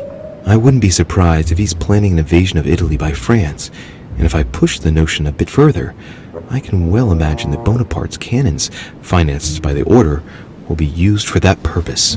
The noose is tightening around poor Piaggi's neck without him even realizing it. I don't know if I'm the best person to speak about that, Your Eminence. Well, I think that the French army will enter Italy, and that the Vatican will do whatever France demands of it, if the Vatican wants to retain its place. You are joking, I hope. Lord Mortimer, I did not come here to listen to such nonsense. What makes you think that, Monsieur de Richet? Well, Monsieur Bonaparte, here present, has ordered a large number of cannons, and I wouldn't be surprised if they were to be used to keep Italy under control. Come, sir, what a strange idea. I have enough on my plate with issues in Corsica. If you say so. You see, you're... But Corsica is not where the cannons are to be delivered, is it? Aye, but... Louis, you are quick-witted. I like you. You seem to be overlooking something, Messieurs les Français. I also have backers who would be only too pleased to demonstrate the full extent of their fervor by defending the Vatican. Mi auguro che insegnerete l'educazione a questo giovanotto presuntuoso, Sir Gregory.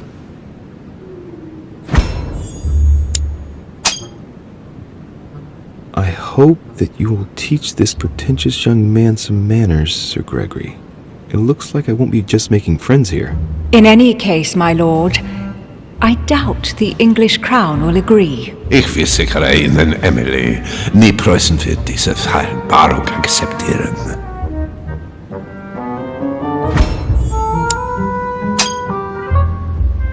I assure you, Emily, the Prussian will never accept this agreement. Volner looks like he's set on ruining Mortimer's plan. Duchess, I am persuaded that we shall find a common ground. That's enough, William. These are grave times. We don't care about the fate of Louisiana. That worthless expanse of putrid swamps interests no one but yourself. Speak for yourself, my friend. Hold on there, Mr. Royal Gigolo. Lower the volume, and let Sir Gregory finish.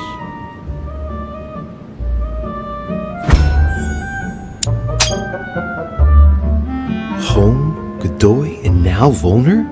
Mortimer's adversaries are ready to tear each other to pieces, and he takes a malicious pleasure in watching it happen.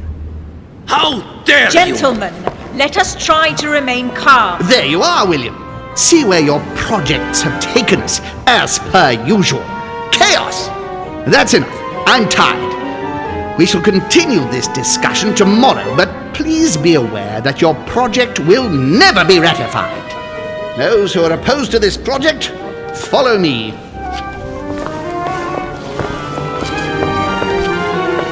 Are you coming with us, Monsieur de Richet? Come, Gregory, I think Louis would rather stay. Wouldn't you, Louis? As for me, I think I shall remain with Lord Mortimer, Sir Gregory. You are committing a grave error, Louis. Time will tell.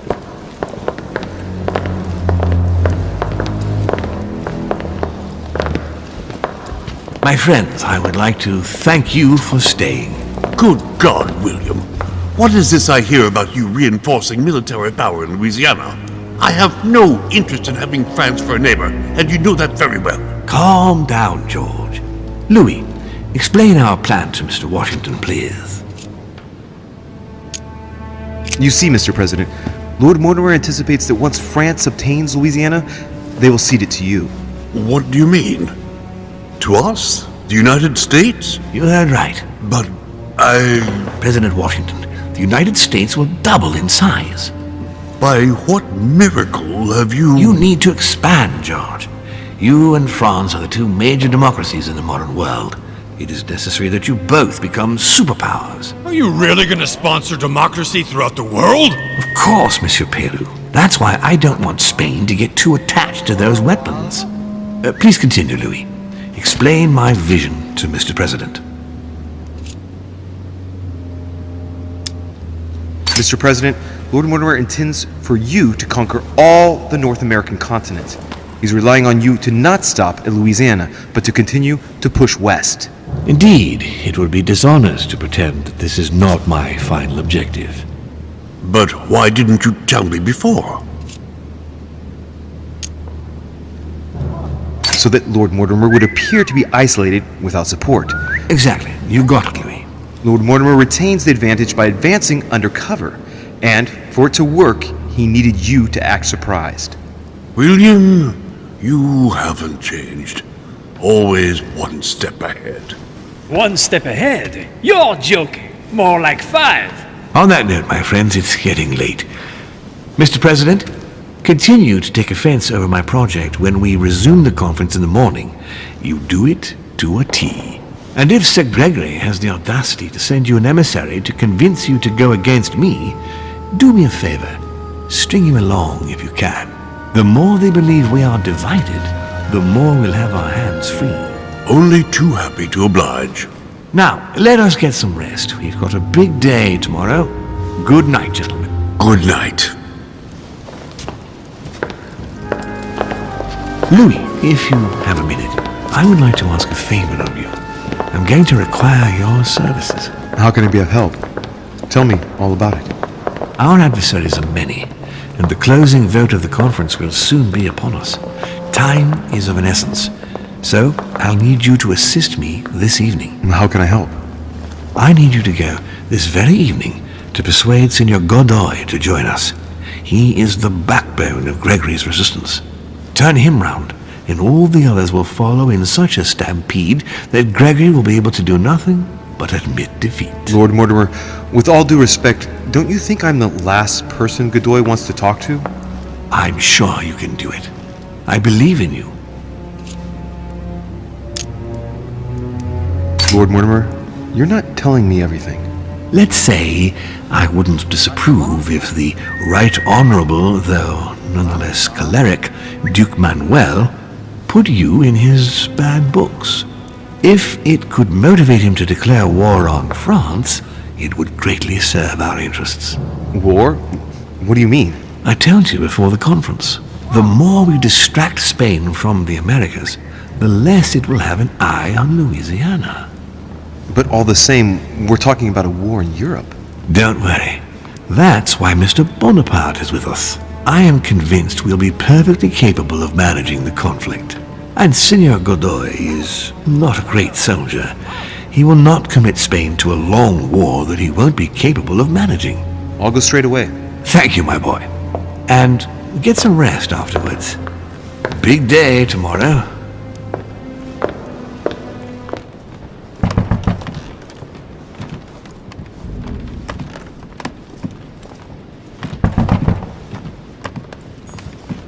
Ah, Monsieur de Richet. You wouldn't have seen Duke Manuel by any chance, would you? I was going to ask you the same question. I wanted to speak to him, but no one will open the door. I'm not sure he's in there. If I want to pass through, I'll have to get Volner out of the way.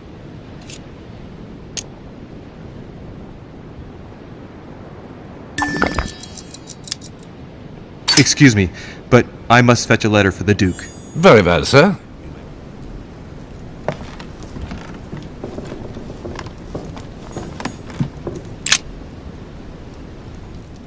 Mary Louise of Parma. How ironic having a painting of the Queen of Spain in one's room, my Lord Duke.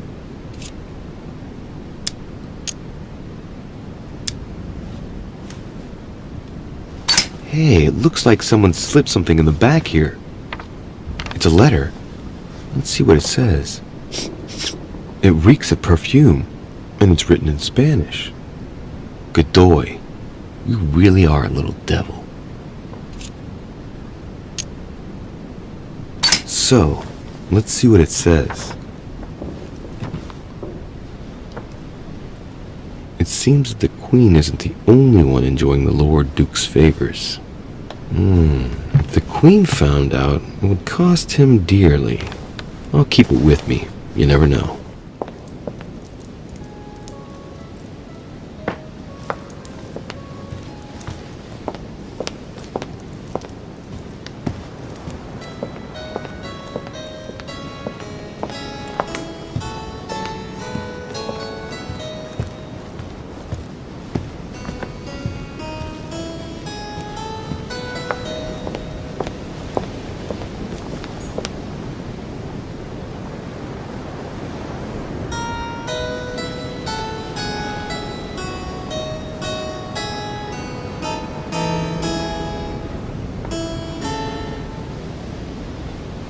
Duke Manuel? Well, well. Monsieur de Richet, I was not expecting you. I am not in the mood, sir, I warn you. What do you want from me, sir? I see you're still feeling under pressure. Since your arrival, I've noticed that you've been on the defensive. It seems to me that Monsieur Peru has a knack for getting your back up. That is the least you can say. Indeed, I was warned. I knew what to expect. For God's sake, why in the hell did your people execute their king? Have the French gone stark raving mad? There are nothing but monarchies in power in Europe. They will all come crashing down on you. We shall see. It might, well, turn out to be the opposite. You certainly do not lack for audacity, young man. Just tell me one thing, monsieur. Why did you side with Mortimer? He is alone, isolated. The United States can do nothing to help you, and France is surrounded by over 10 countries just waiting for the word to pounce. Really, I do not see why you choose Mortimer.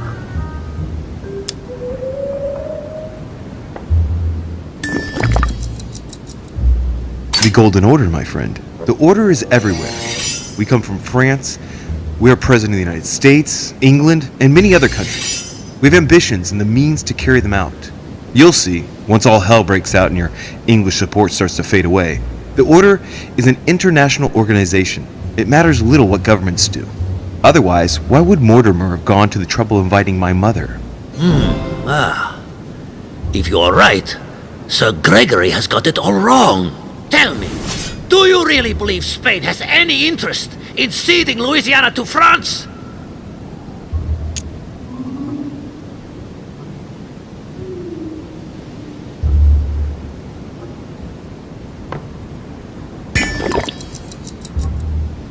Duke Manuel, for Spain, I don't know.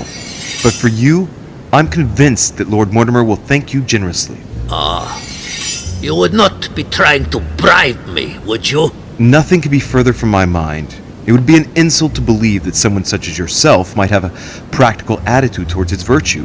Even so, it is only natural that you be supported and encouraged if you were to follow Lord Mortimer, isn't it? Indeed, for services rendered, it would be natural for me to receive compensation for the time spent achieving such an undertaking, yes? Naturally. And, given your status, my Lord Duke, the compensation would have to be considerable. Naturally. Tell me one last thing. What would I gain from all this?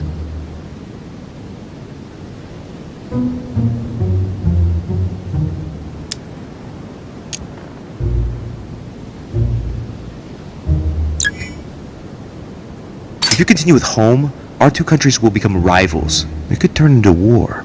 Who knows? It is likely, even. A war, Duke Manuel. On our own territories. Do you really see yourself committing the Kingdom of Spain to an armed conflict against France?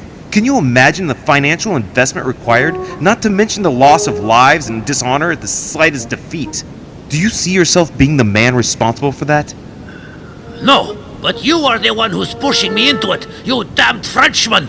I'm not pushing you into anything, Duke Manuel. If you are a man of the future and of progress, as I'm given to believe, you will know how much suffering a war would bring. Come on, you fool, give it up. You're trapped like a rat. Monsieur, I am astounded. I did not think you capable, but you have succeeded.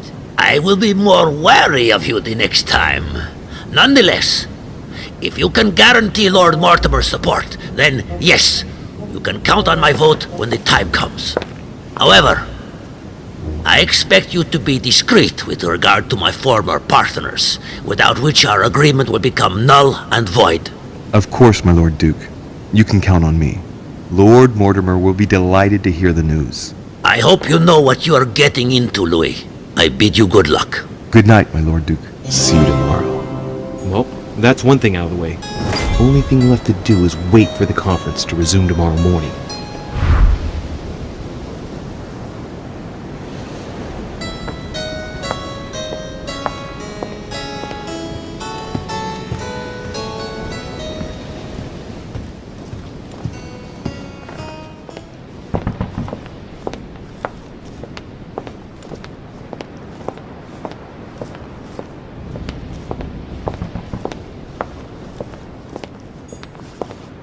Hey, Peru's name tag's fallen off, and his door is ajar.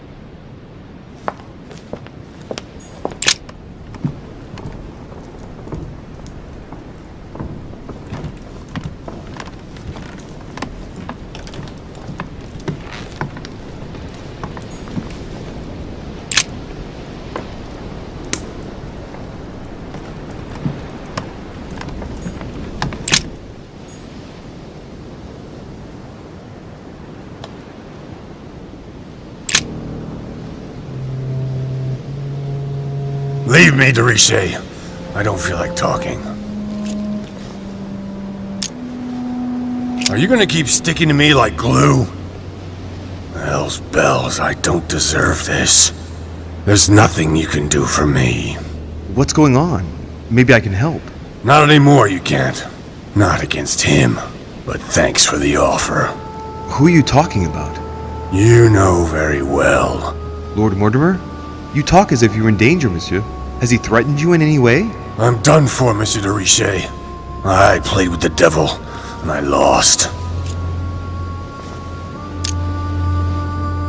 Don't you think it would be good for you to shed your burden? That is my intention. You're worried. You have a secret. You're afraid of talking about it.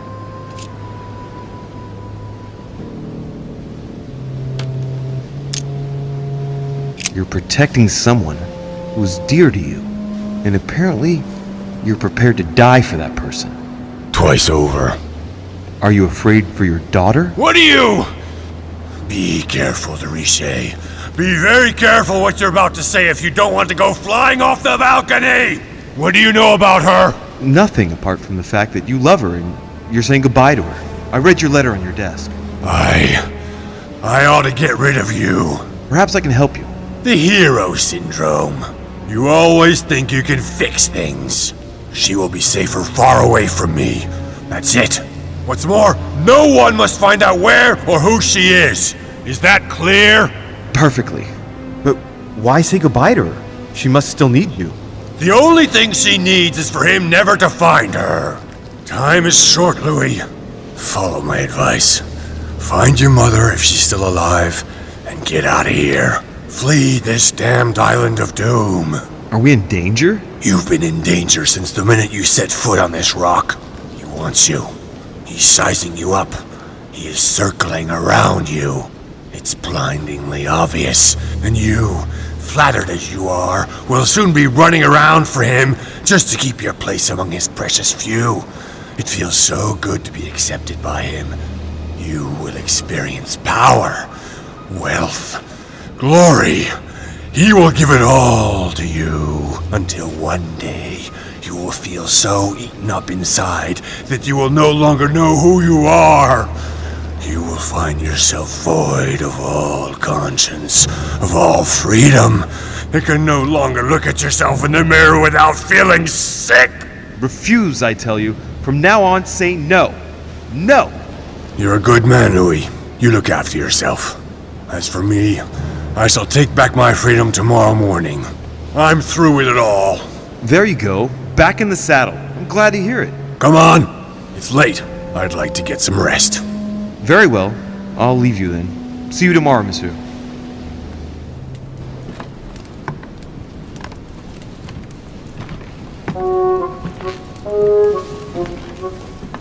Good evening, Monsieur le Français.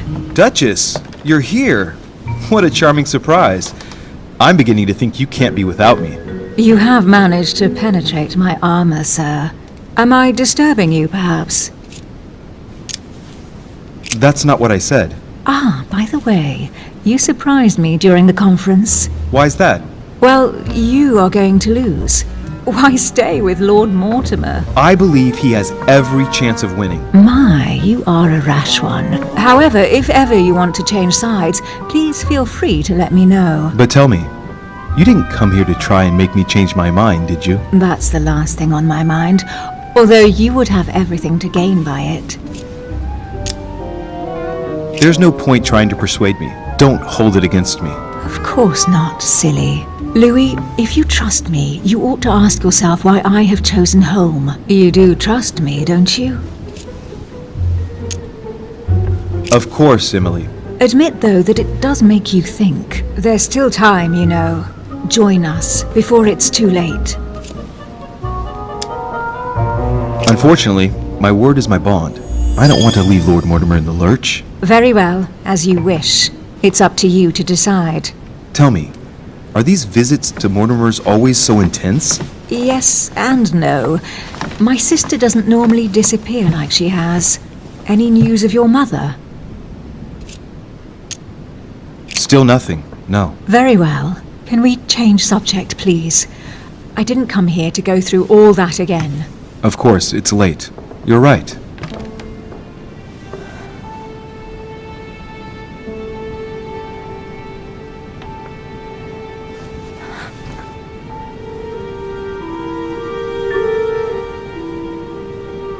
Come, Louis.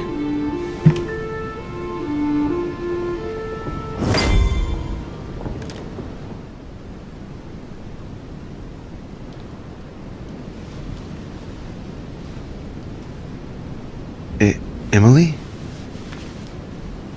Emily? Are you there?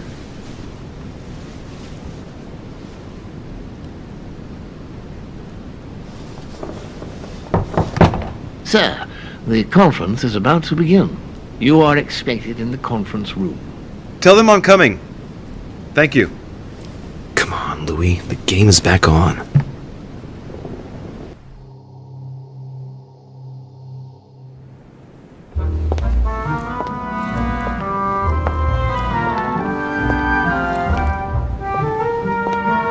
My friends, the conference is about to begin. Please excuse me if I troubled you last night with my project. I understand that you might well have a few questions to ask. As you know, the final vote will be cast in a few days. This morning's aim is to answer your questions and check the temperature of your respective positions so that we may reach a greater understanding. As always, Lord Mortimer. We parted in perfect disagreement, my lord. Where would you like us to take it from? Come, sir. Please let William believe he still has a chance of winning us over. Otherwise, his imprecations will lack panache, and we shall be bored stiff. Oh, let me reassure you, I am convinced that a good night's sleep has brought sound advice, and that this morning will be even more interesting. Therefore, I would like to go around the table in order to hear everyone's first impressions. Well, I am still firmly against it, even though my choice won't count. Against. Against. Against. And you, Luc Manuel? Well, you see, it is more complicated and it Godoy? Come, Gregory. Don't try to impress my guests, please. They are not your guests. Gregory, anyone under my roof is by definition my guest. You included. I would be very grateful if you would let my guests speak. Duke Manuel, you were saying you still had some doubts? Well, you see, the situation has changed since last night. What's going on here, my Lord Duke? You see, I gave it some thought during the night. New arguments have come to light. What do you mean, Duke Manuel? Sir Gregory, I regret to inform you that Spain will not support you in this operation. I vote for. Moreover, in response to arguments brought to my attention, I declare war on France. What? What is he doing? If you think France is afraid of you, you are dreaming. Over 10 nations rise against you, young man, and you behave like a yapping little dog? When the French armies are at your door, my Lord Duke, you will change your tune. Well, as for me, I am for Lord Mortimer's project, despite Duchess Hillsborough's overwhelmingly convincing nocturnal attentions. What? So Emily was playing at trying to win over guests last night? It was nothing more than a friendly little chat, of course. How could it be otherwise? And by the way, remember me to your husband when you see him. And you, President Washington, what is your position? For, of course. Well, that leaves just yourself and Monsieur Peru, Louis. You're all making me sick. Look at yourselves. What? You are pathetic! Have you been drinking or what? There you are, quibbling away. My Lord Duke this, and Madame Duchess that. You know very well that we're nothing but puppets on a damn string! Jacques, Camille! Let's end the charade! It's over! Jacques. My lord, thank you for everything you've done for me over the years. But it didn't come for free. And now I see the price is too high to pay. I'll stop. Come, Jacques, we'll talk it over. No, I'm finished. I want my freedom back, my lord. I shall no longer work for you. Wait! De Richet, you just can't help it, can you? Stop trying to play the hero, man! Monsieur, I know I don't really know you, but you seem like a decent person. I have done so many horrible things! You blame yourself, I can see that. Everything's not lost. I don't want to do bad things anymore. You can take control of yourself again. You can fix whatever it is you've done. Do you really believe that? Of course, Jacques. You'll have all the time you need.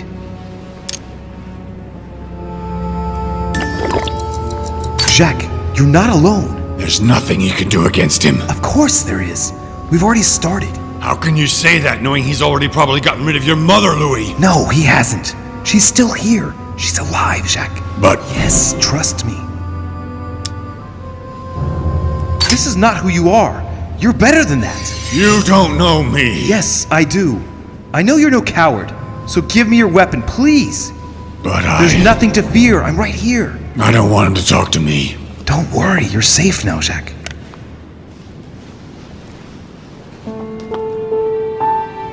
Monsieur Peru, you could have seriously hurt someone if Monsieur de Richet here hadn't stopped you. Your behavior is unacceptable. You would do better to go and rest in your apartment. My friends, we shall continue the conference later. I would like to apologize for the inexcusable behavior of my guest. We all need to recover from all of this excitement. Take the rest of the day off.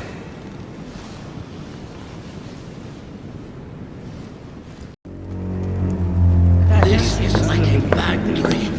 For what reason? That makes no sense at I all. don't understand. I spoke to him only recently. Monsieur Peru has lost his mind. It's obvious. Yet another way for the French to make a spectacle of themselves. Well, once again, it has worked. My friends, let us settle down, please. We are all in shock, of course. Let us celebrate Louis's courage. He enabled us to avert a tragedy. Yes, that was very noble of you, Louis. You have given us all a fine lesson in courage. Thank you.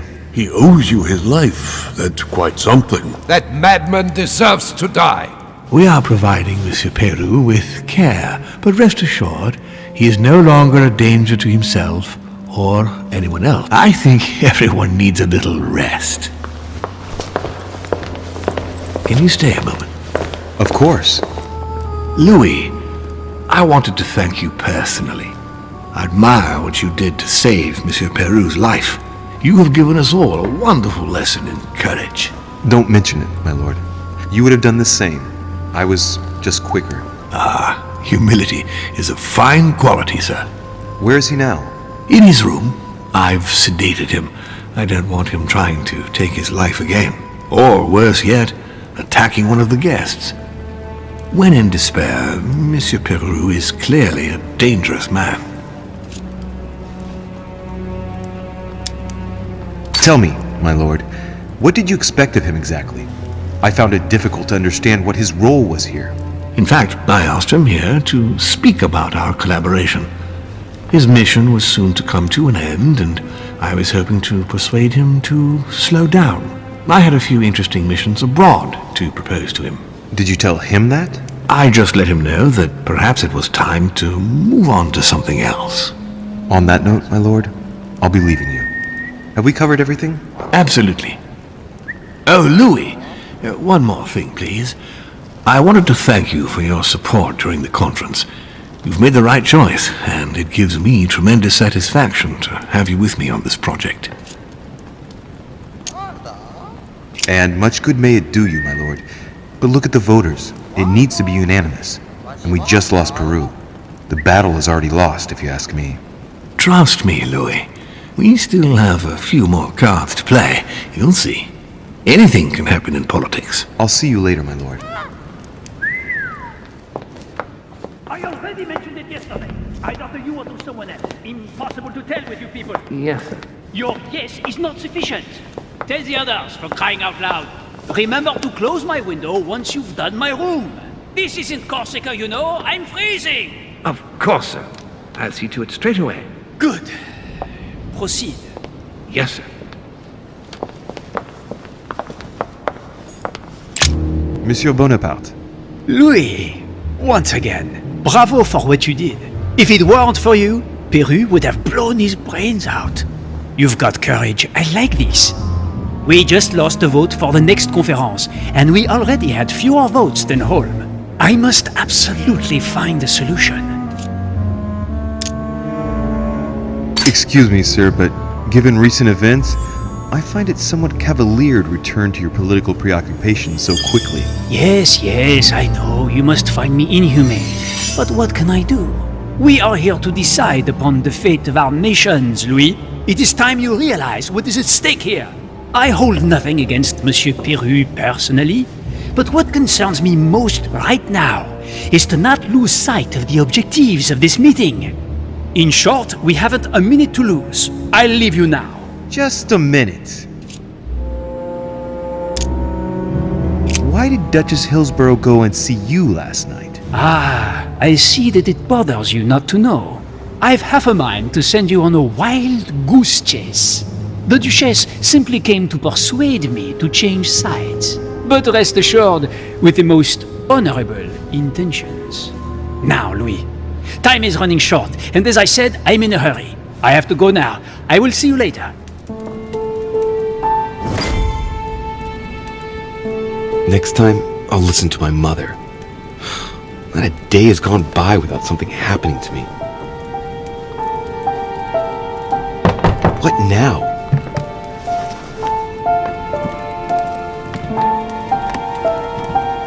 Louis, open up, please. Coming, Mr. President, I'm coming! Louis! Ah, there you are at last. Yes, I just saw your mother. She was accompanied by Emily, and they both went into the Duchess's room. I tried to join them, but I was refused entry.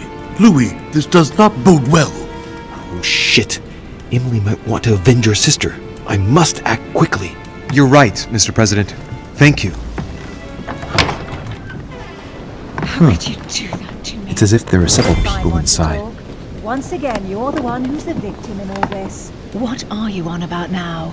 I should never have told you what happened to me. That's how it works, and you know it full well. I'm not that naive. I know you inside out. What on earth is... You... Mother? How dare you do this to me? You can talk. After everything I've done for you. You are joking, I hope, right? I gave you my life. That's enough, Emma. Now that Louis is here, you will leave Sarah alone. Cease your revenge immediately. What? If you think you're going to... Louis, help me, I beg you. I can no longer reason with her. I am Emily. Quit playing games. What? Honestly, don't be ridiculous. No. I am Emily. You are wasting your time. Louis knows very well how to tell us apart. After everything we've been through together. Yes, well... Don't you dare bring him into this. This is between you and me. I ask for nothing more, so stop taking it out on Sarah. You prissy little bitch! How dare you! Now that I've told you everything, you want to take my place, do you? You are joking, I hope. I'm the one who told you everything that's been going on while you were away. Go on then. That's what you want, isn't it? You want to kill me. Go on then, shoot! After all the trouble I've gone through to find you. Go on. What are you waiting for? Here, Louis, take this. Wait, what's going... An entire life for this. Go on, shoot! Sorry, Louis, I can't shoot her. She's my sister. That's enough, Emma. Louis, out of the way. She's dangerous. Don't trust her. What are you trying to do? Louis, out of the way! I am not Emma! Come on, Louis, tell her who the real Emily is. Wait, That's right, Louis. I'm fed up with this little game. Tell him who the real Emily is. Why do these things always happen to me? Well, Louis, come on, you know how to tell us apart, right? Yes, but I'd like to ask you a few questions to make sure there's no doubt. Rational and open, Louis. Let's see. How can I tell them apart? Wait, I've got an idea. On the night of our arrival,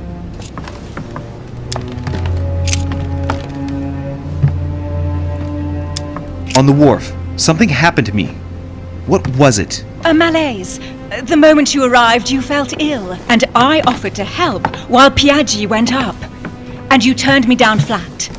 Right. Let's find something else. Ah, yes. Let's speak about my arrival at the manor.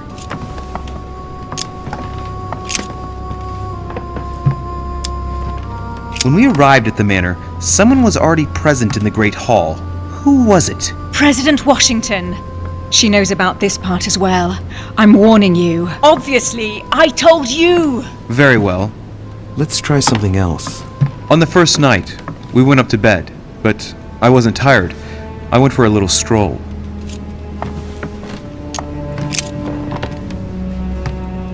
Do you remember if we saw each other that night or not? Not at all. Don't think you're going to get away with this deception so easily. I can assure you, you're going to regret pretending to be me once Louis has exposed you. Right. I don't think I'll get very far like this. I'll have to find something better. Oh, I don't think I'll even wait until he's finished.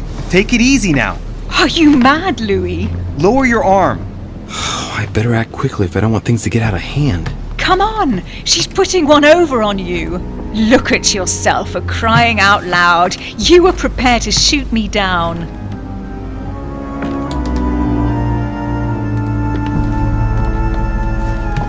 In the secret room behind the study. Talk to them about what you've been doing. Maybe they haven't spoken about it between each other yet. On the night of the disappearance of Elizabeth Adams. What about it? What do you want to know about that night?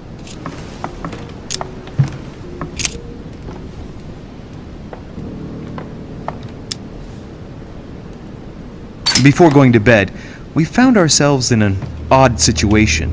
You surprised me searching through Mortimer's secret gallery. Behind the chimney. You were looking for clues about your mother. That's enough! I've had enough of this charade. Louis, there's only one way to tell us apart. There's just one thing I didn't tell her about in detail. Too bad for you, Emma. I didn't want it to come to this, but you leave me no choice. Ask her about you and I. You just lost, Emma. I indeed didn't tell you everything about it. Come, Louis. Speak about our intimacy. Very well, let's talk about us.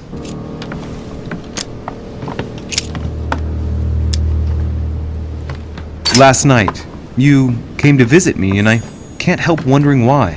Why did you come to my room? Louis, you must be mistaken. I did not go to your room last night. And that's where your little game ends, Emma. Because I never told you about it. So, there you can't answer. What? No! You didn't do that. I didn't want you to be jealous of Louis. Remember how you always used to react whenever you felt you were competing against a man? You dirty... That's enough. I've had enough of this charade. That's enough, both of you. Now I know who the real Emily is.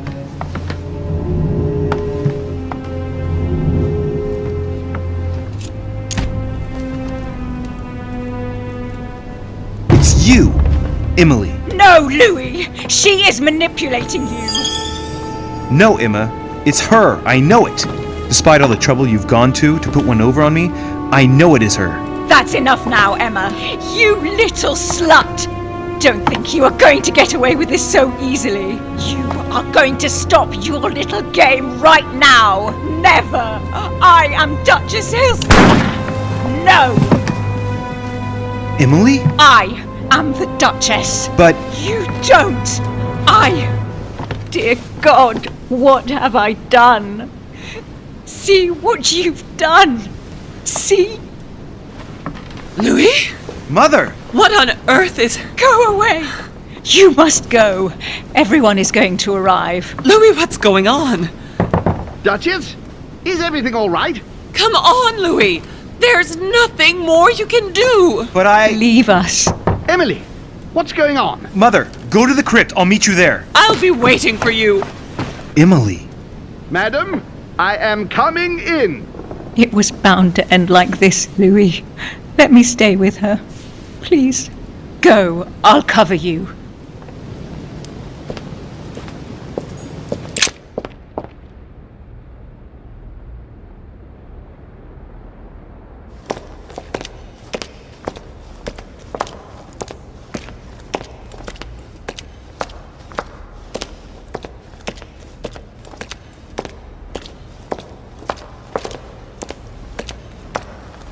Louis!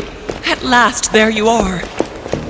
Mother, wait, Come, we have to be quick. No, wait, Mother, Time is running out, Louis.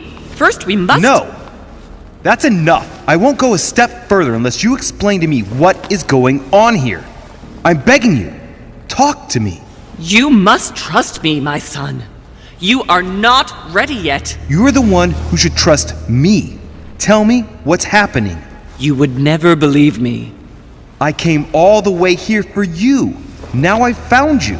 I'm ready, Mother. If only... Louis, I have always taught you to keep your mind open and rational. I know you are going to find this hard to believe, but what I am going to reveal to you is entirely true. Many years ago, I found out that demons really do live among us. I beg your pardon? And that they can influence our thoughts. Mother, listen to yourself. I know you're exhausted, but for crying out loud, listen to what you're saying. Demons? What next? An ancient monster with a head like an octopus? What do your demons look like? Have they got horns and a pointed tail? No, these are not creatures with billy goat's legs. Forget your Christian folklore. Imagine them more as parasitic spirits. They possess their hosts and direct them from inside. Parasitic spirits? Yes, they are capable of going from one body to another as they see fit. And 2 of them are present on this island. Right. So let me guess. Lord Mortimer and Sir Gregory, right? You felt it too? No, even if Home does look the part. But I don't know who else could do it, given that we're on their territory. Many years ago, well before you were born, I crossed paths with one of them. Since then, I've spent my life trying to find it again.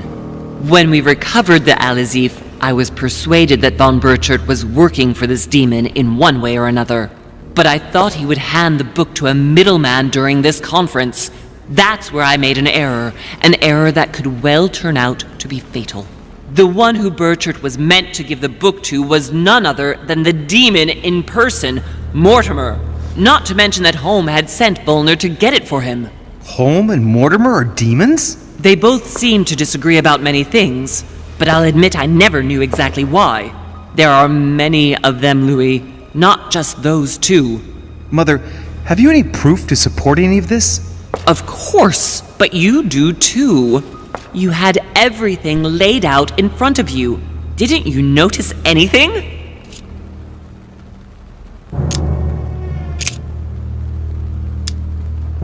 Well, those property deeds across the world, all signed by the same hand and over several centuries. I am proud of you, Louis. I found your notes written in lemon juice. Where all eyes size you up. At one stage, I was so afraid of losing my mind that I noted everything down. Congratulations, Louis. Wait, please tell me you didn't open Pandora's box. The urn? No, I didn't. Why? Good. We'll deal with it later. I went beyond the nightmare, Mother. You understood the Masonic date.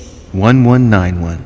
Of course! It was during that siege that the demon took possession of Sir Mortimer.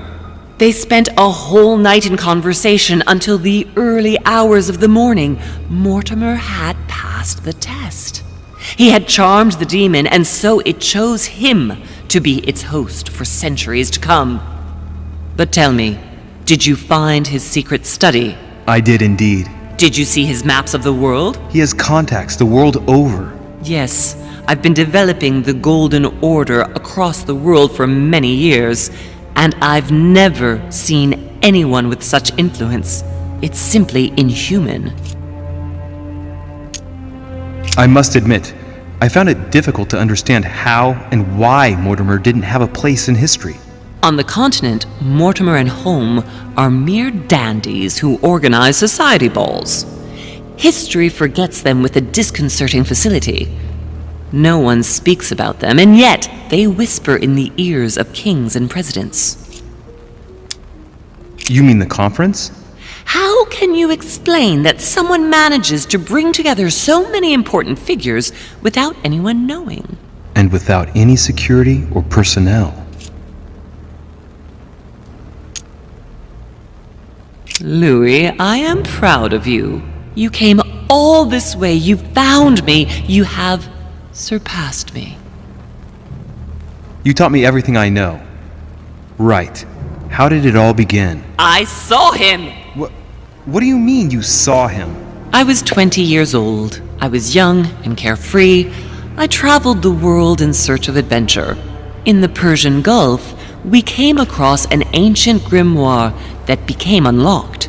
Composed of 7 parts, each one was a book in itself, set in a sort of metal armor that structured the whole thing. When all the volumes were brought together, they formed a single book. On my return to Paris, I set to studying these pages. I spent all my days and nights studying them. Oh, I can imagine you doing that. But the writing was in a language I had never seen before, developed well before Sumerian in my opinion. So I got the idea to form a small occult circle composed of all the major names in the occult world to see if anyone else could crack it. And you found no one. And I found someone, Louis. I found him, or rather he found me. He was young, charismatic, he was flamboyant. You mean Mortimer? He was a veritable mine of knowledge. I showed him the book, and he was able to decipher a few passages. We spent several months together studying the pages. He helped me understand certain passages until I realized that he only translated a few parts for me. But I had aroused his interest. It was too late. How so? I mean to say he manipulated me. He used me, and in the end, he stole the book with all its secrets. Did he ever go to your place? Not once. At least I don't think so. But before disappearing, he proposed a pact between us. He proposed that I follow him and let him teach me, allow him to bring me up. And you refused, of course. Why, naturally, Louis. You don't make deals with the devil. After that, I spent my whole life looking for him. 3 years later, in Berlin, I just missed him. In London, I lost 6 members of the order in a chase. In 1741, in Tunisia, I found a sect of fanatics who had crossed paths with him once. 1741, in Poland. 1749, in India. 8 years ago in Venice. We agreed never to speak about what happened in Venice, Louis. You agreed, and that was before you spoke to me about demons. Wait, the baby we delivered, you and me, that night in Venice, did he have anything to do with Lord Mortimer? The child was his son. We stole his son? Are you insane? I always thought we took him to save him. That was the case. It was precisely to save him from his father. Need I remind you the mother died during childbirth? What became of the child? Later. For the moment, that is not the key issue here. Once we found the Al-Azif in Paris, I followed von Borchart's trail here. I didn't think it would lead me straight to the demon. It was careless of me. He toyed with me for a few days, until I caught on, until I saw him as he was. But he had no intention of letting me leave. We are all his pawns, Louis, and if we don't want to spend the rest of our lives turning round in circles here, we must absolutely get off this island. All right, can we move on? Wait a minute, one last thing. I want to know what happened with Elizabeth Adams. Louis, we haven't time for those details. I'm sorry, Mother, but I want to know. She was one of the receptacles for these monsters. I met her parents when she was born. One of the demons got inside her. The demon used her to spy on her father, John Adams. He is one of the founding fathers and vice president of the United States, you know. Mortimer possessed her? No, I don't think it was Mortimer. Her father, John Adams, hired me to tend to her, but the evil in her was too deep. In spite of the various treatments I tried on her, I never succeeded in getting it out of her. It's not something I'm proud of, Louis, but I had to try everything. Do you know who killed her? Absolutely not. What did you negotiate about the Al-Azif with Volner? Absolutely nothing.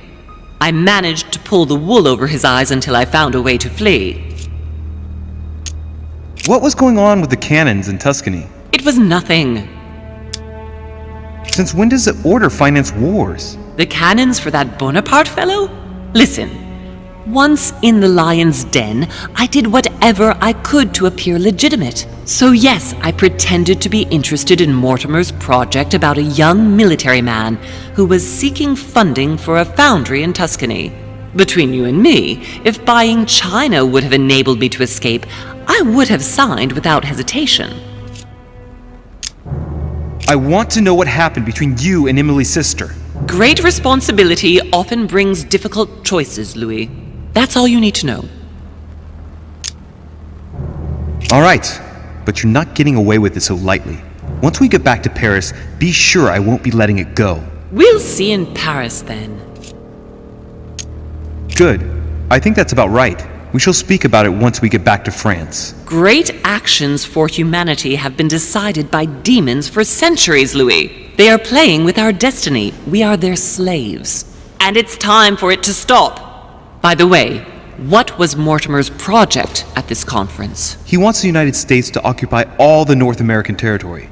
France should recover Louisiana and give it to the United States. In that case, the Americans would just have to push west to chase the Spanish from the continent once and for all. And as Mortimer controls Washington, you may just as well say that it will put him at the head of a world superpower. We should do our utmost to put a stop to Mortimer's plans. But for the time being, there are more pressing matters.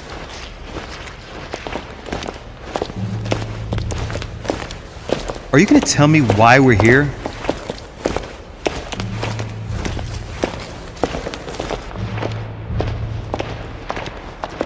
There! That's why we are here.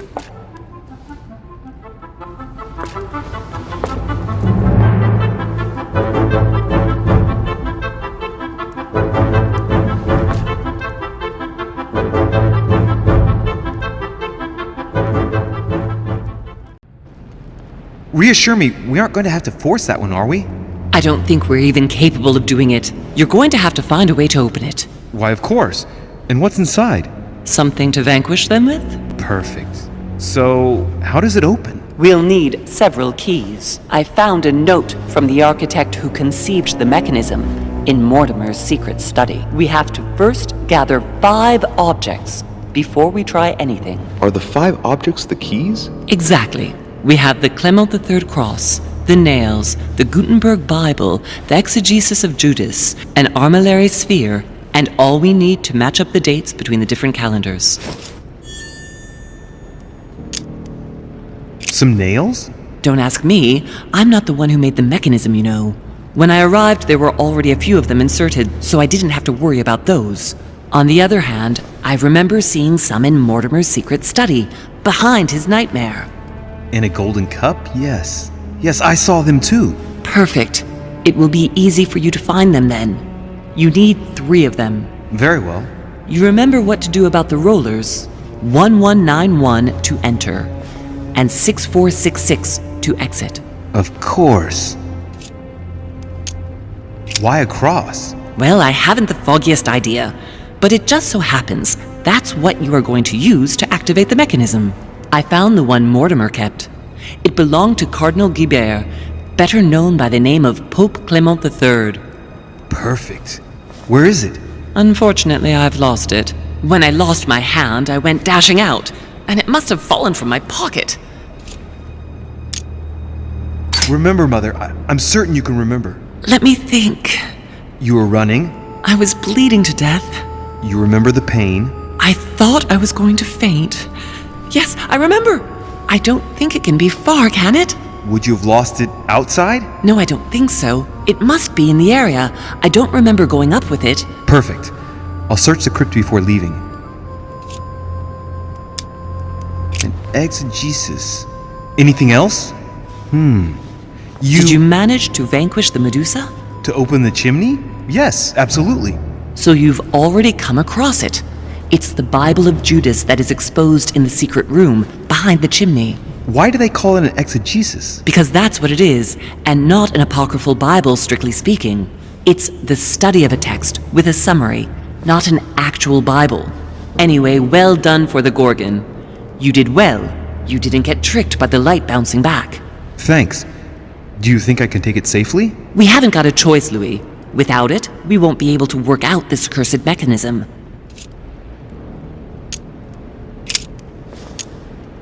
This is the book in which you left your correspondence with Duchess Hillsborough, isn't it? That's right. You still believe it's in the tower room, don't you? I don't know. There is only one way to find out, though. Right. I shall go and see. There's one in the portrait gallery. Yes, but it's enormous. If you don't want to have to go back and forth several times, then I suggest you get a smaller one. What did you do then? I didn't think I'd need one. I started without one, and I lost my hand before I did need one. And you can see the result.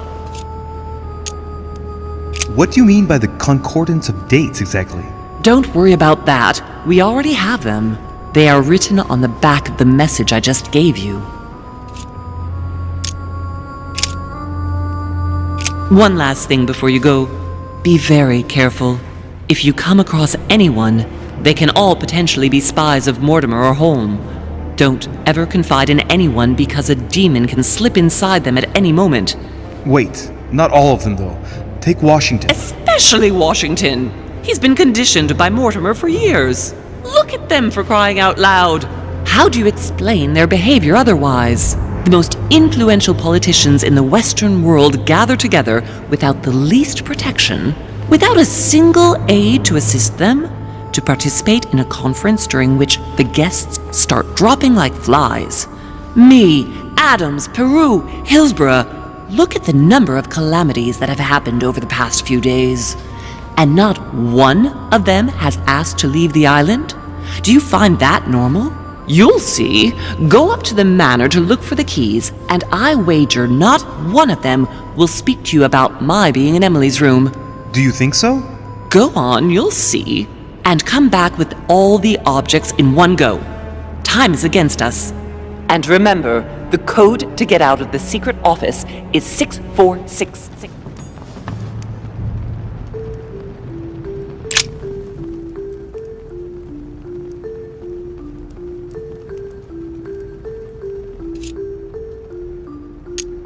Tell me, Mother, you wouldn't know anything that might save me some time, would you? That's where you'll have to put the Clement III cross.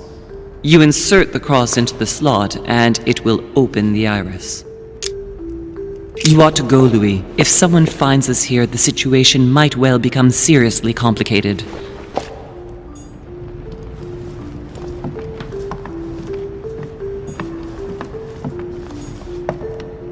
What on earth is that? A disc with information engraved in the metal? An iris that should open, I imagine, and blood. Mother? The dried blood. There. Yes, it's mine. Sorry if I stained everything, but I must admit that, at the time, my thoughts were more on the pain than cleaning up after myself. They're Roman numerals, Arab numbers, and town names. Go on. I'm listening. What do you think? All the town names mentioned have something to do with Christ, haven't they? Golgotha, Bethlehem, Nazareth. Exactly. Tell me, I imagine that once we've solved this enigma, the iris opens, right? Exactly. How many nails are needed again? 3. 1 nail per type of information, I'm guessing. In other words? Well, a nail must be placed on each Roman numeral. 1 nail on an Arabic numeral, and 1 nail on a town. Well done, Louis. Did you succeed in opening this iris? Yes, by putting the cross on the console and the 3 nails on the disc, the iris opens. It gives access to a hole where I put my hand, thinking I could fully open the iris. There's a handle at the bottom, and as you can see, it didn't turn out very well for me.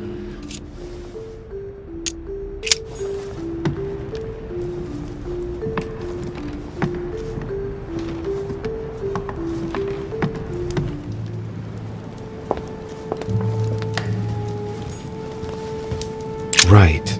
It's definitely an armillary sphere, but I have to find one that I can take with me. Otherwise, I risk drawing too much attention to my comings and goings. Now, where can I find a smaller one?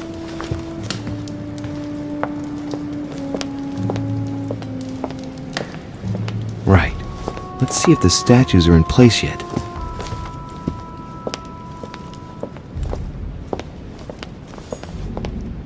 That statue is not positioned correctly.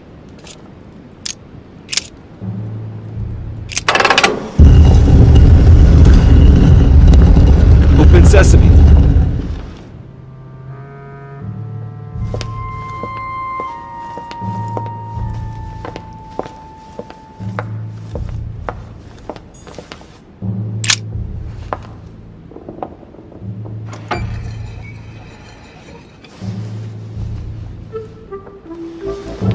So that's the exegesis of Judas. I hope Mortimer doesn't read it very often, otherwise he's going to notice that someone's stolen it.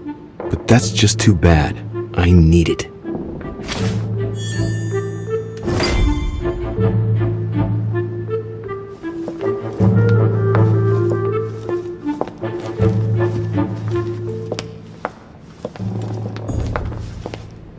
Right. I've got what I need. Now let's not waste any more time.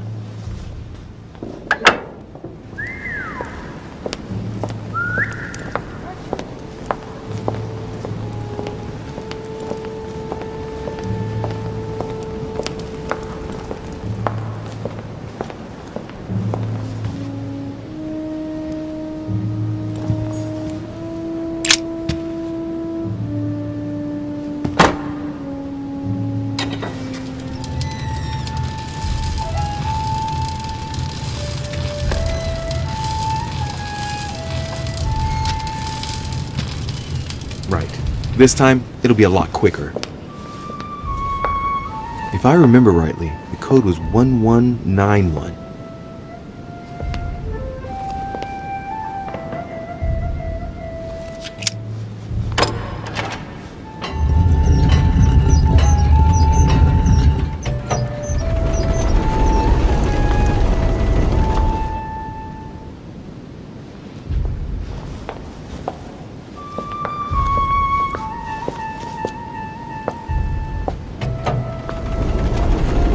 Of course.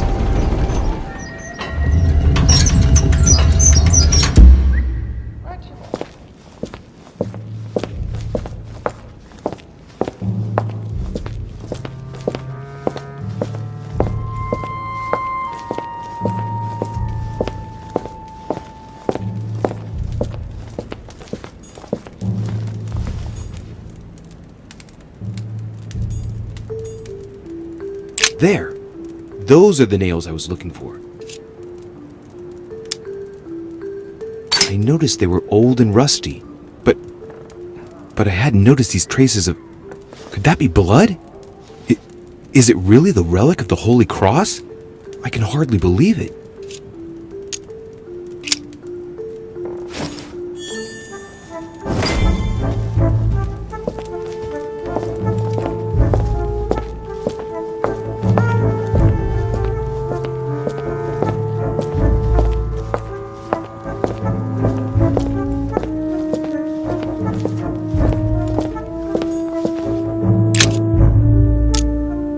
All right, come on, let's get out of here. 6466, if I remember correctly.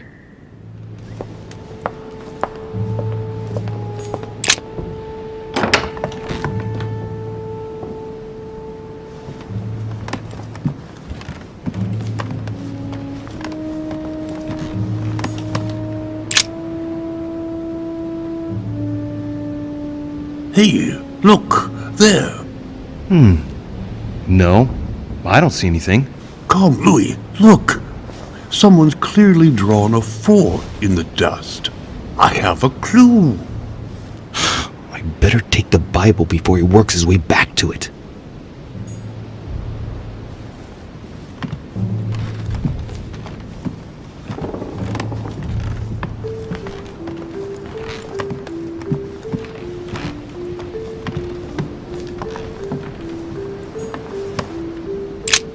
The Bible's still there.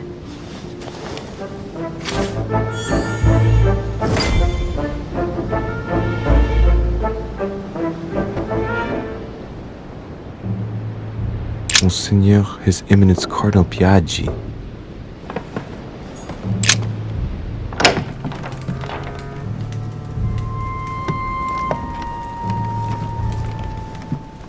Ah, Louis, come in. Your timing is impeccable. I wanted to have a word with you. Oh, here we go.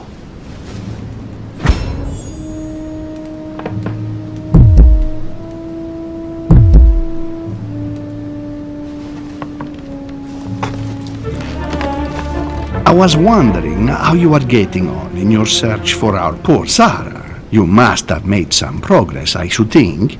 I am terribly worried about her, you know. Come on, get out of here, Louis. You're in a hurry. Any news of her? I don't know why, Your Eminence, but I get the impression you're asking a question to which you already know the answer. Let's say I have heard rumors, but I prefer to ask you the question directly. Well, what have you heard exactly?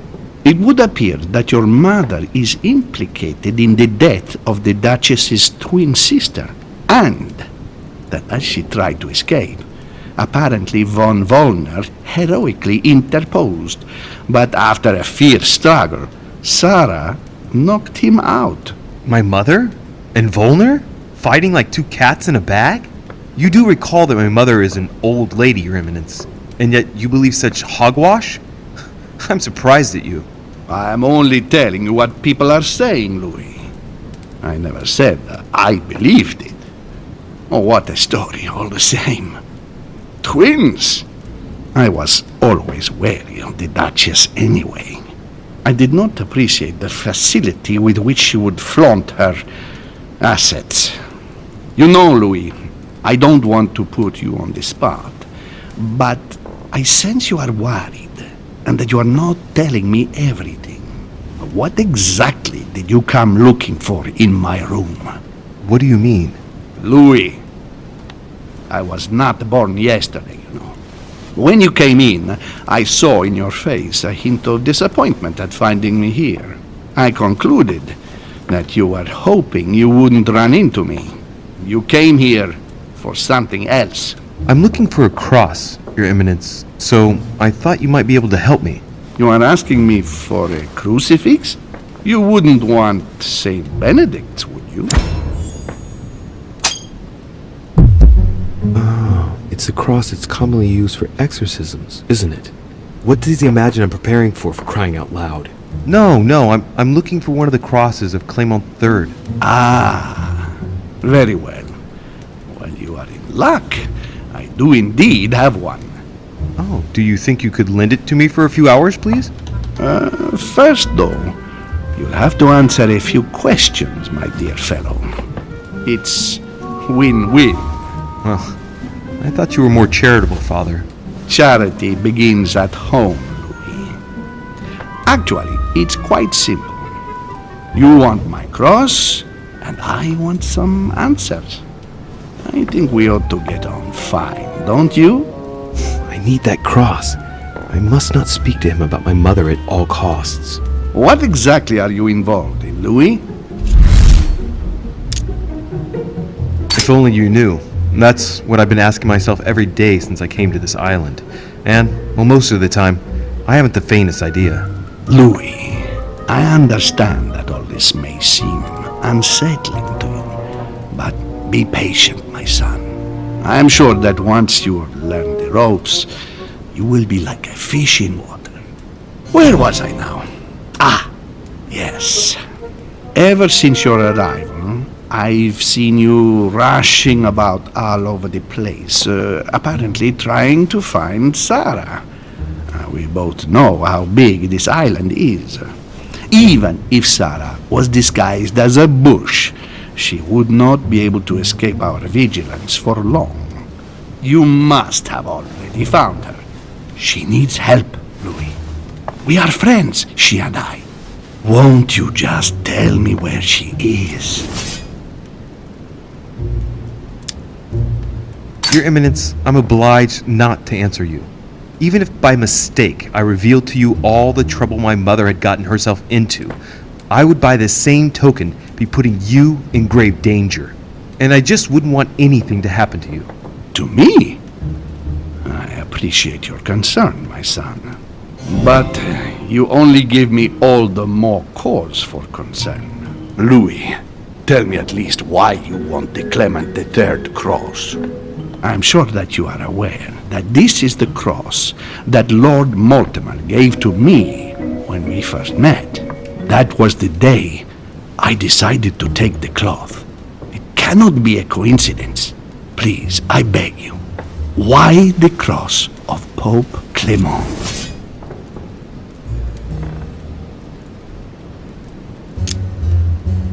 Your Eminence, I sense that evil is rampant in these parts. Help me. I need protection. Please let me have the cross. I beseech you.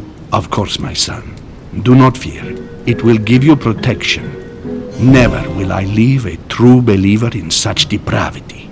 Louis, thank you for trusting me. I shall not forget it. You can take my cross. Here. But please return it to me once you have finished with it. Thank you. Thank you, Your Eminence. You're a lifesaver. I have no time to lose, so I might as well not bother him.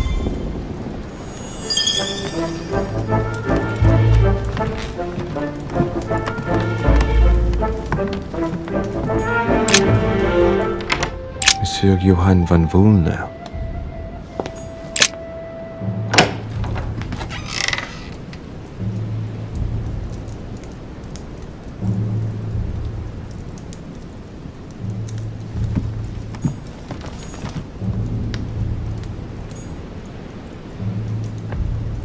An armillary sphere. Perfect. That will save me some time. I only hope that he isn't going to realize it right away.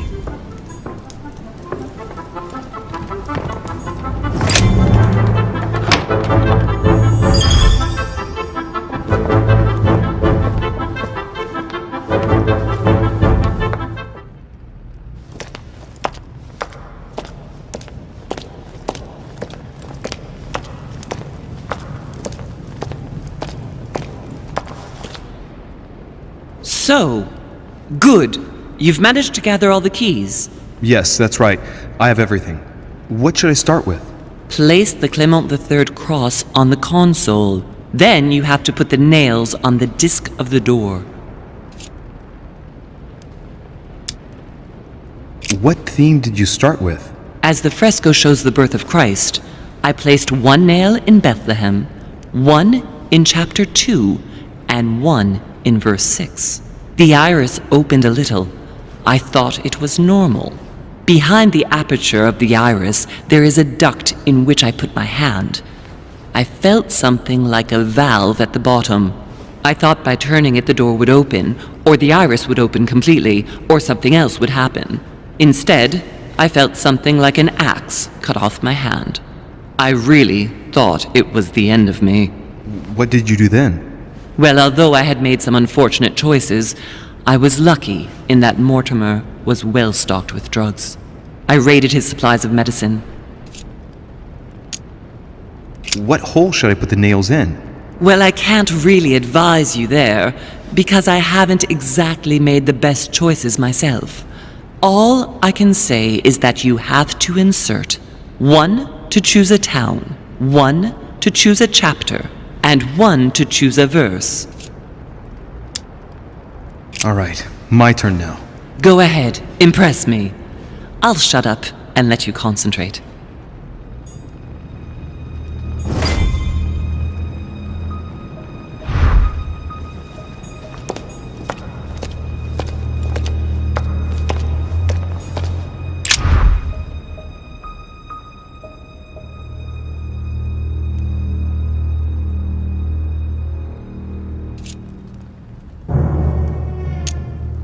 The fresco clearly shows the birth of Christ.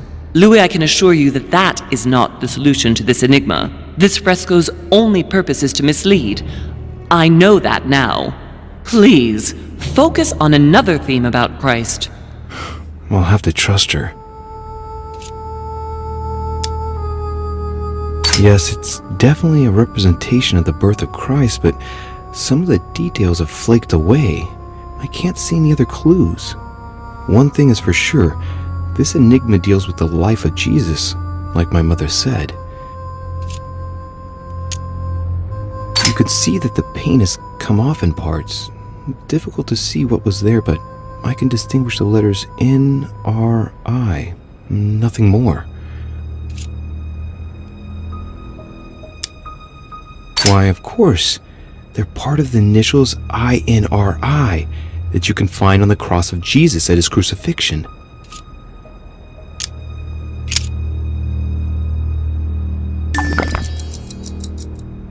If Mortimer deliberately set a trap by showing the birth of Christ, then maybe the solution is the contrary. The death of Christ in that case?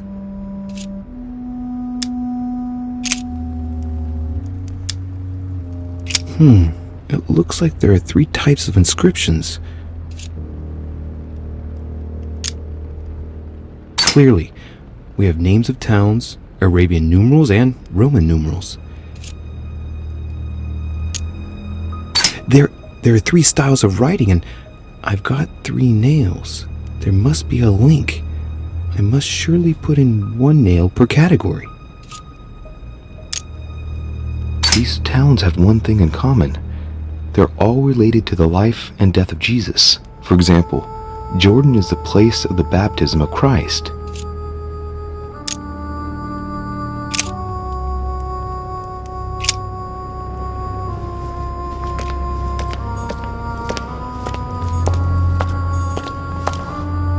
This exegesis contains comments from Judas on the different Gospels. It only contains certain chapters and verses, and the chapters are indicated by Roman numerals.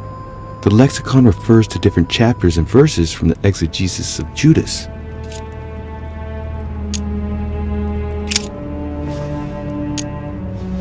Chapter 19, verse 17. Jesus was crucified on the 8th of Nisan, 3793, in a place near Jerusalem. The Romans put a crown of thorns on his head. Chapter 19, verse 17.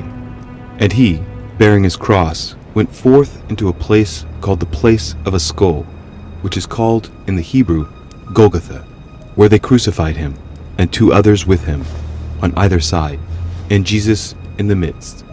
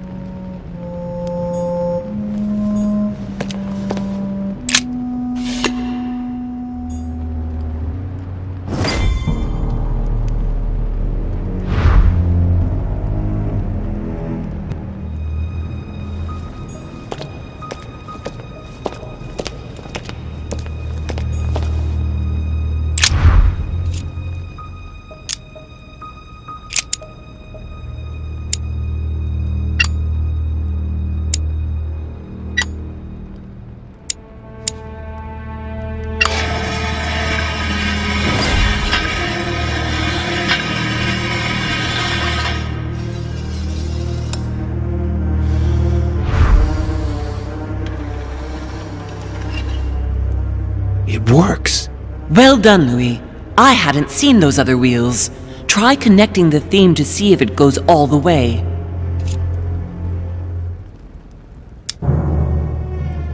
There must surely be a connection between the wheels. There are different icons on this wheel, but it looks like some of them can't be connected to the other wheels. Mother, what do you think? As I told you, I didn't get that far. Nevertheless, these icons do represent moments in the life of Christ.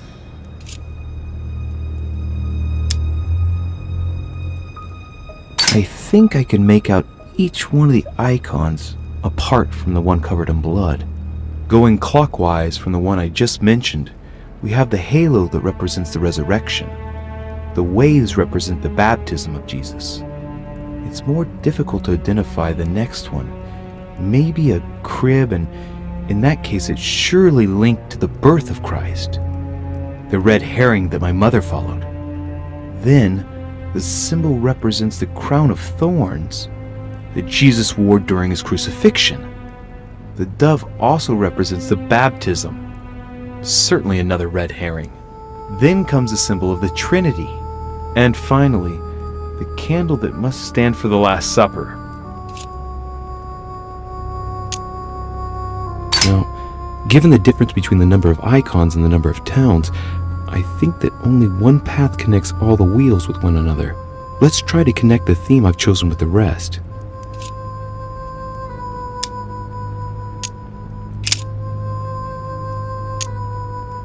This wheel contains several symbols made up of 1 or 2 figures and 1 letter. The highest figure does not exceed 31, and each letter corresponds to a month of the year. A for April, and M for March. I think these symbols must represent a specific date.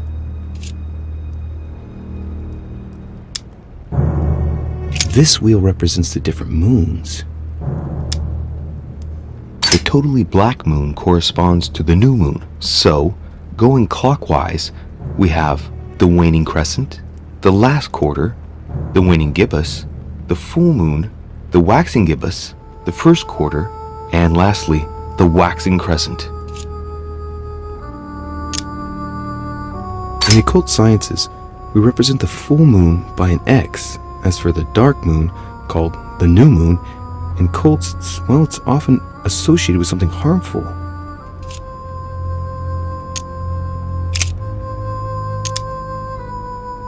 Look at this. There are notches between each of the wheels. So, I have to link the name of the town from the theme I've chosen to an icon, then to a date, And finally, the date to the moon.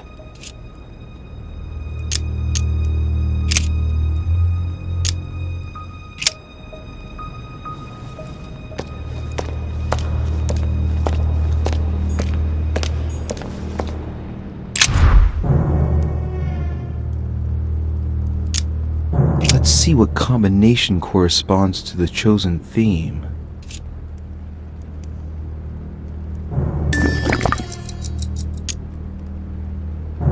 According to the architect's notes in the armillary sphere, the moon during the crucifixion was a first quarter. That's the one with its left half in the light.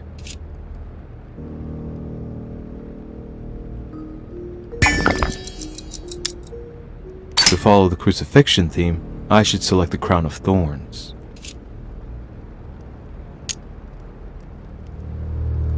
By following the clues in the Bibles and the architect's notes, the crucifixion took place on the 8th of Nisan 3793, according to the astronomers of that time.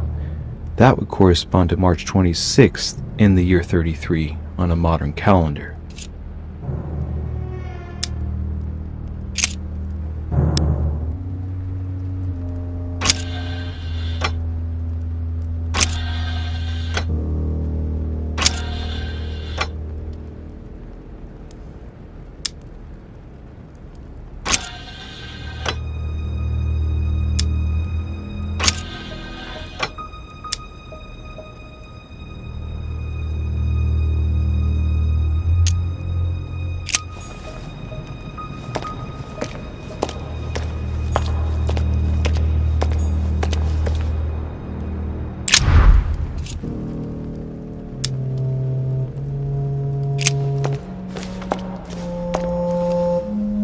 I can feel the lever at the bottom. Good luck.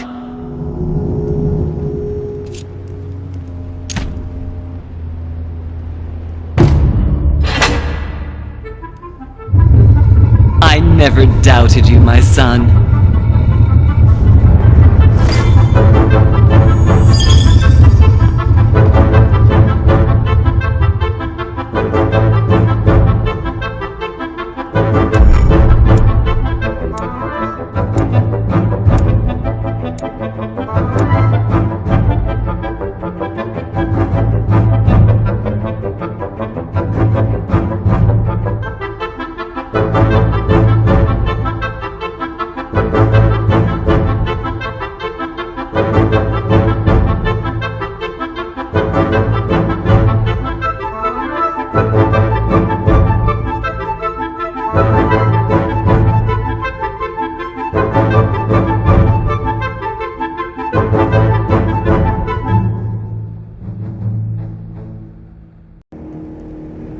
I sense that Mr. Peru is about to surprise us too. I believed in him. I followed him to the best of my ability. I championed his ideas, defended his decisions, and then, without even realizing it, I became lost. Now that I've told you everything, you want to take my place, do you? No. I am Emily. You are wasting your time. Louis knows very well how to tell us apart. Someone had the bang coming from the Duchess's room, and she isn't answering. Louis, you really must learn to conceal your weaknesses better, if you don't want your foes to use them against you.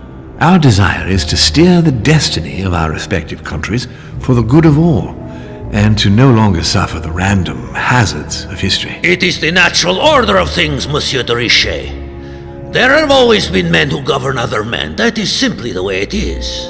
History forgets them with a disconcerting facility.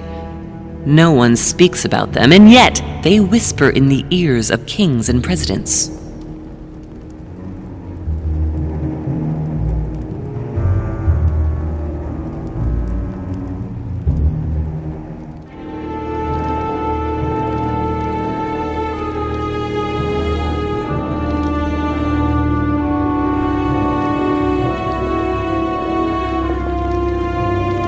But where are we?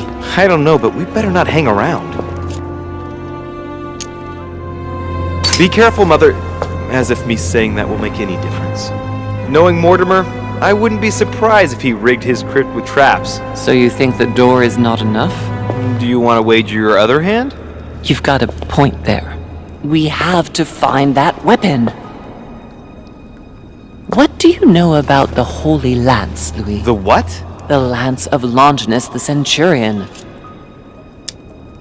Now that you mention it, I did catch Von Wollner in the middle of an altercation with Piaggi. What? Von Wollner blamed His Eminence for having supplied Mortimer with all the lances in the Vatican's possession. If Mortimer has all of them in his possession, it's not going to help us. Seriously? You don't really believe that fable, do you? Every fable is founded on true events. I'm not saying that everything adds up, but imagine if it really did exist. Very well. Now what? Well, now you know what you need to find. Pardon? I have to get to the wharf to prepare our departure. Let's get off this cursed island as quickly as we can. We shall come back when we are ready and armed. But hang on. Louis, let's first get to safety. We shall come back when we have the upper hand. Fear not. You take care of getting the lance. It's imperative. I'll take care of preparing our departure. Hang on. At least tell me everything you know about this lance. But I have never seen it. There's nothing else I can say, Louis. Well, you can always go snooping around Mortimer's study. I remember seeing paintings of Longinus there. Hang on a second.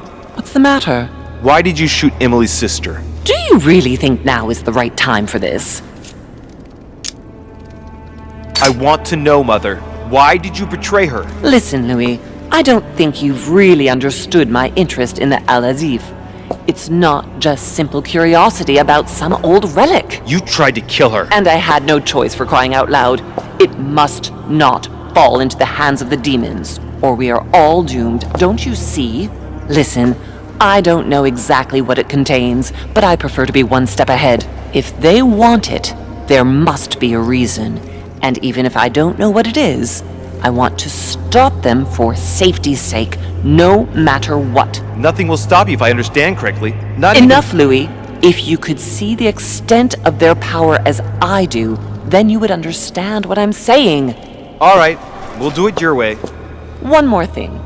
If they find you in possession of the lance, they won't let you get away with it. Choose only one and hide it under your jacket so you don't get caught with it. Then run and meet me on the wharf. And if I get caught? If they catch you in possession of the lance, we're all doomed. Do you understand? Perfectly. Good. And go talk to Piaggi. He's the one who probably knows the most about this. The Bible must mean the lance which finally took the life of Christ. The Gospel of St. John is the most detailed on the subject of the crucifixion. When they came to Jesus and saw that he was dead already, they broke not his legs, but one of the soldiers with a shimmering lance pierced his side, and forthwith there came out blood and water. And he that saw it bore witness, and his record is true, and he knoweth that he saith true, that ye might believe. A shimmering lance? What is this telling me? The name of the Roman soldier who killed Christ never appears in the biblical canon. Yet, it is said that he was a centurion and was called Longinus. The medieval Hermetic traditions evoked the idea of using noble materials for relics, which the monasteries often made themselves in order to attract pilgrims. Of course, they had to inspire greatness. So here, we might think of gold, whereas a centurion could not have hoped for anything better than copper at the time. The true lance would not have been a luxurious weapon.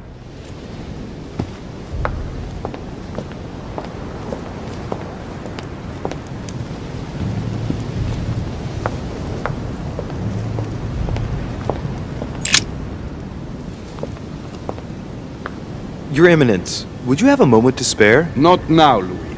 Please, leave me alone. I beg your pardon? I want to be alone. Very well. I'm only searching for information about the lance of Longinus, the soldier. If you could... You are not listening to me. You are playing with fire. I heard you speak to Mr. von Wollner about it, and I was wondering if you could tell me something about it. That was a private conversation. How could I have known that he was listening to us? I see what you mean. Louis, don't push it. Leave while you still can. Your Eminence, are you alright? Your Eminence, are you with me? Can you turn around, please? What do you want to know about the Holy Lance, Louis? Your Eminence, turn around. This is the weapon used by a Roman centurion on the very day Christ was nailed to the cross. Look at me. Longinus thrust his lance in the right side of Jesus. Please. As you wish.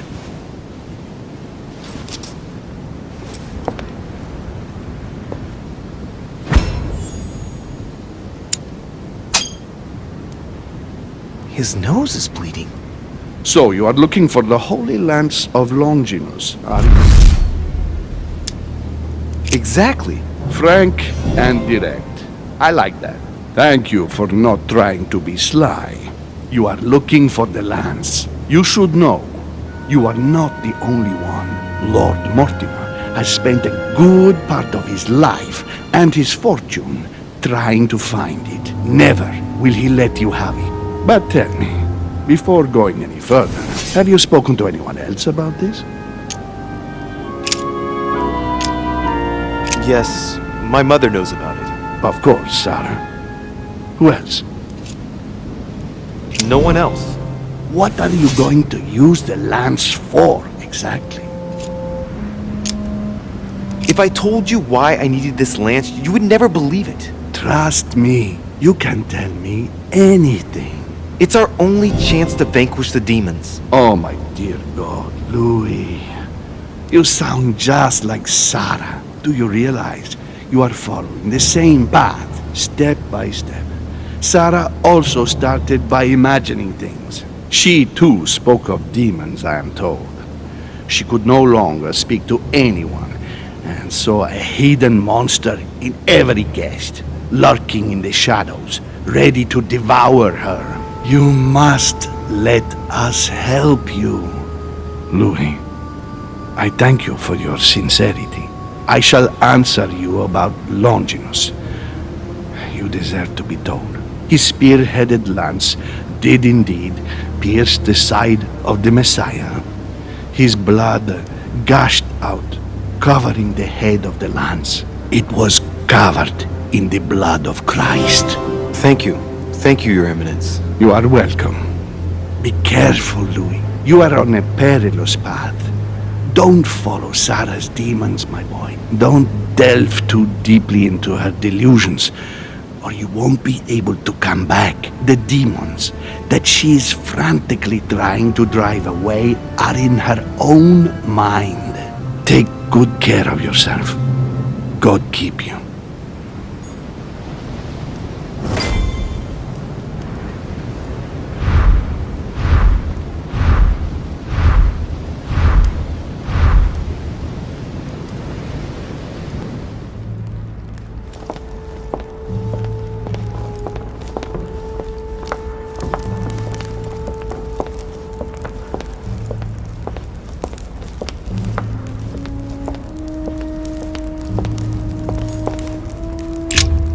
Good evening, Mr. President. Good evening. I'm back on the trail of my mother again. I don't have time to explain, but would you know anything about the Holy Lance? That's good news. But be careful, Louis. You might end up getting noticed. Do you know anything or not? No, I regret I don't. But why not ask von Wallner? Theology is his field, after all. That's an idea. In that case, I'll try and find him. You are keeping up the good work, I see. But I'm telling you, keep your guard up. Everyone is rather on edge right now. You're right. Thanks for everything, Mr. President. See you later. Monsieur Johann von Wallner. It seems like he isn't here.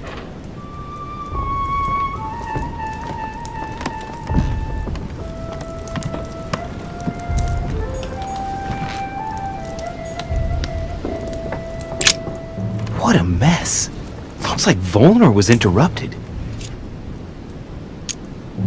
Looks a lot like straw. And he's drawn something in a hurry on this sheet. Straw on his desk.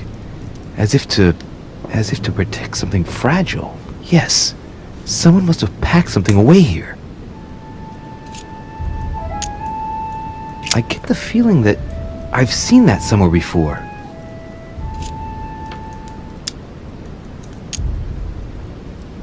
I've seen occult inscriptions like this before.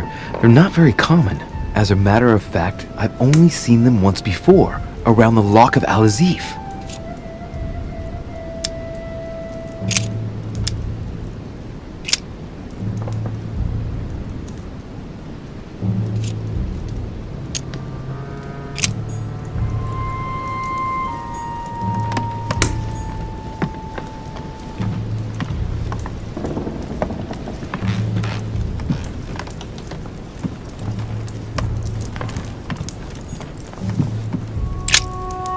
So, let's see what Volner has in his bookcase.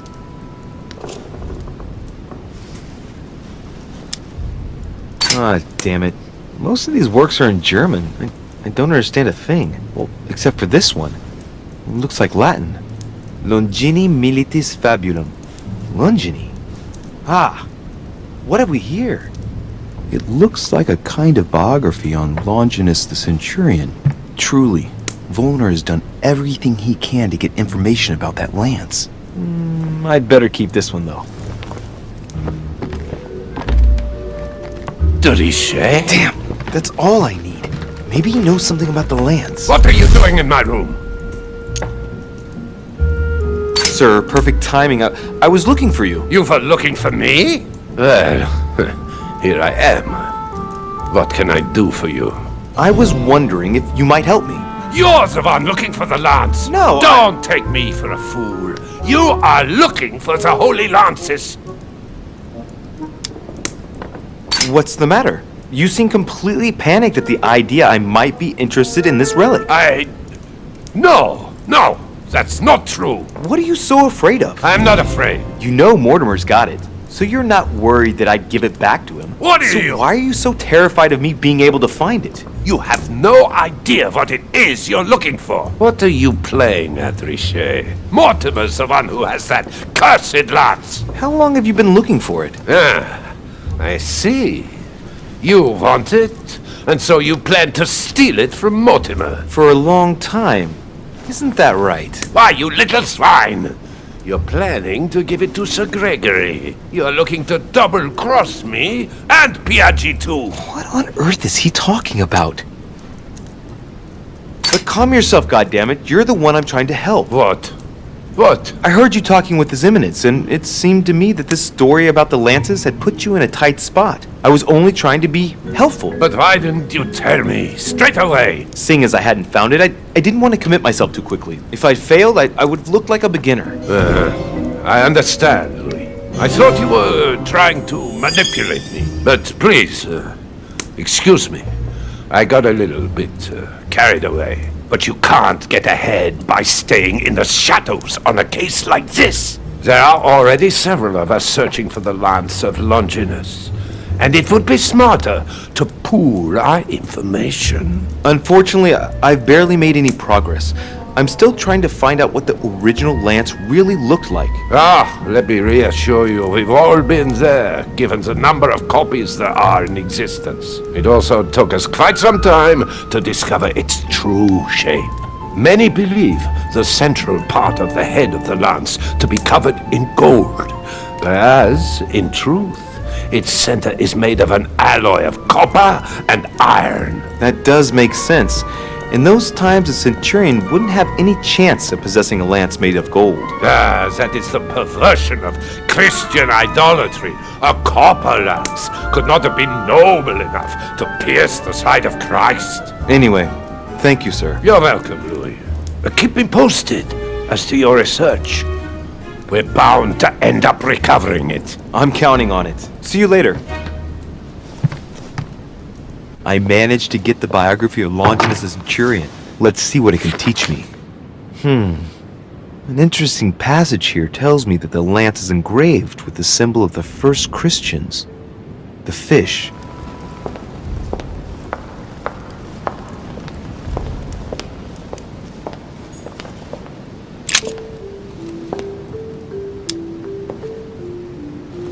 Adoration of the Shepherds with Saints Longinus and John. Giulio Romano, 1534. Longinus is holding the Holy Lance in his left hand, and I'll bet he's holding the sponge soaked in holy blood in the other hand. Yes! Here we can see that the Holy Lance is represented in the shape of a spear. I better make sure I check this twice. It's a work that dates from the Renaissance. There's nothing to say that it's not based on erroneous elements. This work is an order from Lord Mortimer. All the details have been conceived with a specific goal in mind. Upon closer examination, you can see that even the style clashes with that of most of the other works in the manor. No, if Mortimer has taken special care as the conception and the exhibition of this painting in his study, in the same way as for the nightmare painting, it must be of some significance. And that is indeed the true shape of the Holy Lance, a spear shape. But I believe what I read in the letter from Milan addressed to Mortimer. There's every reason to believe that this painting has been modified according to his guidelines to represent the true shape of the Holy Lance, a spear shape. There's only one way of being sure. I'll have to find other clues that will confirm this information.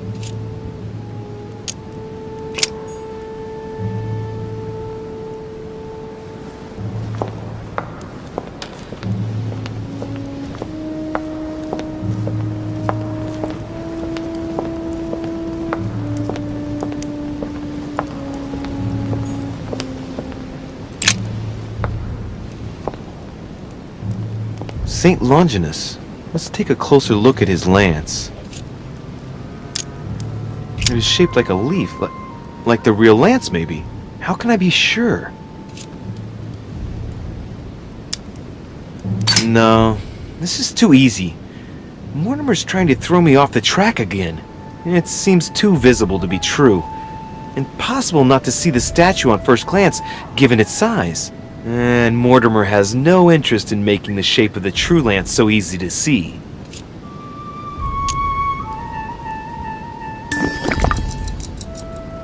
Hey, looks like there's a symbol engraved on the tip. Yes, a fish. The Christian fish, no doubt. It can't be a coincidence. It must have been done on purpose. Huh, good thing I took a closer look.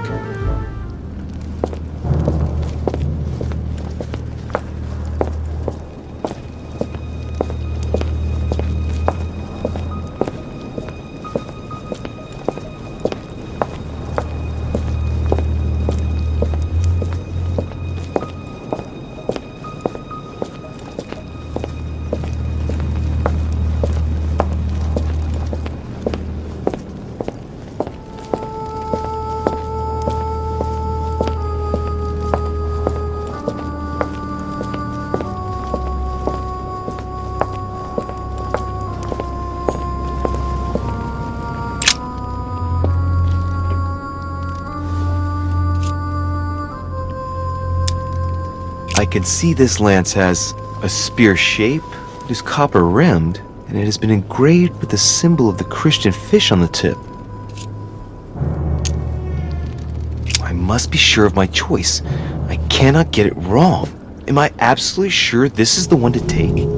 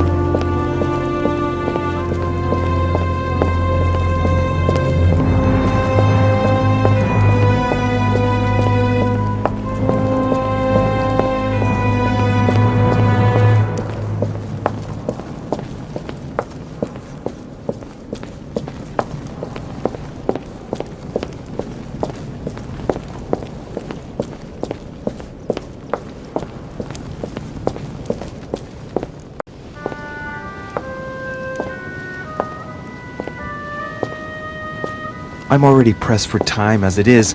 Mother's waiting for me on the wharf. De Richet, sticking your nose everywhere again. Wow, what's the matter with him? Excuse me, monsieur. I don't follow you. I haven't come all this way just to fail so close to the goal. Why? What are you talking about? I am talking about what you are doing. This conference is going to boost my career. There is no question of me letting you ruin everything. I just surprised Piaget and Volner talking. You are about to rob Mortimer. Give me what you took from him, immediately. Let's keep calm, please. I don't know what you're talking about. I'll have to cut this short, quick.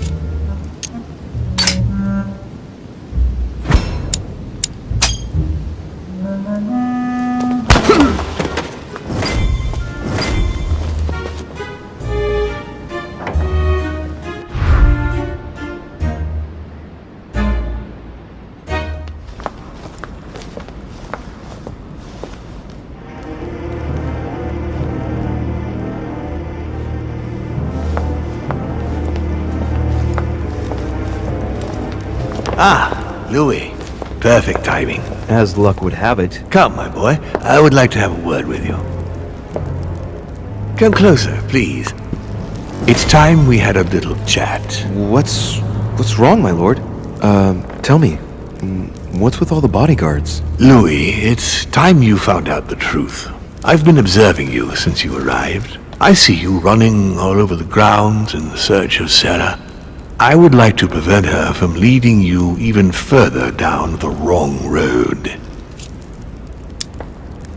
The wrong road? Louis, Sarah has made her own choices of her own free will, and I would like for you to have the same chance. You see, Sarah and I have known each other for a very long time, Louis. I am aware of her theory. About me, about Gregory, about the demons. She's right. Look at me. I have inhabited this body since 1191. For the last 602 years, I have been this dear William Mortimer.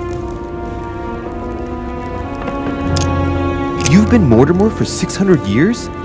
How long have the demons been among mankind? Oh, I don't think I'd be lying if I said that we have always been here. If I follow you, you must have witnessed some of the greatest moments in history. You could certainly say that, yes. Did you experience ancient Rome? Oh, yes. Luxury and decadence, Louis. My family did indeed reign supreme, but from this period I retain only the works of my friend, Marcus Vitruvius Pollio. I've noticed that you have a passion for the Crusades. Among other things, yes.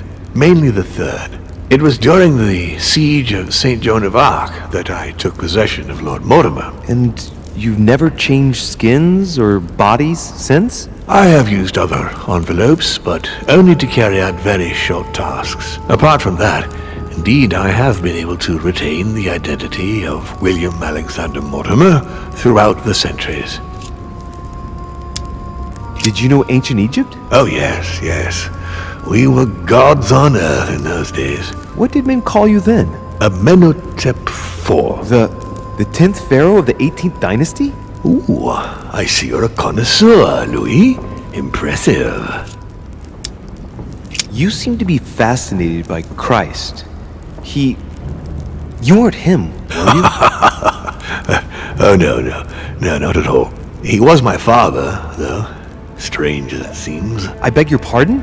Am I dreaming? Please tell me I'm dreaming. We should have the chance to talk about all that again later, but yes, he was my father. All the mythology surrounding Jesus of Nazareth really stems from my father's prideful need to show himself among men.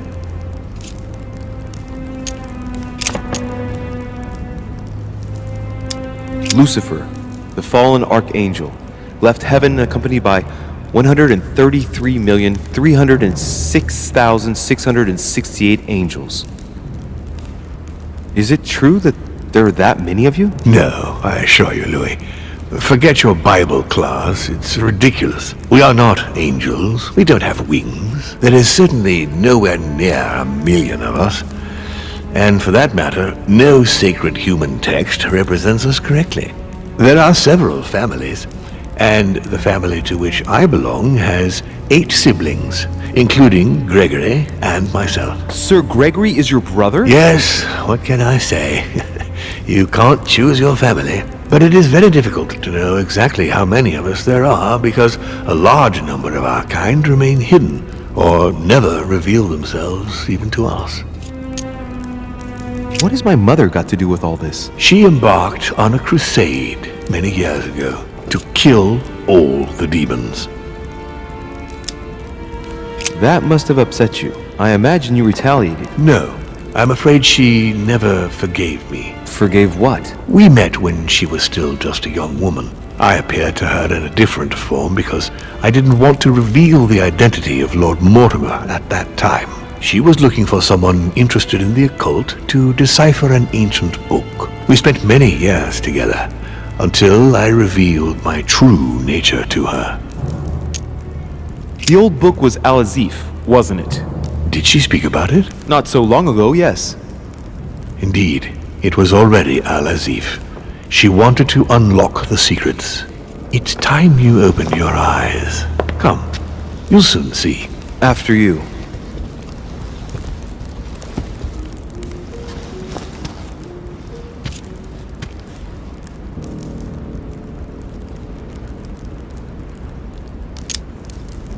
Did what happened to Elizabeth Adams have anything to do with you? Unfortunately, the poor girl became an issue between us, in spite of herself. A family of demons is still a family, and as in all families, there are disputes. Elizabeth's family, the Adams, has always been under the patriarchal control of my father. As he and myself are not really on very good terms, sending poor Elizabeth here was terribly rude of him, really. You did accept, though. No, I would say rather I was presented with a fait accompli by Gregory and went along with the intention of helping her. But this is my castle, and everyone is the master of their own home. It was you who killed her. The child was already condemned, Louis. My father would never have let her be. I had to pass inside her mind and, yes, make her take her own life. Trapped between the unyielding control of my father and your mother's terrible treatments, I wouldn't wish a life like that on anyone. Would you? So neither my mother nor Peru were ever guilty. You just gave me the runaround with that whole investigation. Now don't take it the wrong way. I was obliged to keep up appearances so that Gregory wouldn't suspect me. And it enabled me to size you up, Louis. I hope I've answered all your questions, Louis. Come, I've something to show you. There is one question that remains to be answered. Why me? Why tell me all of this? Oh, haven't you guessed yet? I think you sorely need the Golden Order, and you want to make sure you've got it. Really? You really think I'm that desperate? Well, I did think so, but now I'm not so sure. Look, we are of the gods, Louis. Always have been. You, as much as me, you are one of us, Louis. You too are a demon. Are you serious? You know it. Deep down inside, you know I am telling you the truth. Where do you think that natural, charismatic presence comes from? Your talent must already have manifested itself somehow. Have you ever had any visions? No. Stop it. It's absurd. Have you never found yourself suddenly inside someone else's body without knowing why? No. Whilst asleep, maybe? That's how it often happens the first time. Your spirit wanders unconsciously. My mother can't have lied to me about that. It's true. Your real mother would never have lied to you. What do you mean? Louis, I would rather you found this out from her own lips, but it's important that you know. Sarah is not your mother. What? I'm sorry you had to find out this way, Louis. But you must know the truth before you commit an irreparable act. No, no, it's not possible. You are my son. Liar!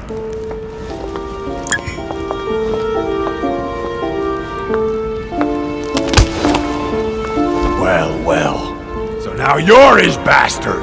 You really took me for a fool. Don't make a move, you clowns! Everybody keep calm. Don't say a word or I'll shoot your kid! Not so clever now, are we? At last I found a way to put the pressure on you, Mortimer. Look, just calm down, monsieur. You stopped me from ending it all. Because of you, I've had to pay for it. You don't know what it's like. He's in your head. He's in your soul. I never want to feel that again. Jack, I did not betray you. You're just like him. Monsieur Peru, I don't even know what this is all about. It's quite simple. You're like them. If that's enough to make me unforgivably evil, then I prefer you shoot. But I don't feel as if I've changed. I'm still the same man I was an hour ago. They will corrupt you. It's inevitable. And I won't be able to resist, like you are now? Well... Give me the benefit of the doubt. Think about it a moment. So, what are you gonna do now? You've just found out your true nature. What difference does it make?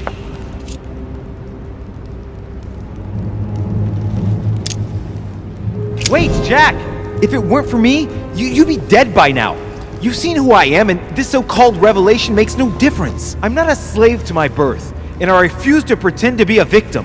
I am Louis de Richet. Do you really believe you've got enough strength to resist him? I am who I am. Only our actions truly define us. And you can threaten me all you want. It won't make any difference. Don't change, Louis. You're strong. I wasn't able to make it. You're just like him. You are already. You can't see it, or you don't want to see it, but it's already too late. In fact, I haven't got any choice. You always have a choice. You know very well what will happen to you if you shoot me. You're going to be held accountable, and you will lose everything, starting with your freedom, and then your head. I told you, I don't care. Not about yourself, maybe, but what about your daughter? It wouldn't be the same for her, would it? Shut up! Shut up! She will be alone, in a world that you know is hostile. What will become of her? That's true, but... Don't abandon her. Not a second time. It's your last chance, my friend. It's over. Come now. You know what I told you. Evil and good depend on you, and not on your nature. Yes, it's true, and the same holds true for all of us. Monsieur Peru, I am willing to overlook this latest scene. You can thank my son for that. I think, however, that you ought to take your leave for your good and ours, as well as that of your daughter.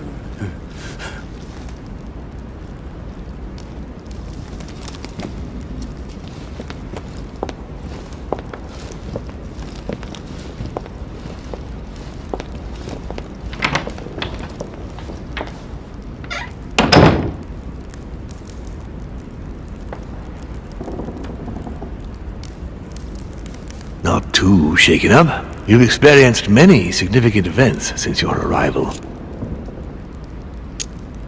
You can say that again. For now, I think you ought to find Sarah, my son. You ought to talk things over with her. So she's been lying to me all along? Let her justify herself. What's done is done. Sarah must explain herself. You must clear the air. We'll have all the time we need to talk afterwards. But all in good time. Before you join her, I'd like to give you something. As a demon, I would like to introduce you to your first talent. What do you mean? Open your mind, my son. Relax. You hold immense power. It's already there inside you. Empty your mind of all thoughts. Just let me show you the way. I should relax. Open your mind. Hear my voice. Feel the vibrations and listen to what has been happening to you deep inside, but which you have been concealing. Trust yourself. It's all already in there. I can hear something. Now breathe. It's a sound, very faint. That's right. Concentrate on it. My voice is growing fainter, but I am here. Whispers, words, mixed voices.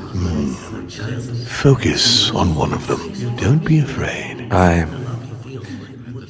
sense a stream.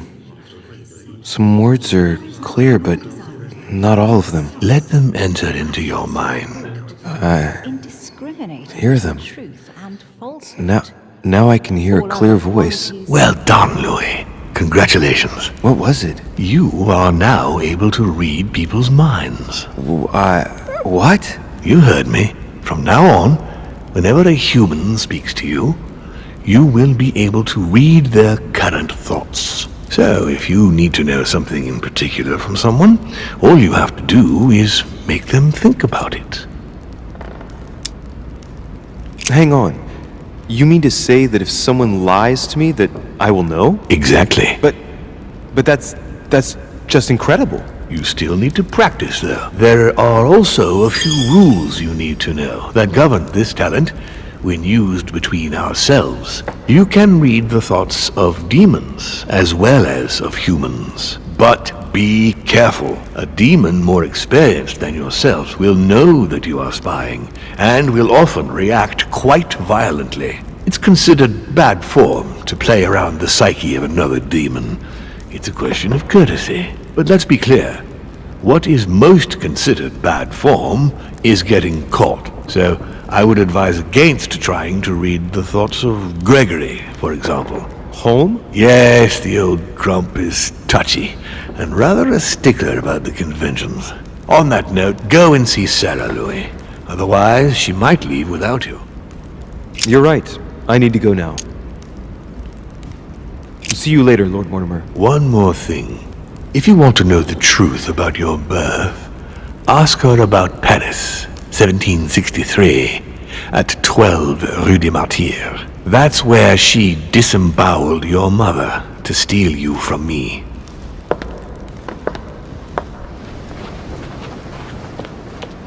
You shot her in cold blood. What is at stake here far outweighs our personal interests. I should... Personal interests? I'm talking about my sister's life. She was my other half. Calm down, Emily. Calm down. Louis, don't come near me. I warned you what would happen if I found her.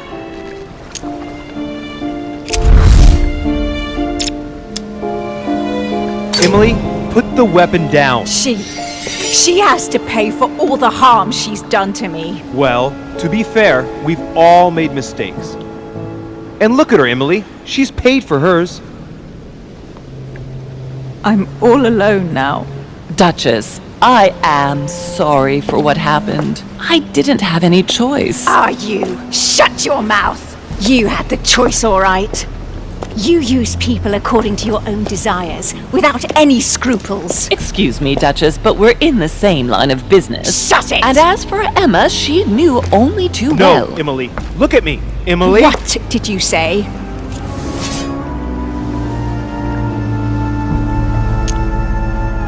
You're not like her. Neither you nor Emma are like Sarah. Ever since you got here, you've always tried to help me. I trust you, Emily. And Emma would never have betrayed me either. No, she wasn't like that. She was loyal. But why did Sarah betray Emma? Why? Your sister was supposed to hide something, and no one was supposed to have been able to find it. And she would never have talked, even under torture. So why get rid of her? Unfortunately, Emily, the creatures who live here employ methods that no one can resist. I was going to get her out of there for God's sake. So what are you talking about? Emily Mortimer's a demon! In the literal sense of the word. What a... Lord Mortimer has been around since the Third Crusade. He fiddles with his family records so he can keep maintaining his identity. I know it sounds crazy, but I swear on everything I hold dear, that's the truth. What? But when did... Louis, Do you realize what you are asking me to believe? I know, but it's the truth, Emily. How do you expect me to accept this? We are in the Golden Order precisely to fight against such beliefs. Do you remember those deeds we found behind the chimney? They weren't fake. There's a reason why they're all signed by his same hand. Demons. In his study, he keeps the Mortimer family tree. They produced only boys, just one per generation since the Third Crusade, and they are all called William. He justifies his own existence, Emily. Look, I'm going to believe you, but if you're taking me for a ride... Unfortunately for us, it'd be impossible to even make up a story like that. All right. I believe you. Thank him. You owe him your life. I have always been very lucky to have him as my son. I really thought my next breath would be my last. Well, anything's possible. This is no time to be joking. Just help me climb aboard this boat, and let's get off of this cursed island. No. I'm not going anywhere, and neither are you, until you've told me everything. For crying out loud, what are you talking about? Paris, 1763, number 12 on Rue des Martyrs. No. I beg you, please trust me. He's manipulating you. We must leave. Paris. Can't you see he wants you? And he'll do anything to turn you against me. Number 12 on Rue des Martyrs. He had to pay for what he did to me. I panicked. There she was with the baby due. I thought it was the right time to touch it, but touch it? By disemboweling her and stealing me from her? The girl was already condemned to die. He never leaves any witnesses behind. She meant nothing to him. And I absolutely had to find a way of stopping him. You stole my life from me. No, Louis, I gave you a life. I offered you a choice. You got to know humanity. You are more human than many of us. From the second I took you in, I couldn't bear to be apart from you. I looked after you, fed you, raised you, like a mother. I know. You always took care of me. I devoted my whole life to teaching you to distinguish between right and wrong, so you would have the choice. You are not like him. But you never told me. I wanted to. I very nearly told you everything, at least a dozen times. You didn't, though, did you? Why? I don't know, Louis. It was easier not to face up to it, not to stir it all up. Don't judge me, Louis. You were afraid of my reaction. I wanted to tell you everything once you were old enough to understand. Forgive me. Louis, yes. I made mistakes in the past, but now I'm ready to... Do you consider me a mistake? No, not you. You are what I am most proud of in my whole life. You are good. You fight to do right.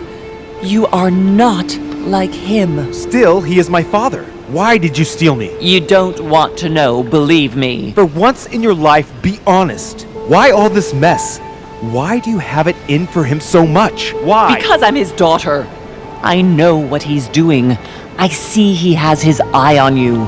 He's hovering around you, tempting you. He did it to me before you. And if you don't live up to his expectations, he will cast you away. Is that what happened to you? I wasn't good enough for him. So he rejected me. What do you mean? He tried to initiate me, but it would seem I am unable to develop his talent. I can't withdraw my mind from my body. I get it. The reason why you abducted me is because he didn't love you, isn't it? He doesn't love anyone, Louis. Don't be taken in. You are my mother. Whatever you've done, I can't take that away from you. It doesn't excuse everything, but in time we will find a way of putting it all behind us. Oh, thank you, Louis. Thank you. I will never lie to you again. Come on, let's go. No, Mother. I'm not going back with you. I can't. What do you mean? Louis, you can't stay here. Don't worry about me. I have to stay.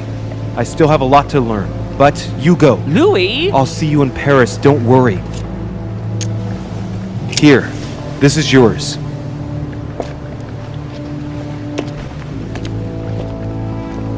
Don't forget, Louis, you've got the lance. You can beat him. If you hit him with it, he won't be able to escape from his mortal envelope, and he will die with it.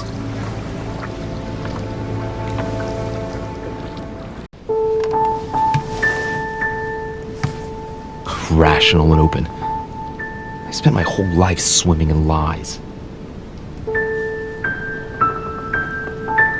Emily, what a waste. I feel like I know nothing. That I have to learn everything all over again. I'm a demon.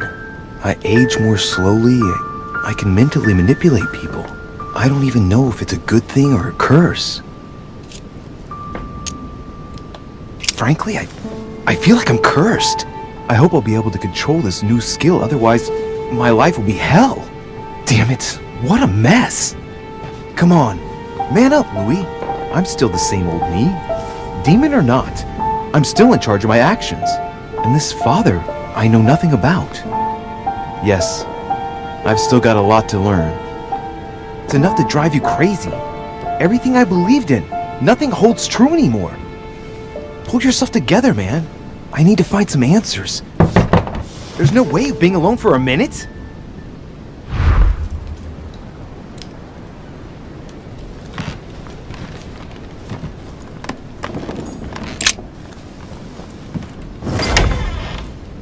Sir Gregory? Good day, Louis. I think it would be good to talk. How are you feeling? I don't know. I understand. I heard that William spoke to you at last about our nature and our family. It's a good thing, but you must be a bit shaken up.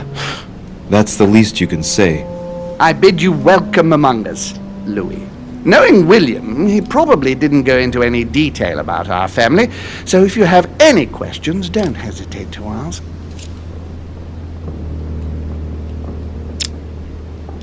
How many of us are there in the family? We are 8 brothers and sisters.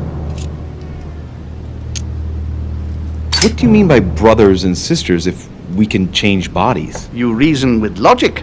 We have retained the human habit. When we first come into this world, we retain a certain attachment to our first envelope. If we are born as a man, we are brothers. If we are born as a woman, we are sisters. But I must admit, it has absolutely no real importance. They're just bodies. Well, tell me then, are there any other families like ours? There are officially 7, but we're the oldest and therefore the most powerful.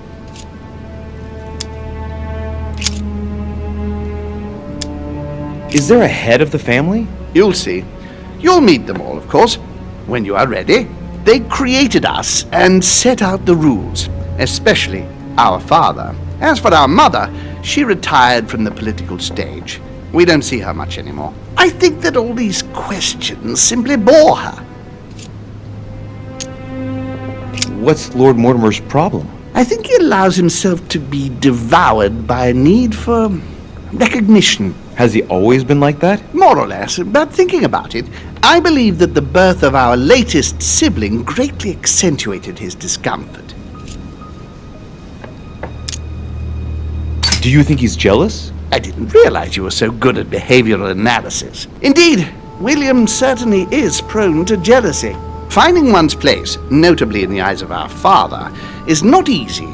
And we each do what we can to succeed. But I can't justify this perpetual rebellion against our rules.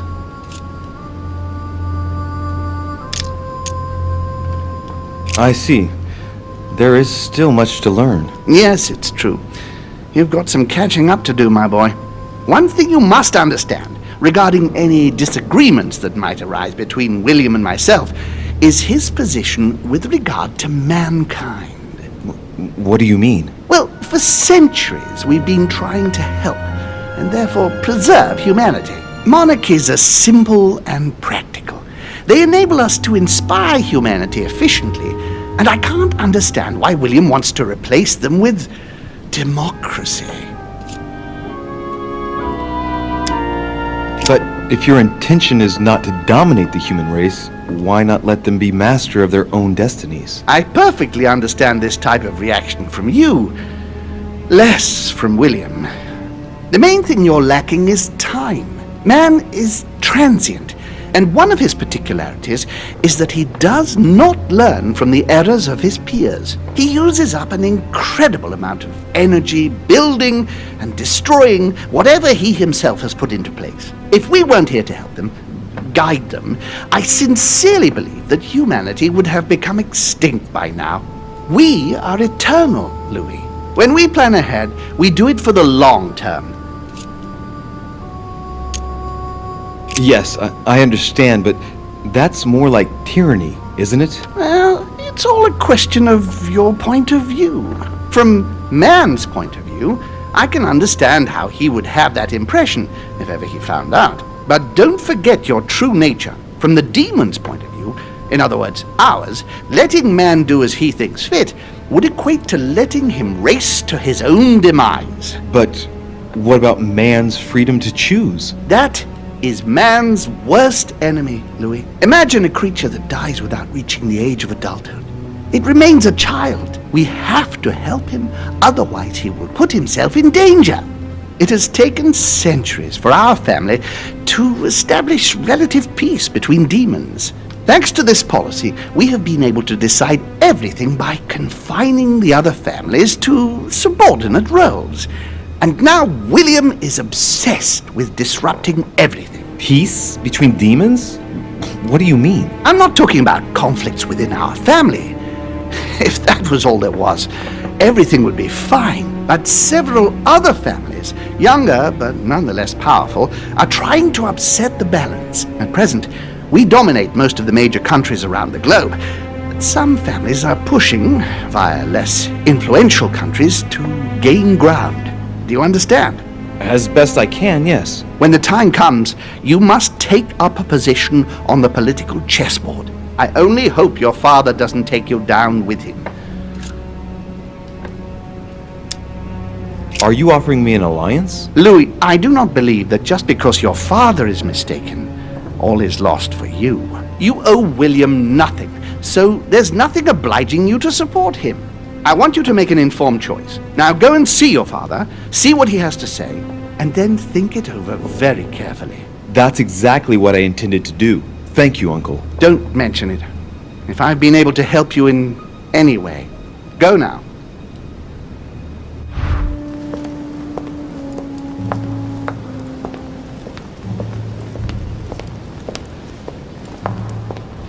Louis, I was sure you would stay.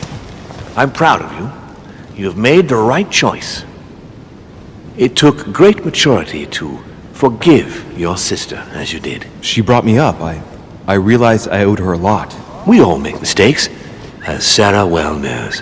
Why didn't you tell me the truth about her? I thought that might be too many truths to absorb at one time. I intended to tell you afterwards. You were in a hurry, so I made a decision. You've been able to understand and choose for yourself. How do you feel? Hard to say. Confused about everything? I have to admit, it's been a lot to take in such a short amount of time. What could be more normal? It may have been a bit brutal, but you've just grown up in a very short space of time. From now on, you can influence your own future. I will guide you.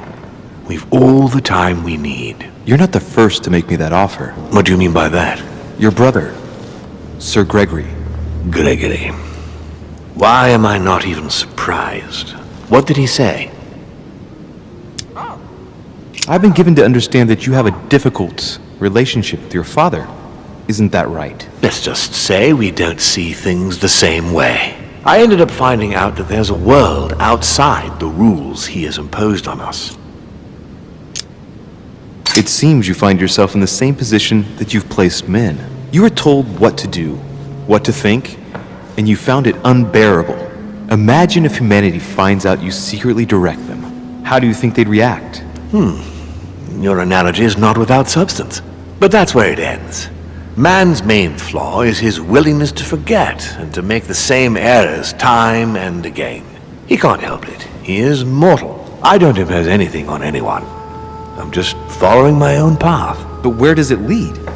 I suppose I should explain. For centuries now, demons have emerged in and around great leaders all over the world. But like true tyrants, they have governed with an iron fist in a studded glove. That's the impression I get. But you see, people's discontent is increasing, and they are too high up to hear it. They take themselves for gods. Sooner or later, the people will turn against us, just as they have in the past. Each time it's happened, many of us have died. We must master the humans, yes, but gently. And the best way of doing that is by allowing them a free choice, Louis. So that's your project? Of course, not entirely, no. It is easier to keep control over people who slumber than people who are oppressed. A man with nothing to lose is a dangerous man.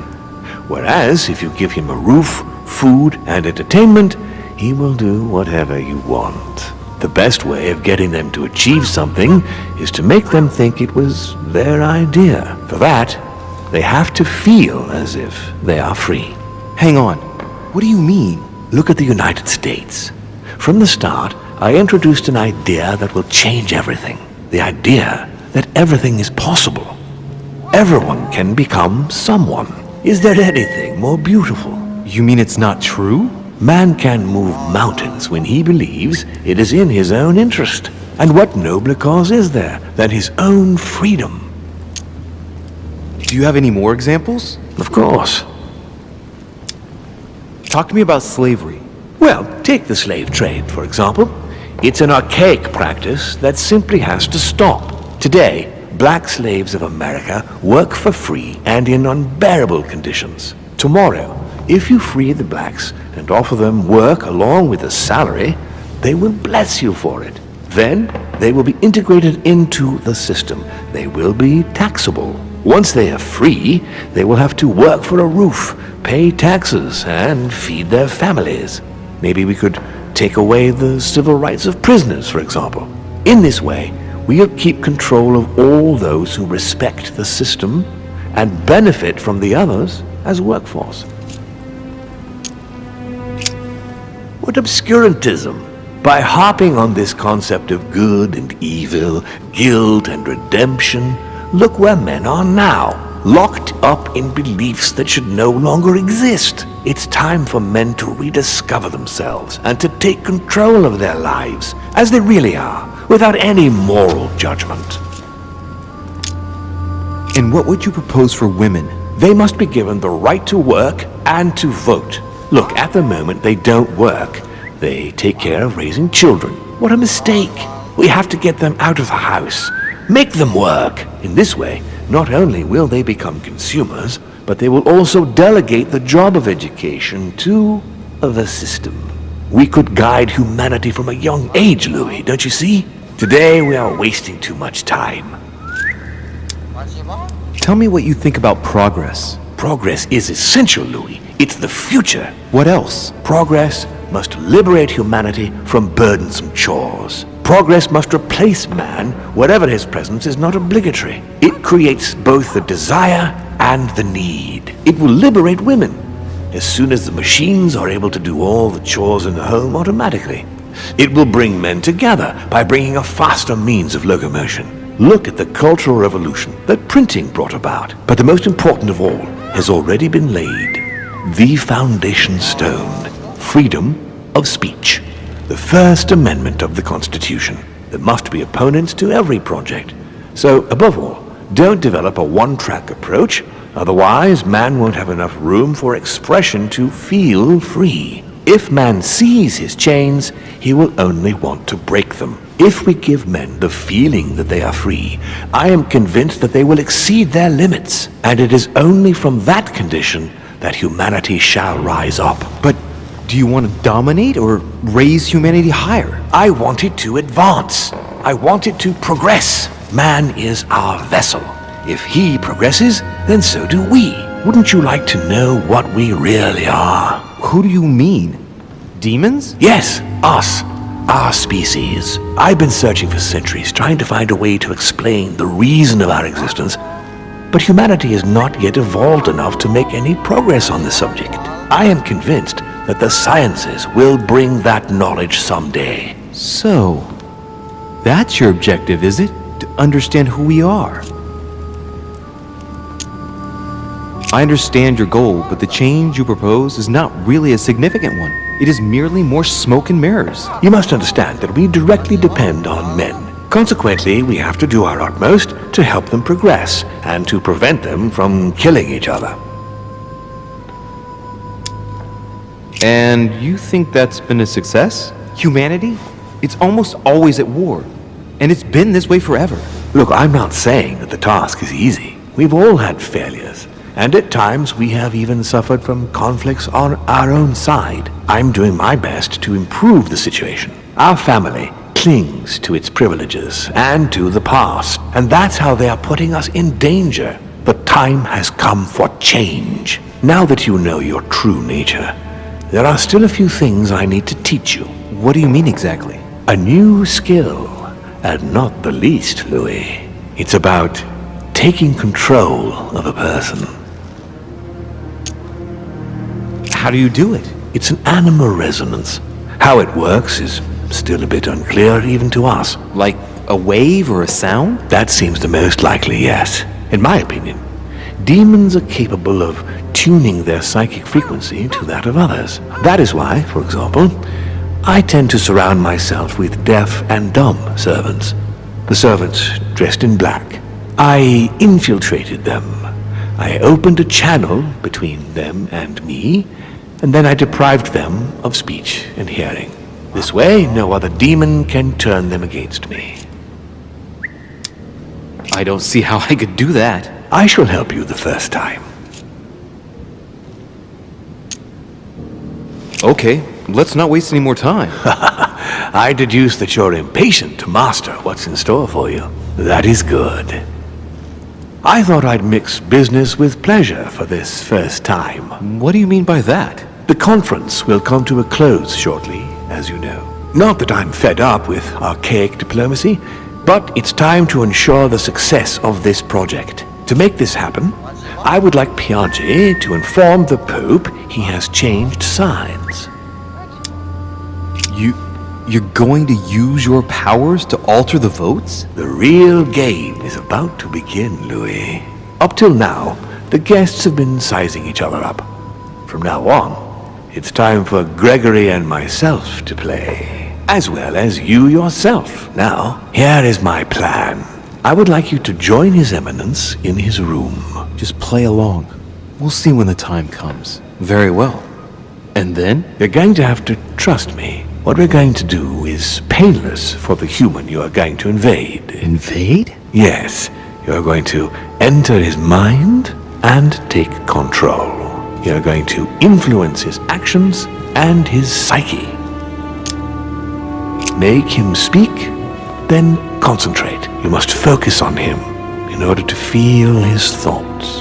Then, while speaking, you must link with him. Once you're done, you will naturally find your way to the source and enter into his thoughts. But what if I fail? Trust in your instincts. You just have to let yourself go. You have the skill. Let your nature come to the fore. You'll see. If you fail, you'll be in for some light banter with His Eminence. That's all. There's nothing to be afraid of. Very well. Perfect. Go now. The Cardinal is in his room. You will have to write a letter to the Pope as if Piaggi had written it himself. In this letter, tell the Pope that whatever happens during the conference, he must follow my propositions. But be careful. In order to protect himself from counterfeiters, the Pope had Piaggi's hand tattooed with a symbol to be sure of his identity. You'll see when you're inside him. You'll understand. Once it's written up, just bring it back to me, and I'll send it off immediately. All right, I'll take care of it. Ah, well, Louis, what brings you back to my chambers? May I sit down? Of course, Louis. Don't you feel good? Yes, but if I'm gonna pass inside you, I'd better sit myself down first. It's nothing, don't worry about it. Well, what can I do for you? Right. Now I need to concentrate. I wanted to speak to you, Your Eminence. Your Eminence, I'd like to speak to you about the conference. Sorry, my son, but I would rather not speak about it. Damn it! Change subjects, Louis. Quick! I wanted to thank you for your help. I mean, for your time talking to me about the Holy Lance. Oh, and did you find it? It's the crusade of a lifetime for some people, Louis. You are searching for another holy grail. You're nearly there. Link into his thoughts. Does it annoy you at all? But what on earth is he trying to get at? Why do you ask, Louis? I don't follow. For the glory, Your Eminence. I can feel it coming. It's working. What insolence? Why, really? I am a man of the church, Louis. May God keep me from such ambitions. Right. Let me in, Your Eminence. Why,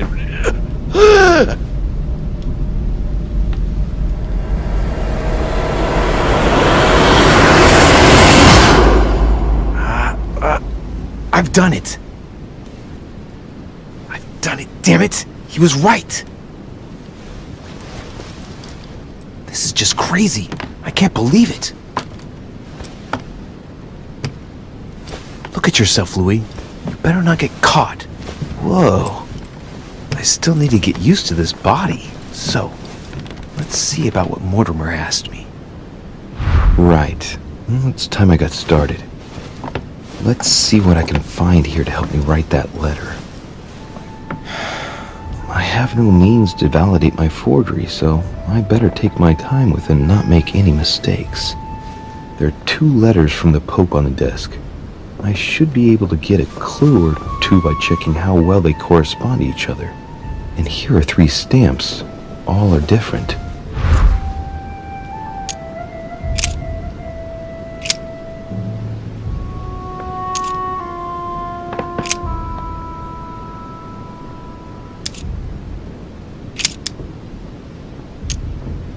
Right. Well, let's start writing.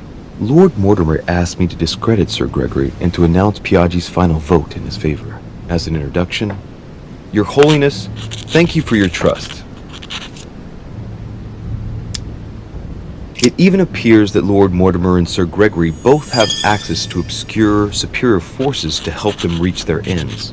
I think that the Papal States, for the sake of their own preservation, ought to condemn this practice of conferences in the future.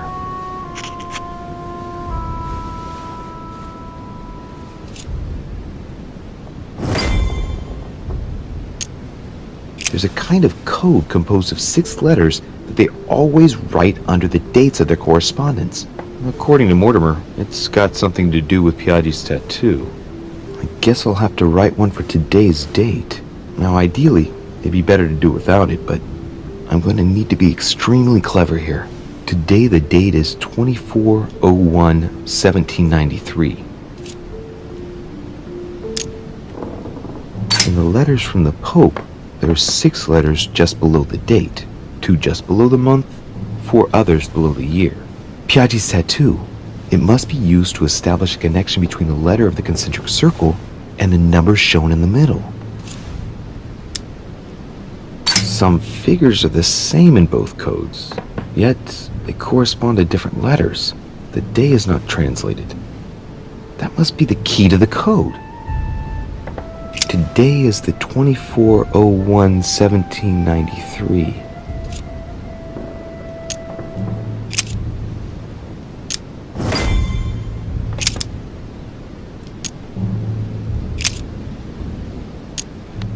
On it is written, Flore in Domo Domini.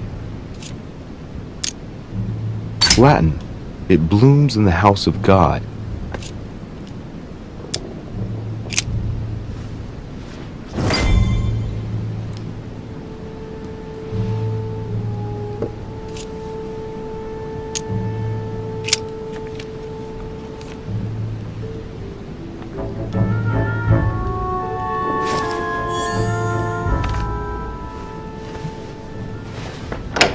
Your Eminence, all ready to send... What's he doing here? Damn it! That's all I need. Don't worry, he can't hear us. What do you mean he can't hear us? What's going on here, Piaggi? The old goat is going to drop us. It's a lousy turncoat. Well, he'd better not tell me he just fell asleep. Calm down now. Monsieur de Richet came to see me because he was having anxiety attacks and wanted something to help him relax. I'm afraid I've been a little heavy-handed. You can say that again. I was about to fetch someone to take care of him. Would you care to go? There he is, and there he stays. It's the perfect opportunity. What do you mean? It's been a while now that I've been hoping for a chance to get rid of him. Can you keep a secret?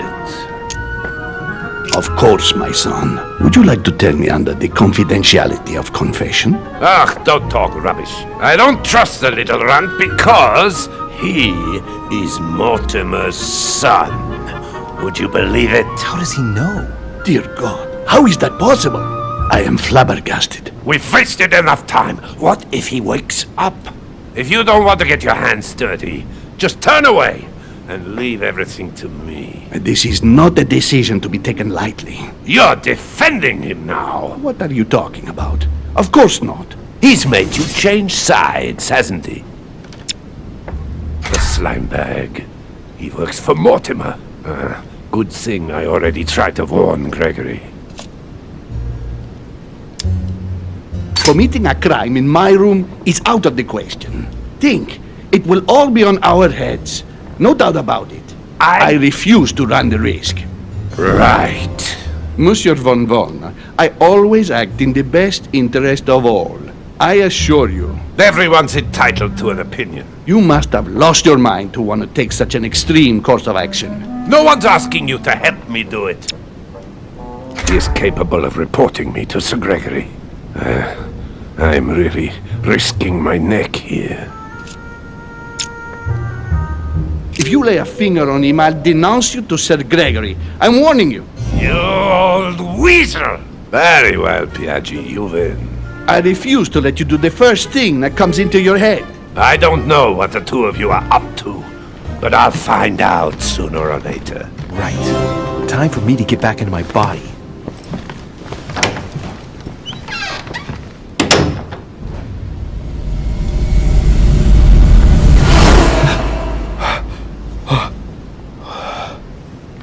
Right. Don't just stand there, Louis. Mortimer's waiting for you in the red salon.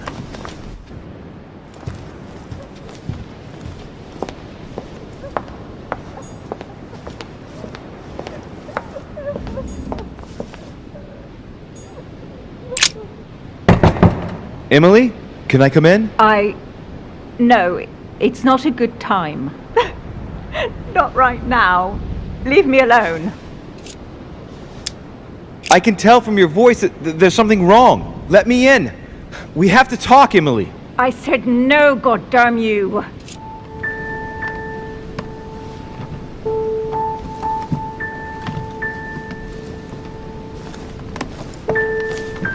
You know full well that getting yourself worked up like this is not going to help. It won't make any difference. It won't bring Emma back. Forget... I couldn't give a damn if it makes any difference. I only want to not think of anything.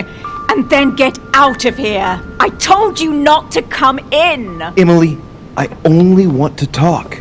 I understand that you're upset after everything. You understand? You understand nothing. Listen, we're going through a difficult time.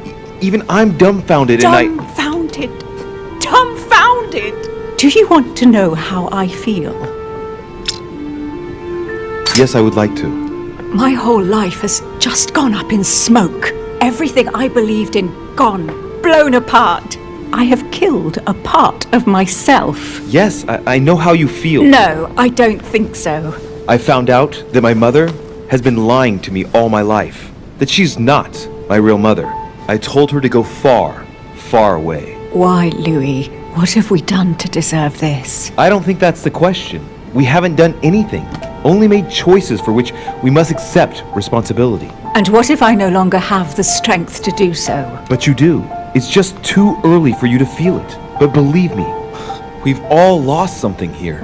All this, everything that's happened, it's a nightmare. I want to wake up. Emily, calm down and put down that glass. I know you're telling the truth about Mortimer and Home. I know they are demons. That's not all. Go on. I'm one of them, Emily. I'm a demon too. I know. But how? Sir Gregory stopped by to tell me. He wanted to bid me a welcome. I don't understand. Welcome to the family. You? You're his daughter? Mortimer's daughter, Louis. That makes you my sister? Yes. Just the thought of the night when I suggested that we... I feel so ashamed, Louis. And that means Emma is your sister too. Oh, shit. I spent the night with my own sister? I was attracted to you from the moment we first spoke on the boat. And now I understand why. Do you realize what that means? I'm a monster. We couldn't have known. We made a mistake, damn it! Oh, that feeling. It hurts all of a sudden.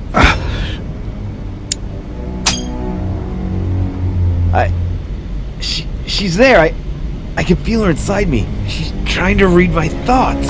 Emily, don't do that. Get out of my mind, please. Let me remind you that it's forbidden between demons. Sorry, Louis. I didn't want to. I have a sister. It's very strange for me too. A sister for a brother. Yes. Yes. I must get some rest. I must ask you to leave me now. All right, but don't finish that bottle. Don't start now. I would like to get some sleep. I'll be leaving you then. Thank you, Emily.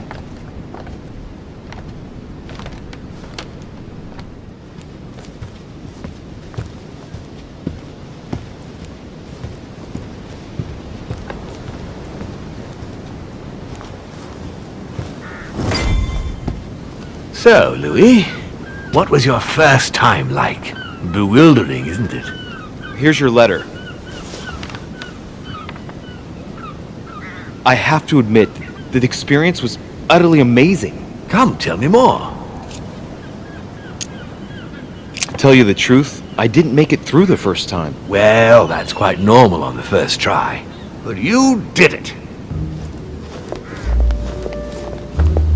Gregory, what can I do for you? I've just come to make sure dear Louis has all the information he needs. Needs for what? You are free to make your own choices, William. I would like the same for him too. There's nothing I want more, Gregory. Your schemes will lead to your demise, brother. Don't involve Louis. He has nothing to do with all this. The end of the conference approaches, and this masquerade will soon be torn asunder. Don't drag him down with you in your disgrace. Oh, ye of little faith. On the contrary, brother, Louis has just entered the family. Give him a chance to find his place. His place? Don't listen to him. He's angry with our father. And with good reason. He governs us in the same way he governs humanity. Through fear and submission. Same old tune. When will you understand that it's necessary to impose order for things to move forward properly? You are under his thumb and proud of it. Open your eyes, for crying out loud. His whole system has become outdated, and he's too old to see it. He will lead us to our demise. Here he goes with another of his grand speeches. William has always been fond of staging big scenes. It's his theatrical side. Does he have an inferiority complex? I've told him time and time again, Louis. He always has to take it one step too far. How dare you? You are blind, brother. Even if the evidence bit you on the nose, you still wouldn't see it. I feel sorry for you. Tea is drunk hot or not at all, William. When will you learn?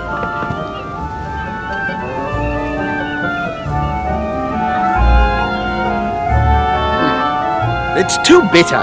You shouldn't let it brew so long. I knew you'd be coming along. You are so predictable. Methodical, I would say. Things must be accomplished in the right order if we want the world to keep turning as it does. When you speak of the right order, I can't help hearing your order. Louis, wouldn't you think that by now we've acquired a certain experience? Don't you think that we are the best place to know what the right order should be by now? I mostly understand that even with the best of intentions, this kind of talk could well be misinterpreted. Every powerful man has had to speak in this way at some stage. That doesn't mean that they were right or that they achieved great things. Take the kings of France, for example. They weren't all good monarchs. You see, Louis, Gregory came here to make you change your mind. It's time for things to change. I acknowledge Father has done many good things for humanity, but his time is over, and now he must pass on the torch. That's enough. There, Louis. That's the pathetic example your father has to offer. I really am sorry about what happened to you. You don't know our family yet. We can't have given you a very good impression, but bear in mind that we are all against William's project. On the contrary. If he insists on going through with it, we will have no other choice than to intervene by force. Consequently, my dear Louis, you're going to have to choose sides. I would much rather have met you in different circumstances. There you are, Louis. See what happens when you don't follow their orders to the letter. Louis, I'm afraid the time to decide is now. If you follow William, he will drag you down with him. If, on the other hand, you support me, I can assure you that nothing will happen to you. You won't be blamed for your father's errors. Ah, the masks are off. I offer you liberty. He obliges you to choose, and shamelessly asks you to betray your own father. That is their true face. Right. Before I answer, well, I'd better think it over very carefully. Do I intend to embrace my demon nature and take my place on the chessboard? Do I stay out of it and do my utmost to stop them? Or do I renounce my nature and do all I can to stay human? I was born a man. I grew up as such. Finding out that I'm a demon makes no difference. I refuse to let them manipulate humanity the way they do. They're gonna ask me to choose between them. I'll just have to go with the lesser evil of the two. But they better not count on me to keep my word. I'll bring them all down. So? What do you choose, Louis?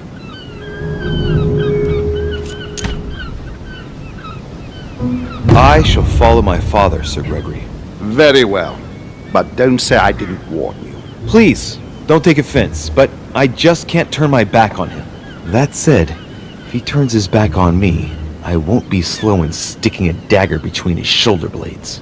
It's time we finished what we started, brother. The final vote of the conference over the acquisition of Louisiana will take place in a few hours. I propose you gather your troops and prepare to close the debate. That's precisely what I was going to suggest.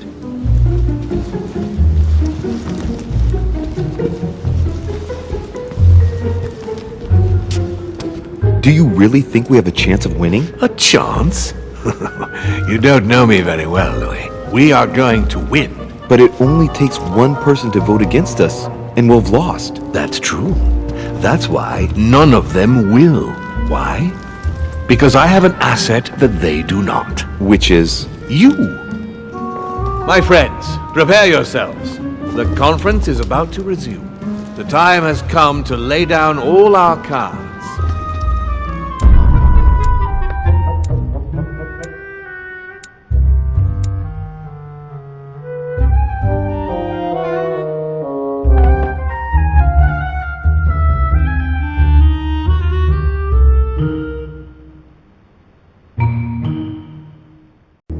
From now on, whenever a human speaks to you, you will be able to read their current thoughts.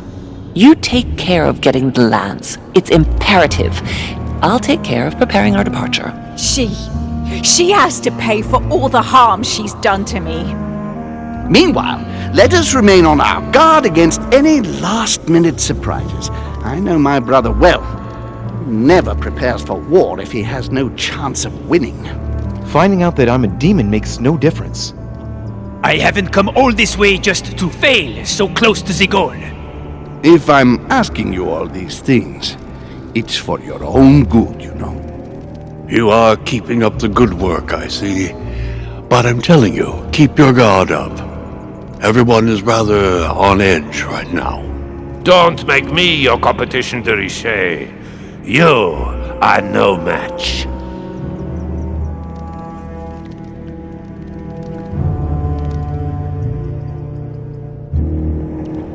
Trust yourselves. It's all already in there.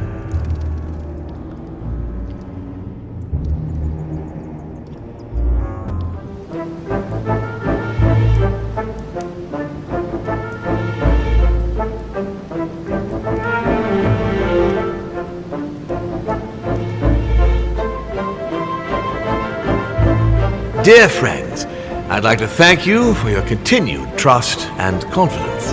I admit that during these past few days, there has been much upheaval. I understand you've all been affected by this. Nevertheless, the world doesn't stop turning. and we are in fact on the verge of reshaping the modern world. That is what we are all here for, my lord. Thank you for your enthusiasm, Monsieur Bonaparte. Now you all know what we have to do. I cannot warn you strongly enough. If one of Sir Gregory's guests asks to speak with you, remain on your guard. It is highly likely that he will try to rally as many supporters to his cause as he can. Don't worry, William. We are all here to support your project through to its conclusion. Thank you, George. Now, please, go and get some rest before the conference begins, which won't be long now. Louis, stay with me a moment, won't you? I'll be needing your services in a certain matter. Yes, of course. What's the matter? Louis, you are the only one here who I totally trust. It is very likely that Gregory will take possession of some of the members of our team. I shall keep them in check over the next few hours. However, I'll need you to... how can I say this? To persuade the members of Gregory's group. What do you mean by that exactly? You'll have free rein, my son. Persuade all of them. Use every possible means imaginable. But no physical violence, let's be very, very clear about that. You must bring them all over to our side, one after the other. And what if I fail? I have faith in you, my son. Great faith. That notwithstanding, should any of them resist, we'll decide what to do afterwards. Now go, and come back and see me once you've finished. I'll be off then. Your Eminence, would you have a moment? I shouldn't really, Louis, as you can imagine. Rest assured, I've come just as a friend. All right then, Louis. But be quick. Thank you, Your Eminence. It's got nothing to do with it, but... You didn't come and see me in my room a few hours ago, did you? Does he remember anything? Oh no. No, I'm sorry. You must be mistaken. I've been speaking to Lord Mortimer in his study. I must have dreamed it then. It seems so real. Don't blame yourself, Your Eminence. We're all exhausted. I can assure you of that. That's very kind of you, Louis. I don't know what's wrong with me at the moment, but I feel rather fragile. Poor man seems terrified. It'd be a good idea if I reassured him a little before trying to get him to change sides. Oh, what did you want from me exactly? Your Eminence, don't worry over such small matters. God sees you and knows the value of his servants. Thank you, my son. You've worked all your life to spread the good word. Don't worry, Your Eminence. I'm sure you'll find the answer to your dreams. God is with you, and he will show you what you need to know. You are right, Louis. Thank you for your kind words. Please excuse me, Louis, if I've wasted your time. You came to see me about the conference, I imagine. And here I go rambling on about I don't know what nonsense. No need to apologize, Your Eminence. Think nothing of it. What did you want to speak to me about? Right. It's now or never to get him to change his mind. Your Eminence, trust me. I have faith in Lord Mortimer. Let me show you the way. What did you say? That I have faith in Lord Mortimer? No. After. Show you the way? Yes, Louis. You must show me the way. Guide me into the light. Yes. Yes, Your Eminence. Come with me into the light. Yes. I must listen to my conscience. Yes. Listen to that little voice in your head. What does it say? Yes, Louis. I will vote for William's project. I will follow you. I'm sure it will mean a great deal to Lord Mortimer, Your Eminence. Once again, thank you, my son. Please leave me now. I must pray. Of course, Your Eminence. I'll be on my way now. Duke Manuel. De Richet. I'm delighted to see you're standing by Lord Mortimer. One cannot say that the situation is altogether reassuring, but I must admit, he does know what he's doing. Something tells me I've made the right choice. So, to thank you for persuading me to join you, what would you say to a nice piece of amber? I am given to understand that you collect it? Yes. Thank you very much, sir. Don't mention it to Isa. It is the least I can do. Good. See you at the vote. I'll see you later then. Right. Godoy is on board. Emily? Emily, it's me. Come in, Louis. I just saw that. What's that servant doing in your room? A gift from father. You're joking, right? Unfortunately not.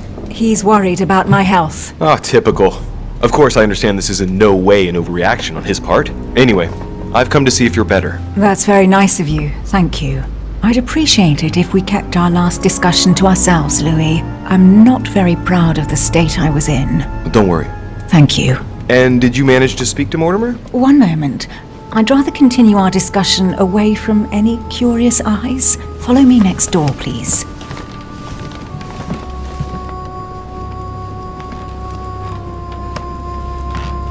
You wanted to know if we spoke? Well, let's just say he didn't stick around long, but yes, I can definitely say we spoke. And did he go all right? I imagine you spoke about yourselves. He confirmed what Sir Gregory told me, that he really is my father. That he didn't know I was his daughter until a short while ago. And, well, how are you? Did you take it all right? To be honest, I don't know. I feel like I've lost all my bearings. And what about me then? Do you trust him?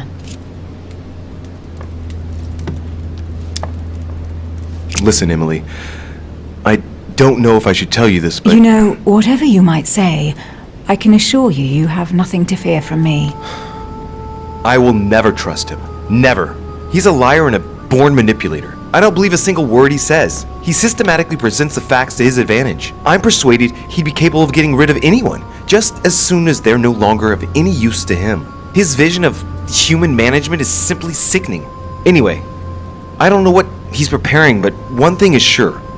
I will do my utmost to bring him down. Well, you do indeed keep your cards pretty close to your chest, don't you? What about you? What do you think of him? Honestly, I no longer know who to believe. The only one I really trust is you, so I shall follow you this time. Perfect. Let's carry on pretending. We'll follow him in his project, and then when the time comes, we'll lay down our cards. He won't even see it coming. So, I can count on you for the conference vote then, right? You can. I shall support Mortimer's project. Perfect. Anyway, I won't keep you any longer. See you later for the vote. Yes, see you later. I need to talk to von Wollner. Blasted. Home is with him. Gentlemen. Louis! I'm sorry, but we're waiting for Duke Manuel. If you wouldn't mind leaving us, I should think you already have enough to do as it is. Very well. I didn't mean to disturb you. They're waiting for Duke Manuel. No doubt to make him change sides. All right. If they want him, then they'll get him. Yes, monsieur. Is there something you wanted to add? Concentrate. I need you to listen carefully to what I have to say, Godoy. I am all ears. Louis, push. I need you to do me a little favor. It's working, that's it, Louis. Get in his head. Oh, dear. What is happening to me? I do not feel very well. I need your help, sir. Get in his head. Oh, perfect. Thank you, monsieur. I'm sure I'll know how to take full advantage of your vessel, now that I am Manuel. Duke Manuel, here you are at last. Sir Gregory, Mr. von Wollner. Thank you for agreeing to this meeting. I shan't beat about the bush, my friend. I was very disappointed by your behavior. I had thought you more loyal. Consequently, my affection for you leads me to ask you to reconsider one last time. I've already reconsidered it, Sir Gregory. I shall be loyal to you when it comes to the vote. Have no doubt about it. Excellent news indeed, my friend. Did you hear, Johann? Yes, and it comes at a most timely moment. I anticipate an overwhelming victory. It goes without saying to keep it to yourself. I would like to give William a nice surprise. Whatever you say. I'll leave you with Johann a while. I still have a few things to settle. I shan't be long. See you later, Sir Gregory. Oh, Godoy. Come over here. I'm warming myself up. I had the misfortune to step outside and I'm frozen solid.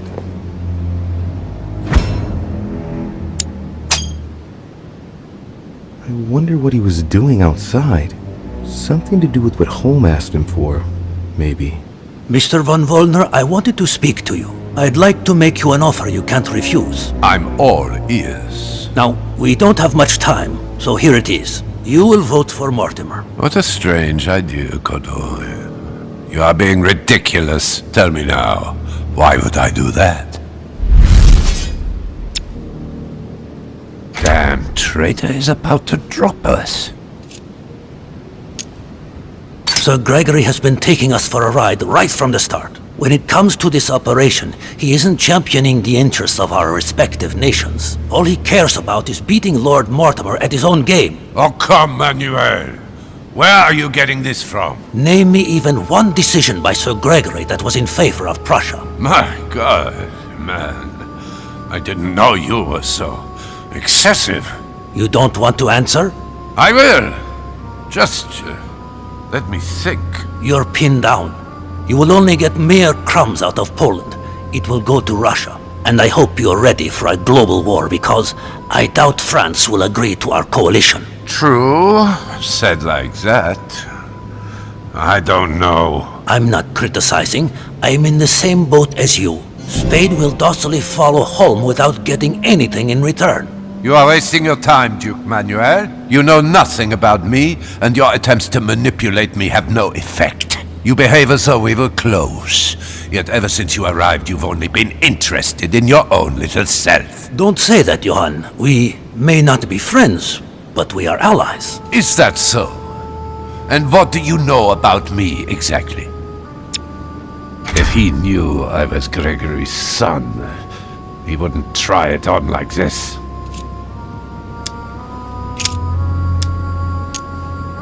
About you? Next to nothing. Except that you happen to be Sir Gregory Holmes' son, right? What? What do you mean? Now I'm starting to be of interest to you, no? I've never spoken to anyone about that. Quite surprising, isn't it? You see, I'm full of surprises. In short, whether he's your father or not makes no real difference to me. Speak for yourself. Come on, Johann. Don't make me laugh. He has never thought of you as his son. I'd wager that you'd always hoped he would one day, even though he treated you like a master treats a useful slave. He is at best a mentor. Stop me if I'm wrong. But, tell me, why do you want to follow Mortimer all of a sudden? Mortimer is planning something. We don't know everything. He must have something up his sleeve to be so confident. Ah, really?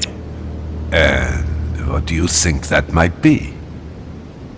How the devil did he find out that I'm Holmes' son? All of this is just a show. He has contacted all those we represent. What do you mean? That everything is already decided in higher spheres. William Frederick, the King of Spain, the Pope, William Pitt. I don't understand. Lord Mortimer has invited those who work in the wings of power to take a hand in swaying the decisions of those who actually hold it. Everything is already played out. He has already won. But how is this possible? We've all underestimated him. He's fooled us. We're done for. Look, it all hinges on the next few hours, Johann.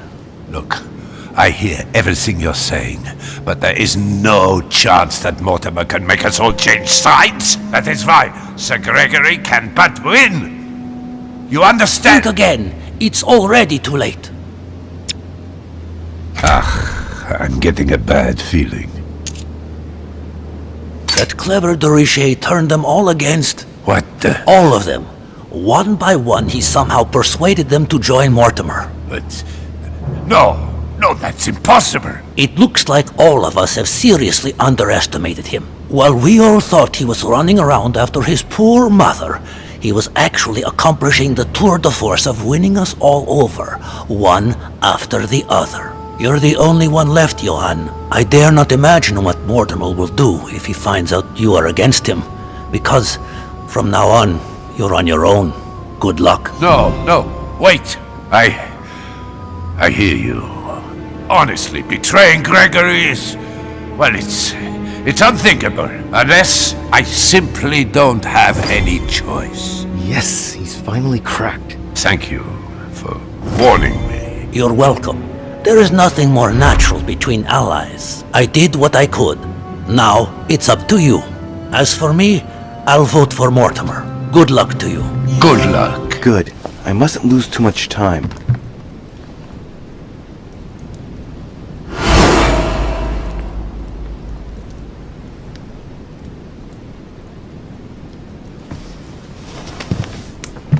See you later, my Lord Duke. Have a nice rest.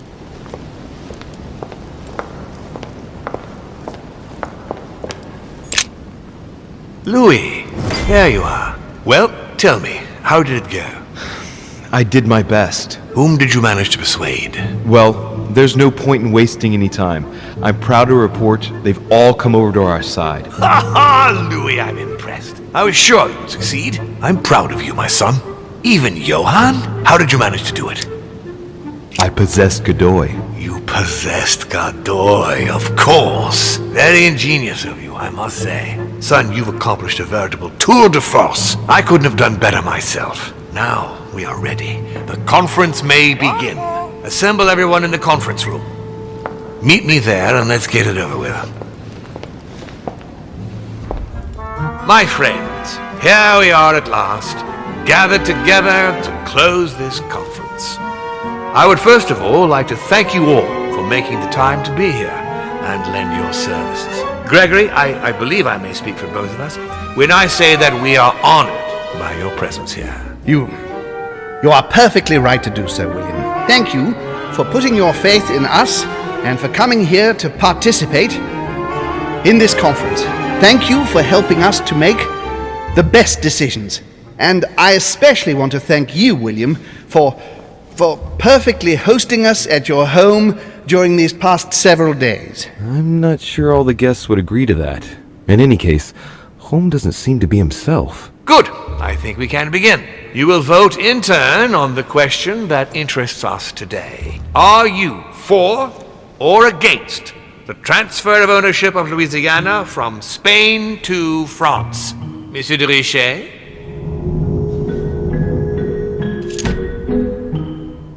I vote for. Duchess Hillsborough? For. Duke Manuel? For. Your Eminence?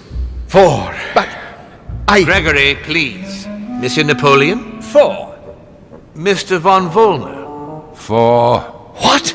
Gregory, please refrain from interrupting the voting. You know the rules, brother. President Washington? For. The votes are now cast. The project is therefore approved. Dirty traitor! Mr. Godoy, soon you will be in charge of passing the territory of Louisiana over to France. It will be done. What have you done? Me? Nothing, dear brother. What have you done to me? What have I done?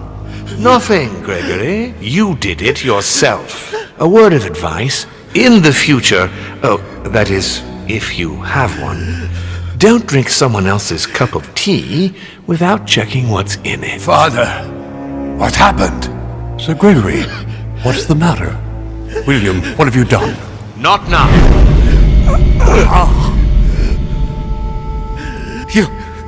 You are mad, William! Father will punish you for this!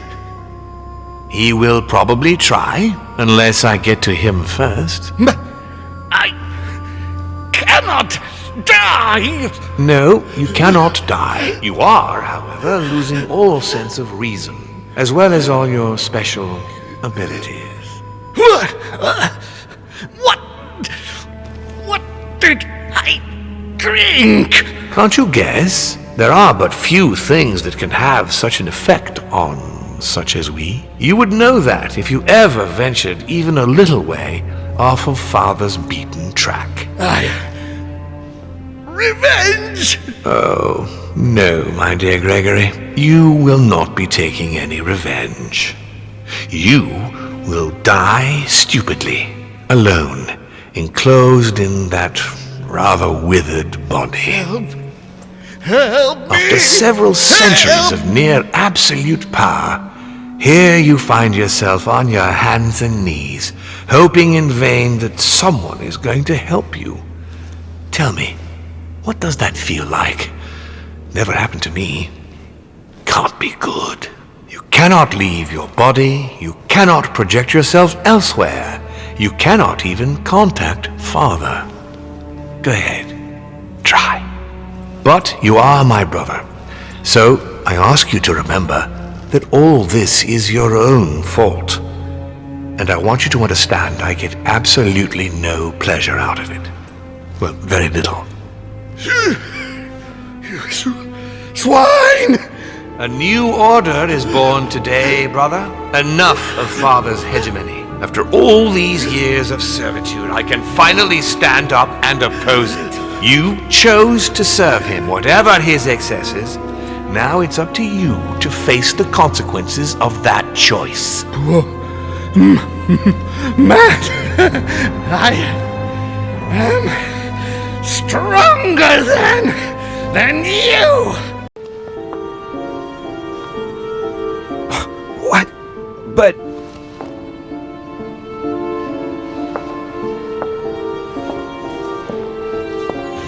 What on earth is happening? Am I dreaming or... Louis, it's me, Gregory. Listen, we don't have much time. But where are we? Louis, I brought us here. You must act swiftly. I can't hold out for long. William has poisoned me. He must have used the blood of a former demon. I am no longer able to enter the body of someone else. The poison is gnawing away at me from the inside. I'm going to die, Louis. But where are we? In the ether. What you see is not real. It's only a mental projection created by my spirit. I'm occupying William's spirit at the moment, but I'm not going to be able to keep it up forever. Join me, Louis. Otherwise, all will be lost. Yes. Yes, I'll join you. Find a way. Hurry. I must find them quickly.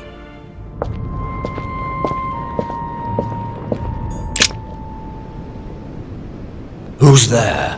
Elizabeth? But I saw your body. You're dead. Gregory? No. No, you are not Gregory. Something's not right. Gregory, you are in danger. Elizabeth, what's the matter? Who are you? My name is Louis de Richet. William Alexander Mortimer's son. William? I see. What's happening here? My son is in danger. Talk!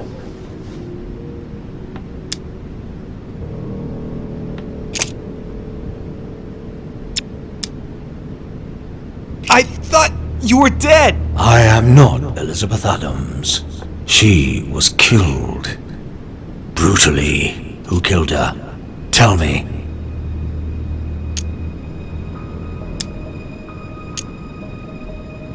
Oh, shut up, Louis. That's none of my business. Oh, you would rather say nothing, would you? Fine. Never mind. Sir Gregory has been poisoned. What? Who dares attack my son? It would seem it was Lord Mortimer. William, that vile little traitor. He dared overstep our family rules. No member of the family will you kill. The dog, he will pay for this.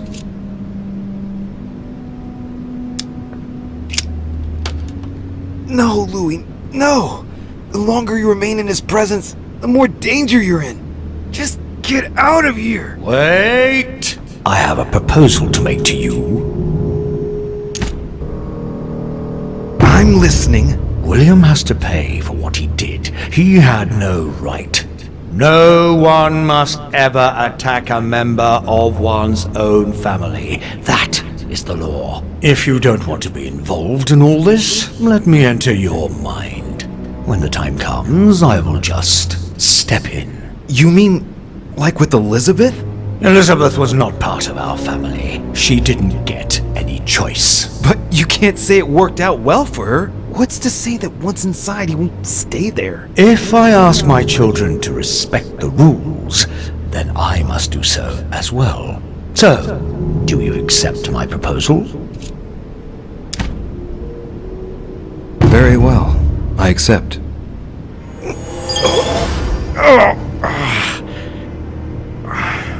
Good. Pursue your goal now. When the time comes, I take care of William.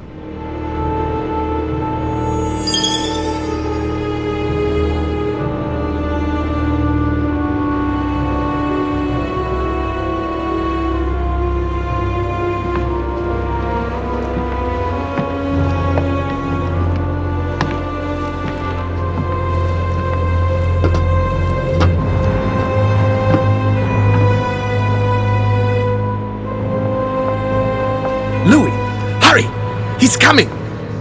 What's happening? I can sense him. He's here. He's trying to get inside me, Louis. William has completely lost his mind. He's getting ready to pull out all the stops. He's going to devour my mind, Louis. I'm not going to be able to stop him. Louis, you are here. I sense your presence. What? But he can't even see me. Congratulations, my son. You have succeeded in joining us.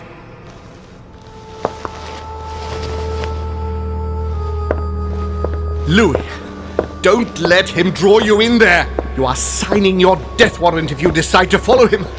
I won't be there to protect you. It's over, my son. We have won. A new order can be born. Louis, I'm so weak. I can feel him entering. I can no longer keep him out. He's coming. He's here. I can. Can you see him? He's here. He's coming closer to you. Where? Louis. I don't want to just disappear. He's inside my mind. I can feel him crushing me. He's just in front of you. I'm so sorry, brother. There's nothing you can do to stop me now. You made your choice, and you have lost. I was wrong about him from the very beginning. He's mad. He must be stopped. You can still do something, Louis. Don't worry, son. Father? I am here. You can go in peace. Father, I am sorry. Don't be. You've been infallible right to the end. I am proud all those years watching you grow into who you are today. But Father, I almost... No, if your brother had not been so malicious, you would still be with us. I am here now. I am going to take care of him. Count on me to... Stop! All of you! Leave now!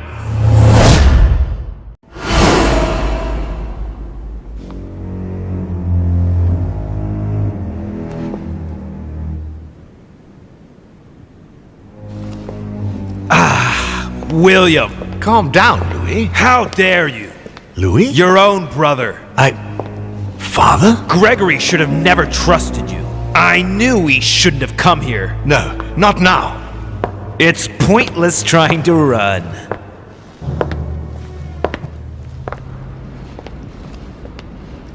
Louis. There's something I'd like to understand before we go any further. What is it that you'd like to know? First, know that you are not responsible for your father's errors. However, you must answer for your own actions. Uh-oh. I better tell him what he wants to know. Tell me, Louis, what is your share of responsibility in all this? Nothing at all. I was invited here to look for my mother, who had gone missing. You mean your sister? I didn't know that at the time. In any case, I didn't know anything about any of this. I'd never even met your two sons. And the more time went by, the more the trap closed around me. But you've survived so far. You can be proud of that. When you got wind of William's plans about the conference, did you tell Gregory? No, but I had only been here a short time. I didn't trust Gregory any more than I did William. I came here for Sarah's sake, not to take part in all their twisted machinations. Certainly, but you made your choice. Deciding not to act is a choice like any other. So then, what did you do to thwart William? When William asked me to enter Piaggi's mind in order to send a false letter to the Pope to discredit Gregory, I didn't do it. Without telling William, I wrote a very different letter instead. I see. Congratulations. You did dare to take a few risks. We are almost done here, Louis. Tell me, in your opinion, what should I do with William?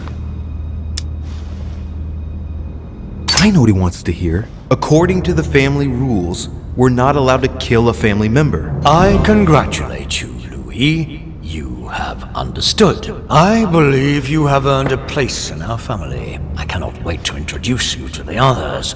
But first of all, William must pay for everything he has done. Let's go, now. It's time to get this over and done with.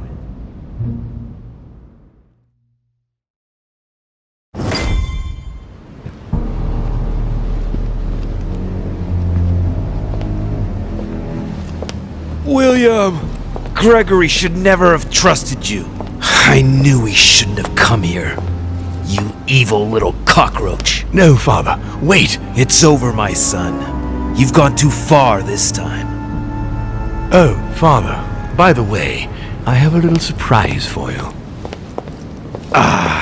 Now what have you done? Let me introduce you to my new servants. You know, I have studied our talents closely, and as you see, they are... Do you really think that mutilating your servants so that they can't hear is going to save you? Well, I admit that was the idea. You are pathetic. On your knees.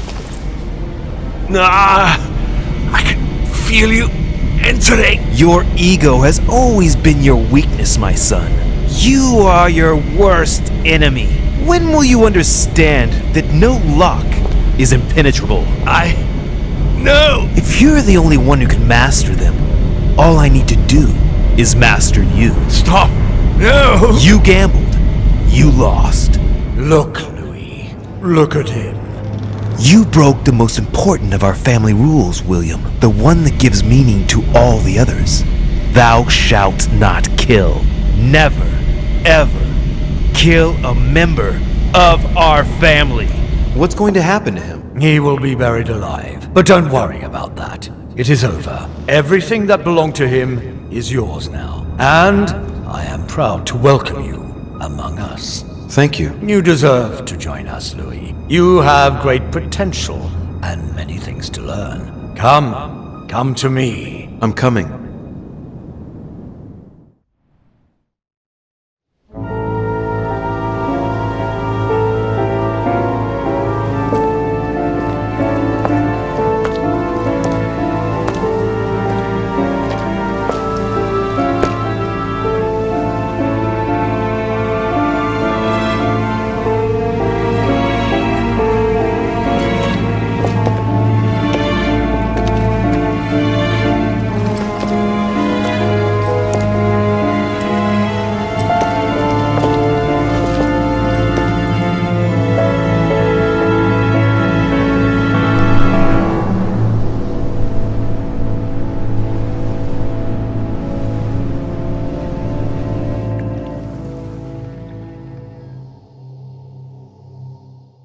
As Mortimer had planned, Napoleon Bonaparte sold Louisiana to the United States after purchasing it from Spain.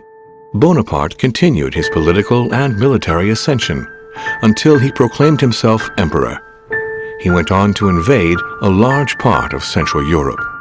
The legend of Napoleon persisted after his death, conferring on the emperor the role of Messiah for France. Remaining very popular, George Washington put an end to the various internal rebellions without violence and re-established trade agreements with Great Britain. Upon his death, he became a national hero and left an entire nation in a state of mourning. On his return to Spain, Manuel Godoy proceeded to give Louisiana up to France. Later on, he became the target of the Crown Prince of Spain, Ferdinand VII. The latter gave no respite to his mother's lover, going as far as condemning him to exile. He confiscated all of Manuel's titles and possessions, as well as those of his mistress, Pepita. Pursued, they ended up living out their last years in France in poverty and anonymity. The influence von Wollner had over King Frederick William, ironically ended up working against him. The sovereign thrust him into increasing repression until the end of his reign. Von Wollner became the object of the people's hatred, was therefore stripped of his titles and land by the new king, and died in poverty to general indifference in the Prussian countryside. The Duchess, through her close ties with the crown, made it possible for Great Britain to build closer links with the United States on both the diplomatic and commercial fronts. She became inseparable from Marchioness Cunningham, reputed for being the most influential mistress of King George IV of England, and whom she inducted into the Golden Order. His Eminence was obliged to justify himself on his return from the British Isles over the letter he had sent to His Holiness. Unable to say more about the superior dark forces that he had spoken of, his mental health was brought into question. He was consequently withdrawn from papal state power, and it became preferable to speak politely about a faraway retreat when referring to his anonymous confinement in an asylum of Rome. Sarah de Richet stepped down from the Golden Order and undertook numerous excursions to Eurasia in search of her son. She reportedly lived out her last moments in a yurt on the way back from the Verkhoyansk mountain range. She died ranting and raving about needing a new body. On his return from Paris, Peyroux resigned from his posting as judge at the revolutionary courts. He withdrew to the south of France with his daughter until his death. No more was ever heard of Lord William Mortimer. His sudden disappearance was the subject of conversations in the European courts, but only for a few months.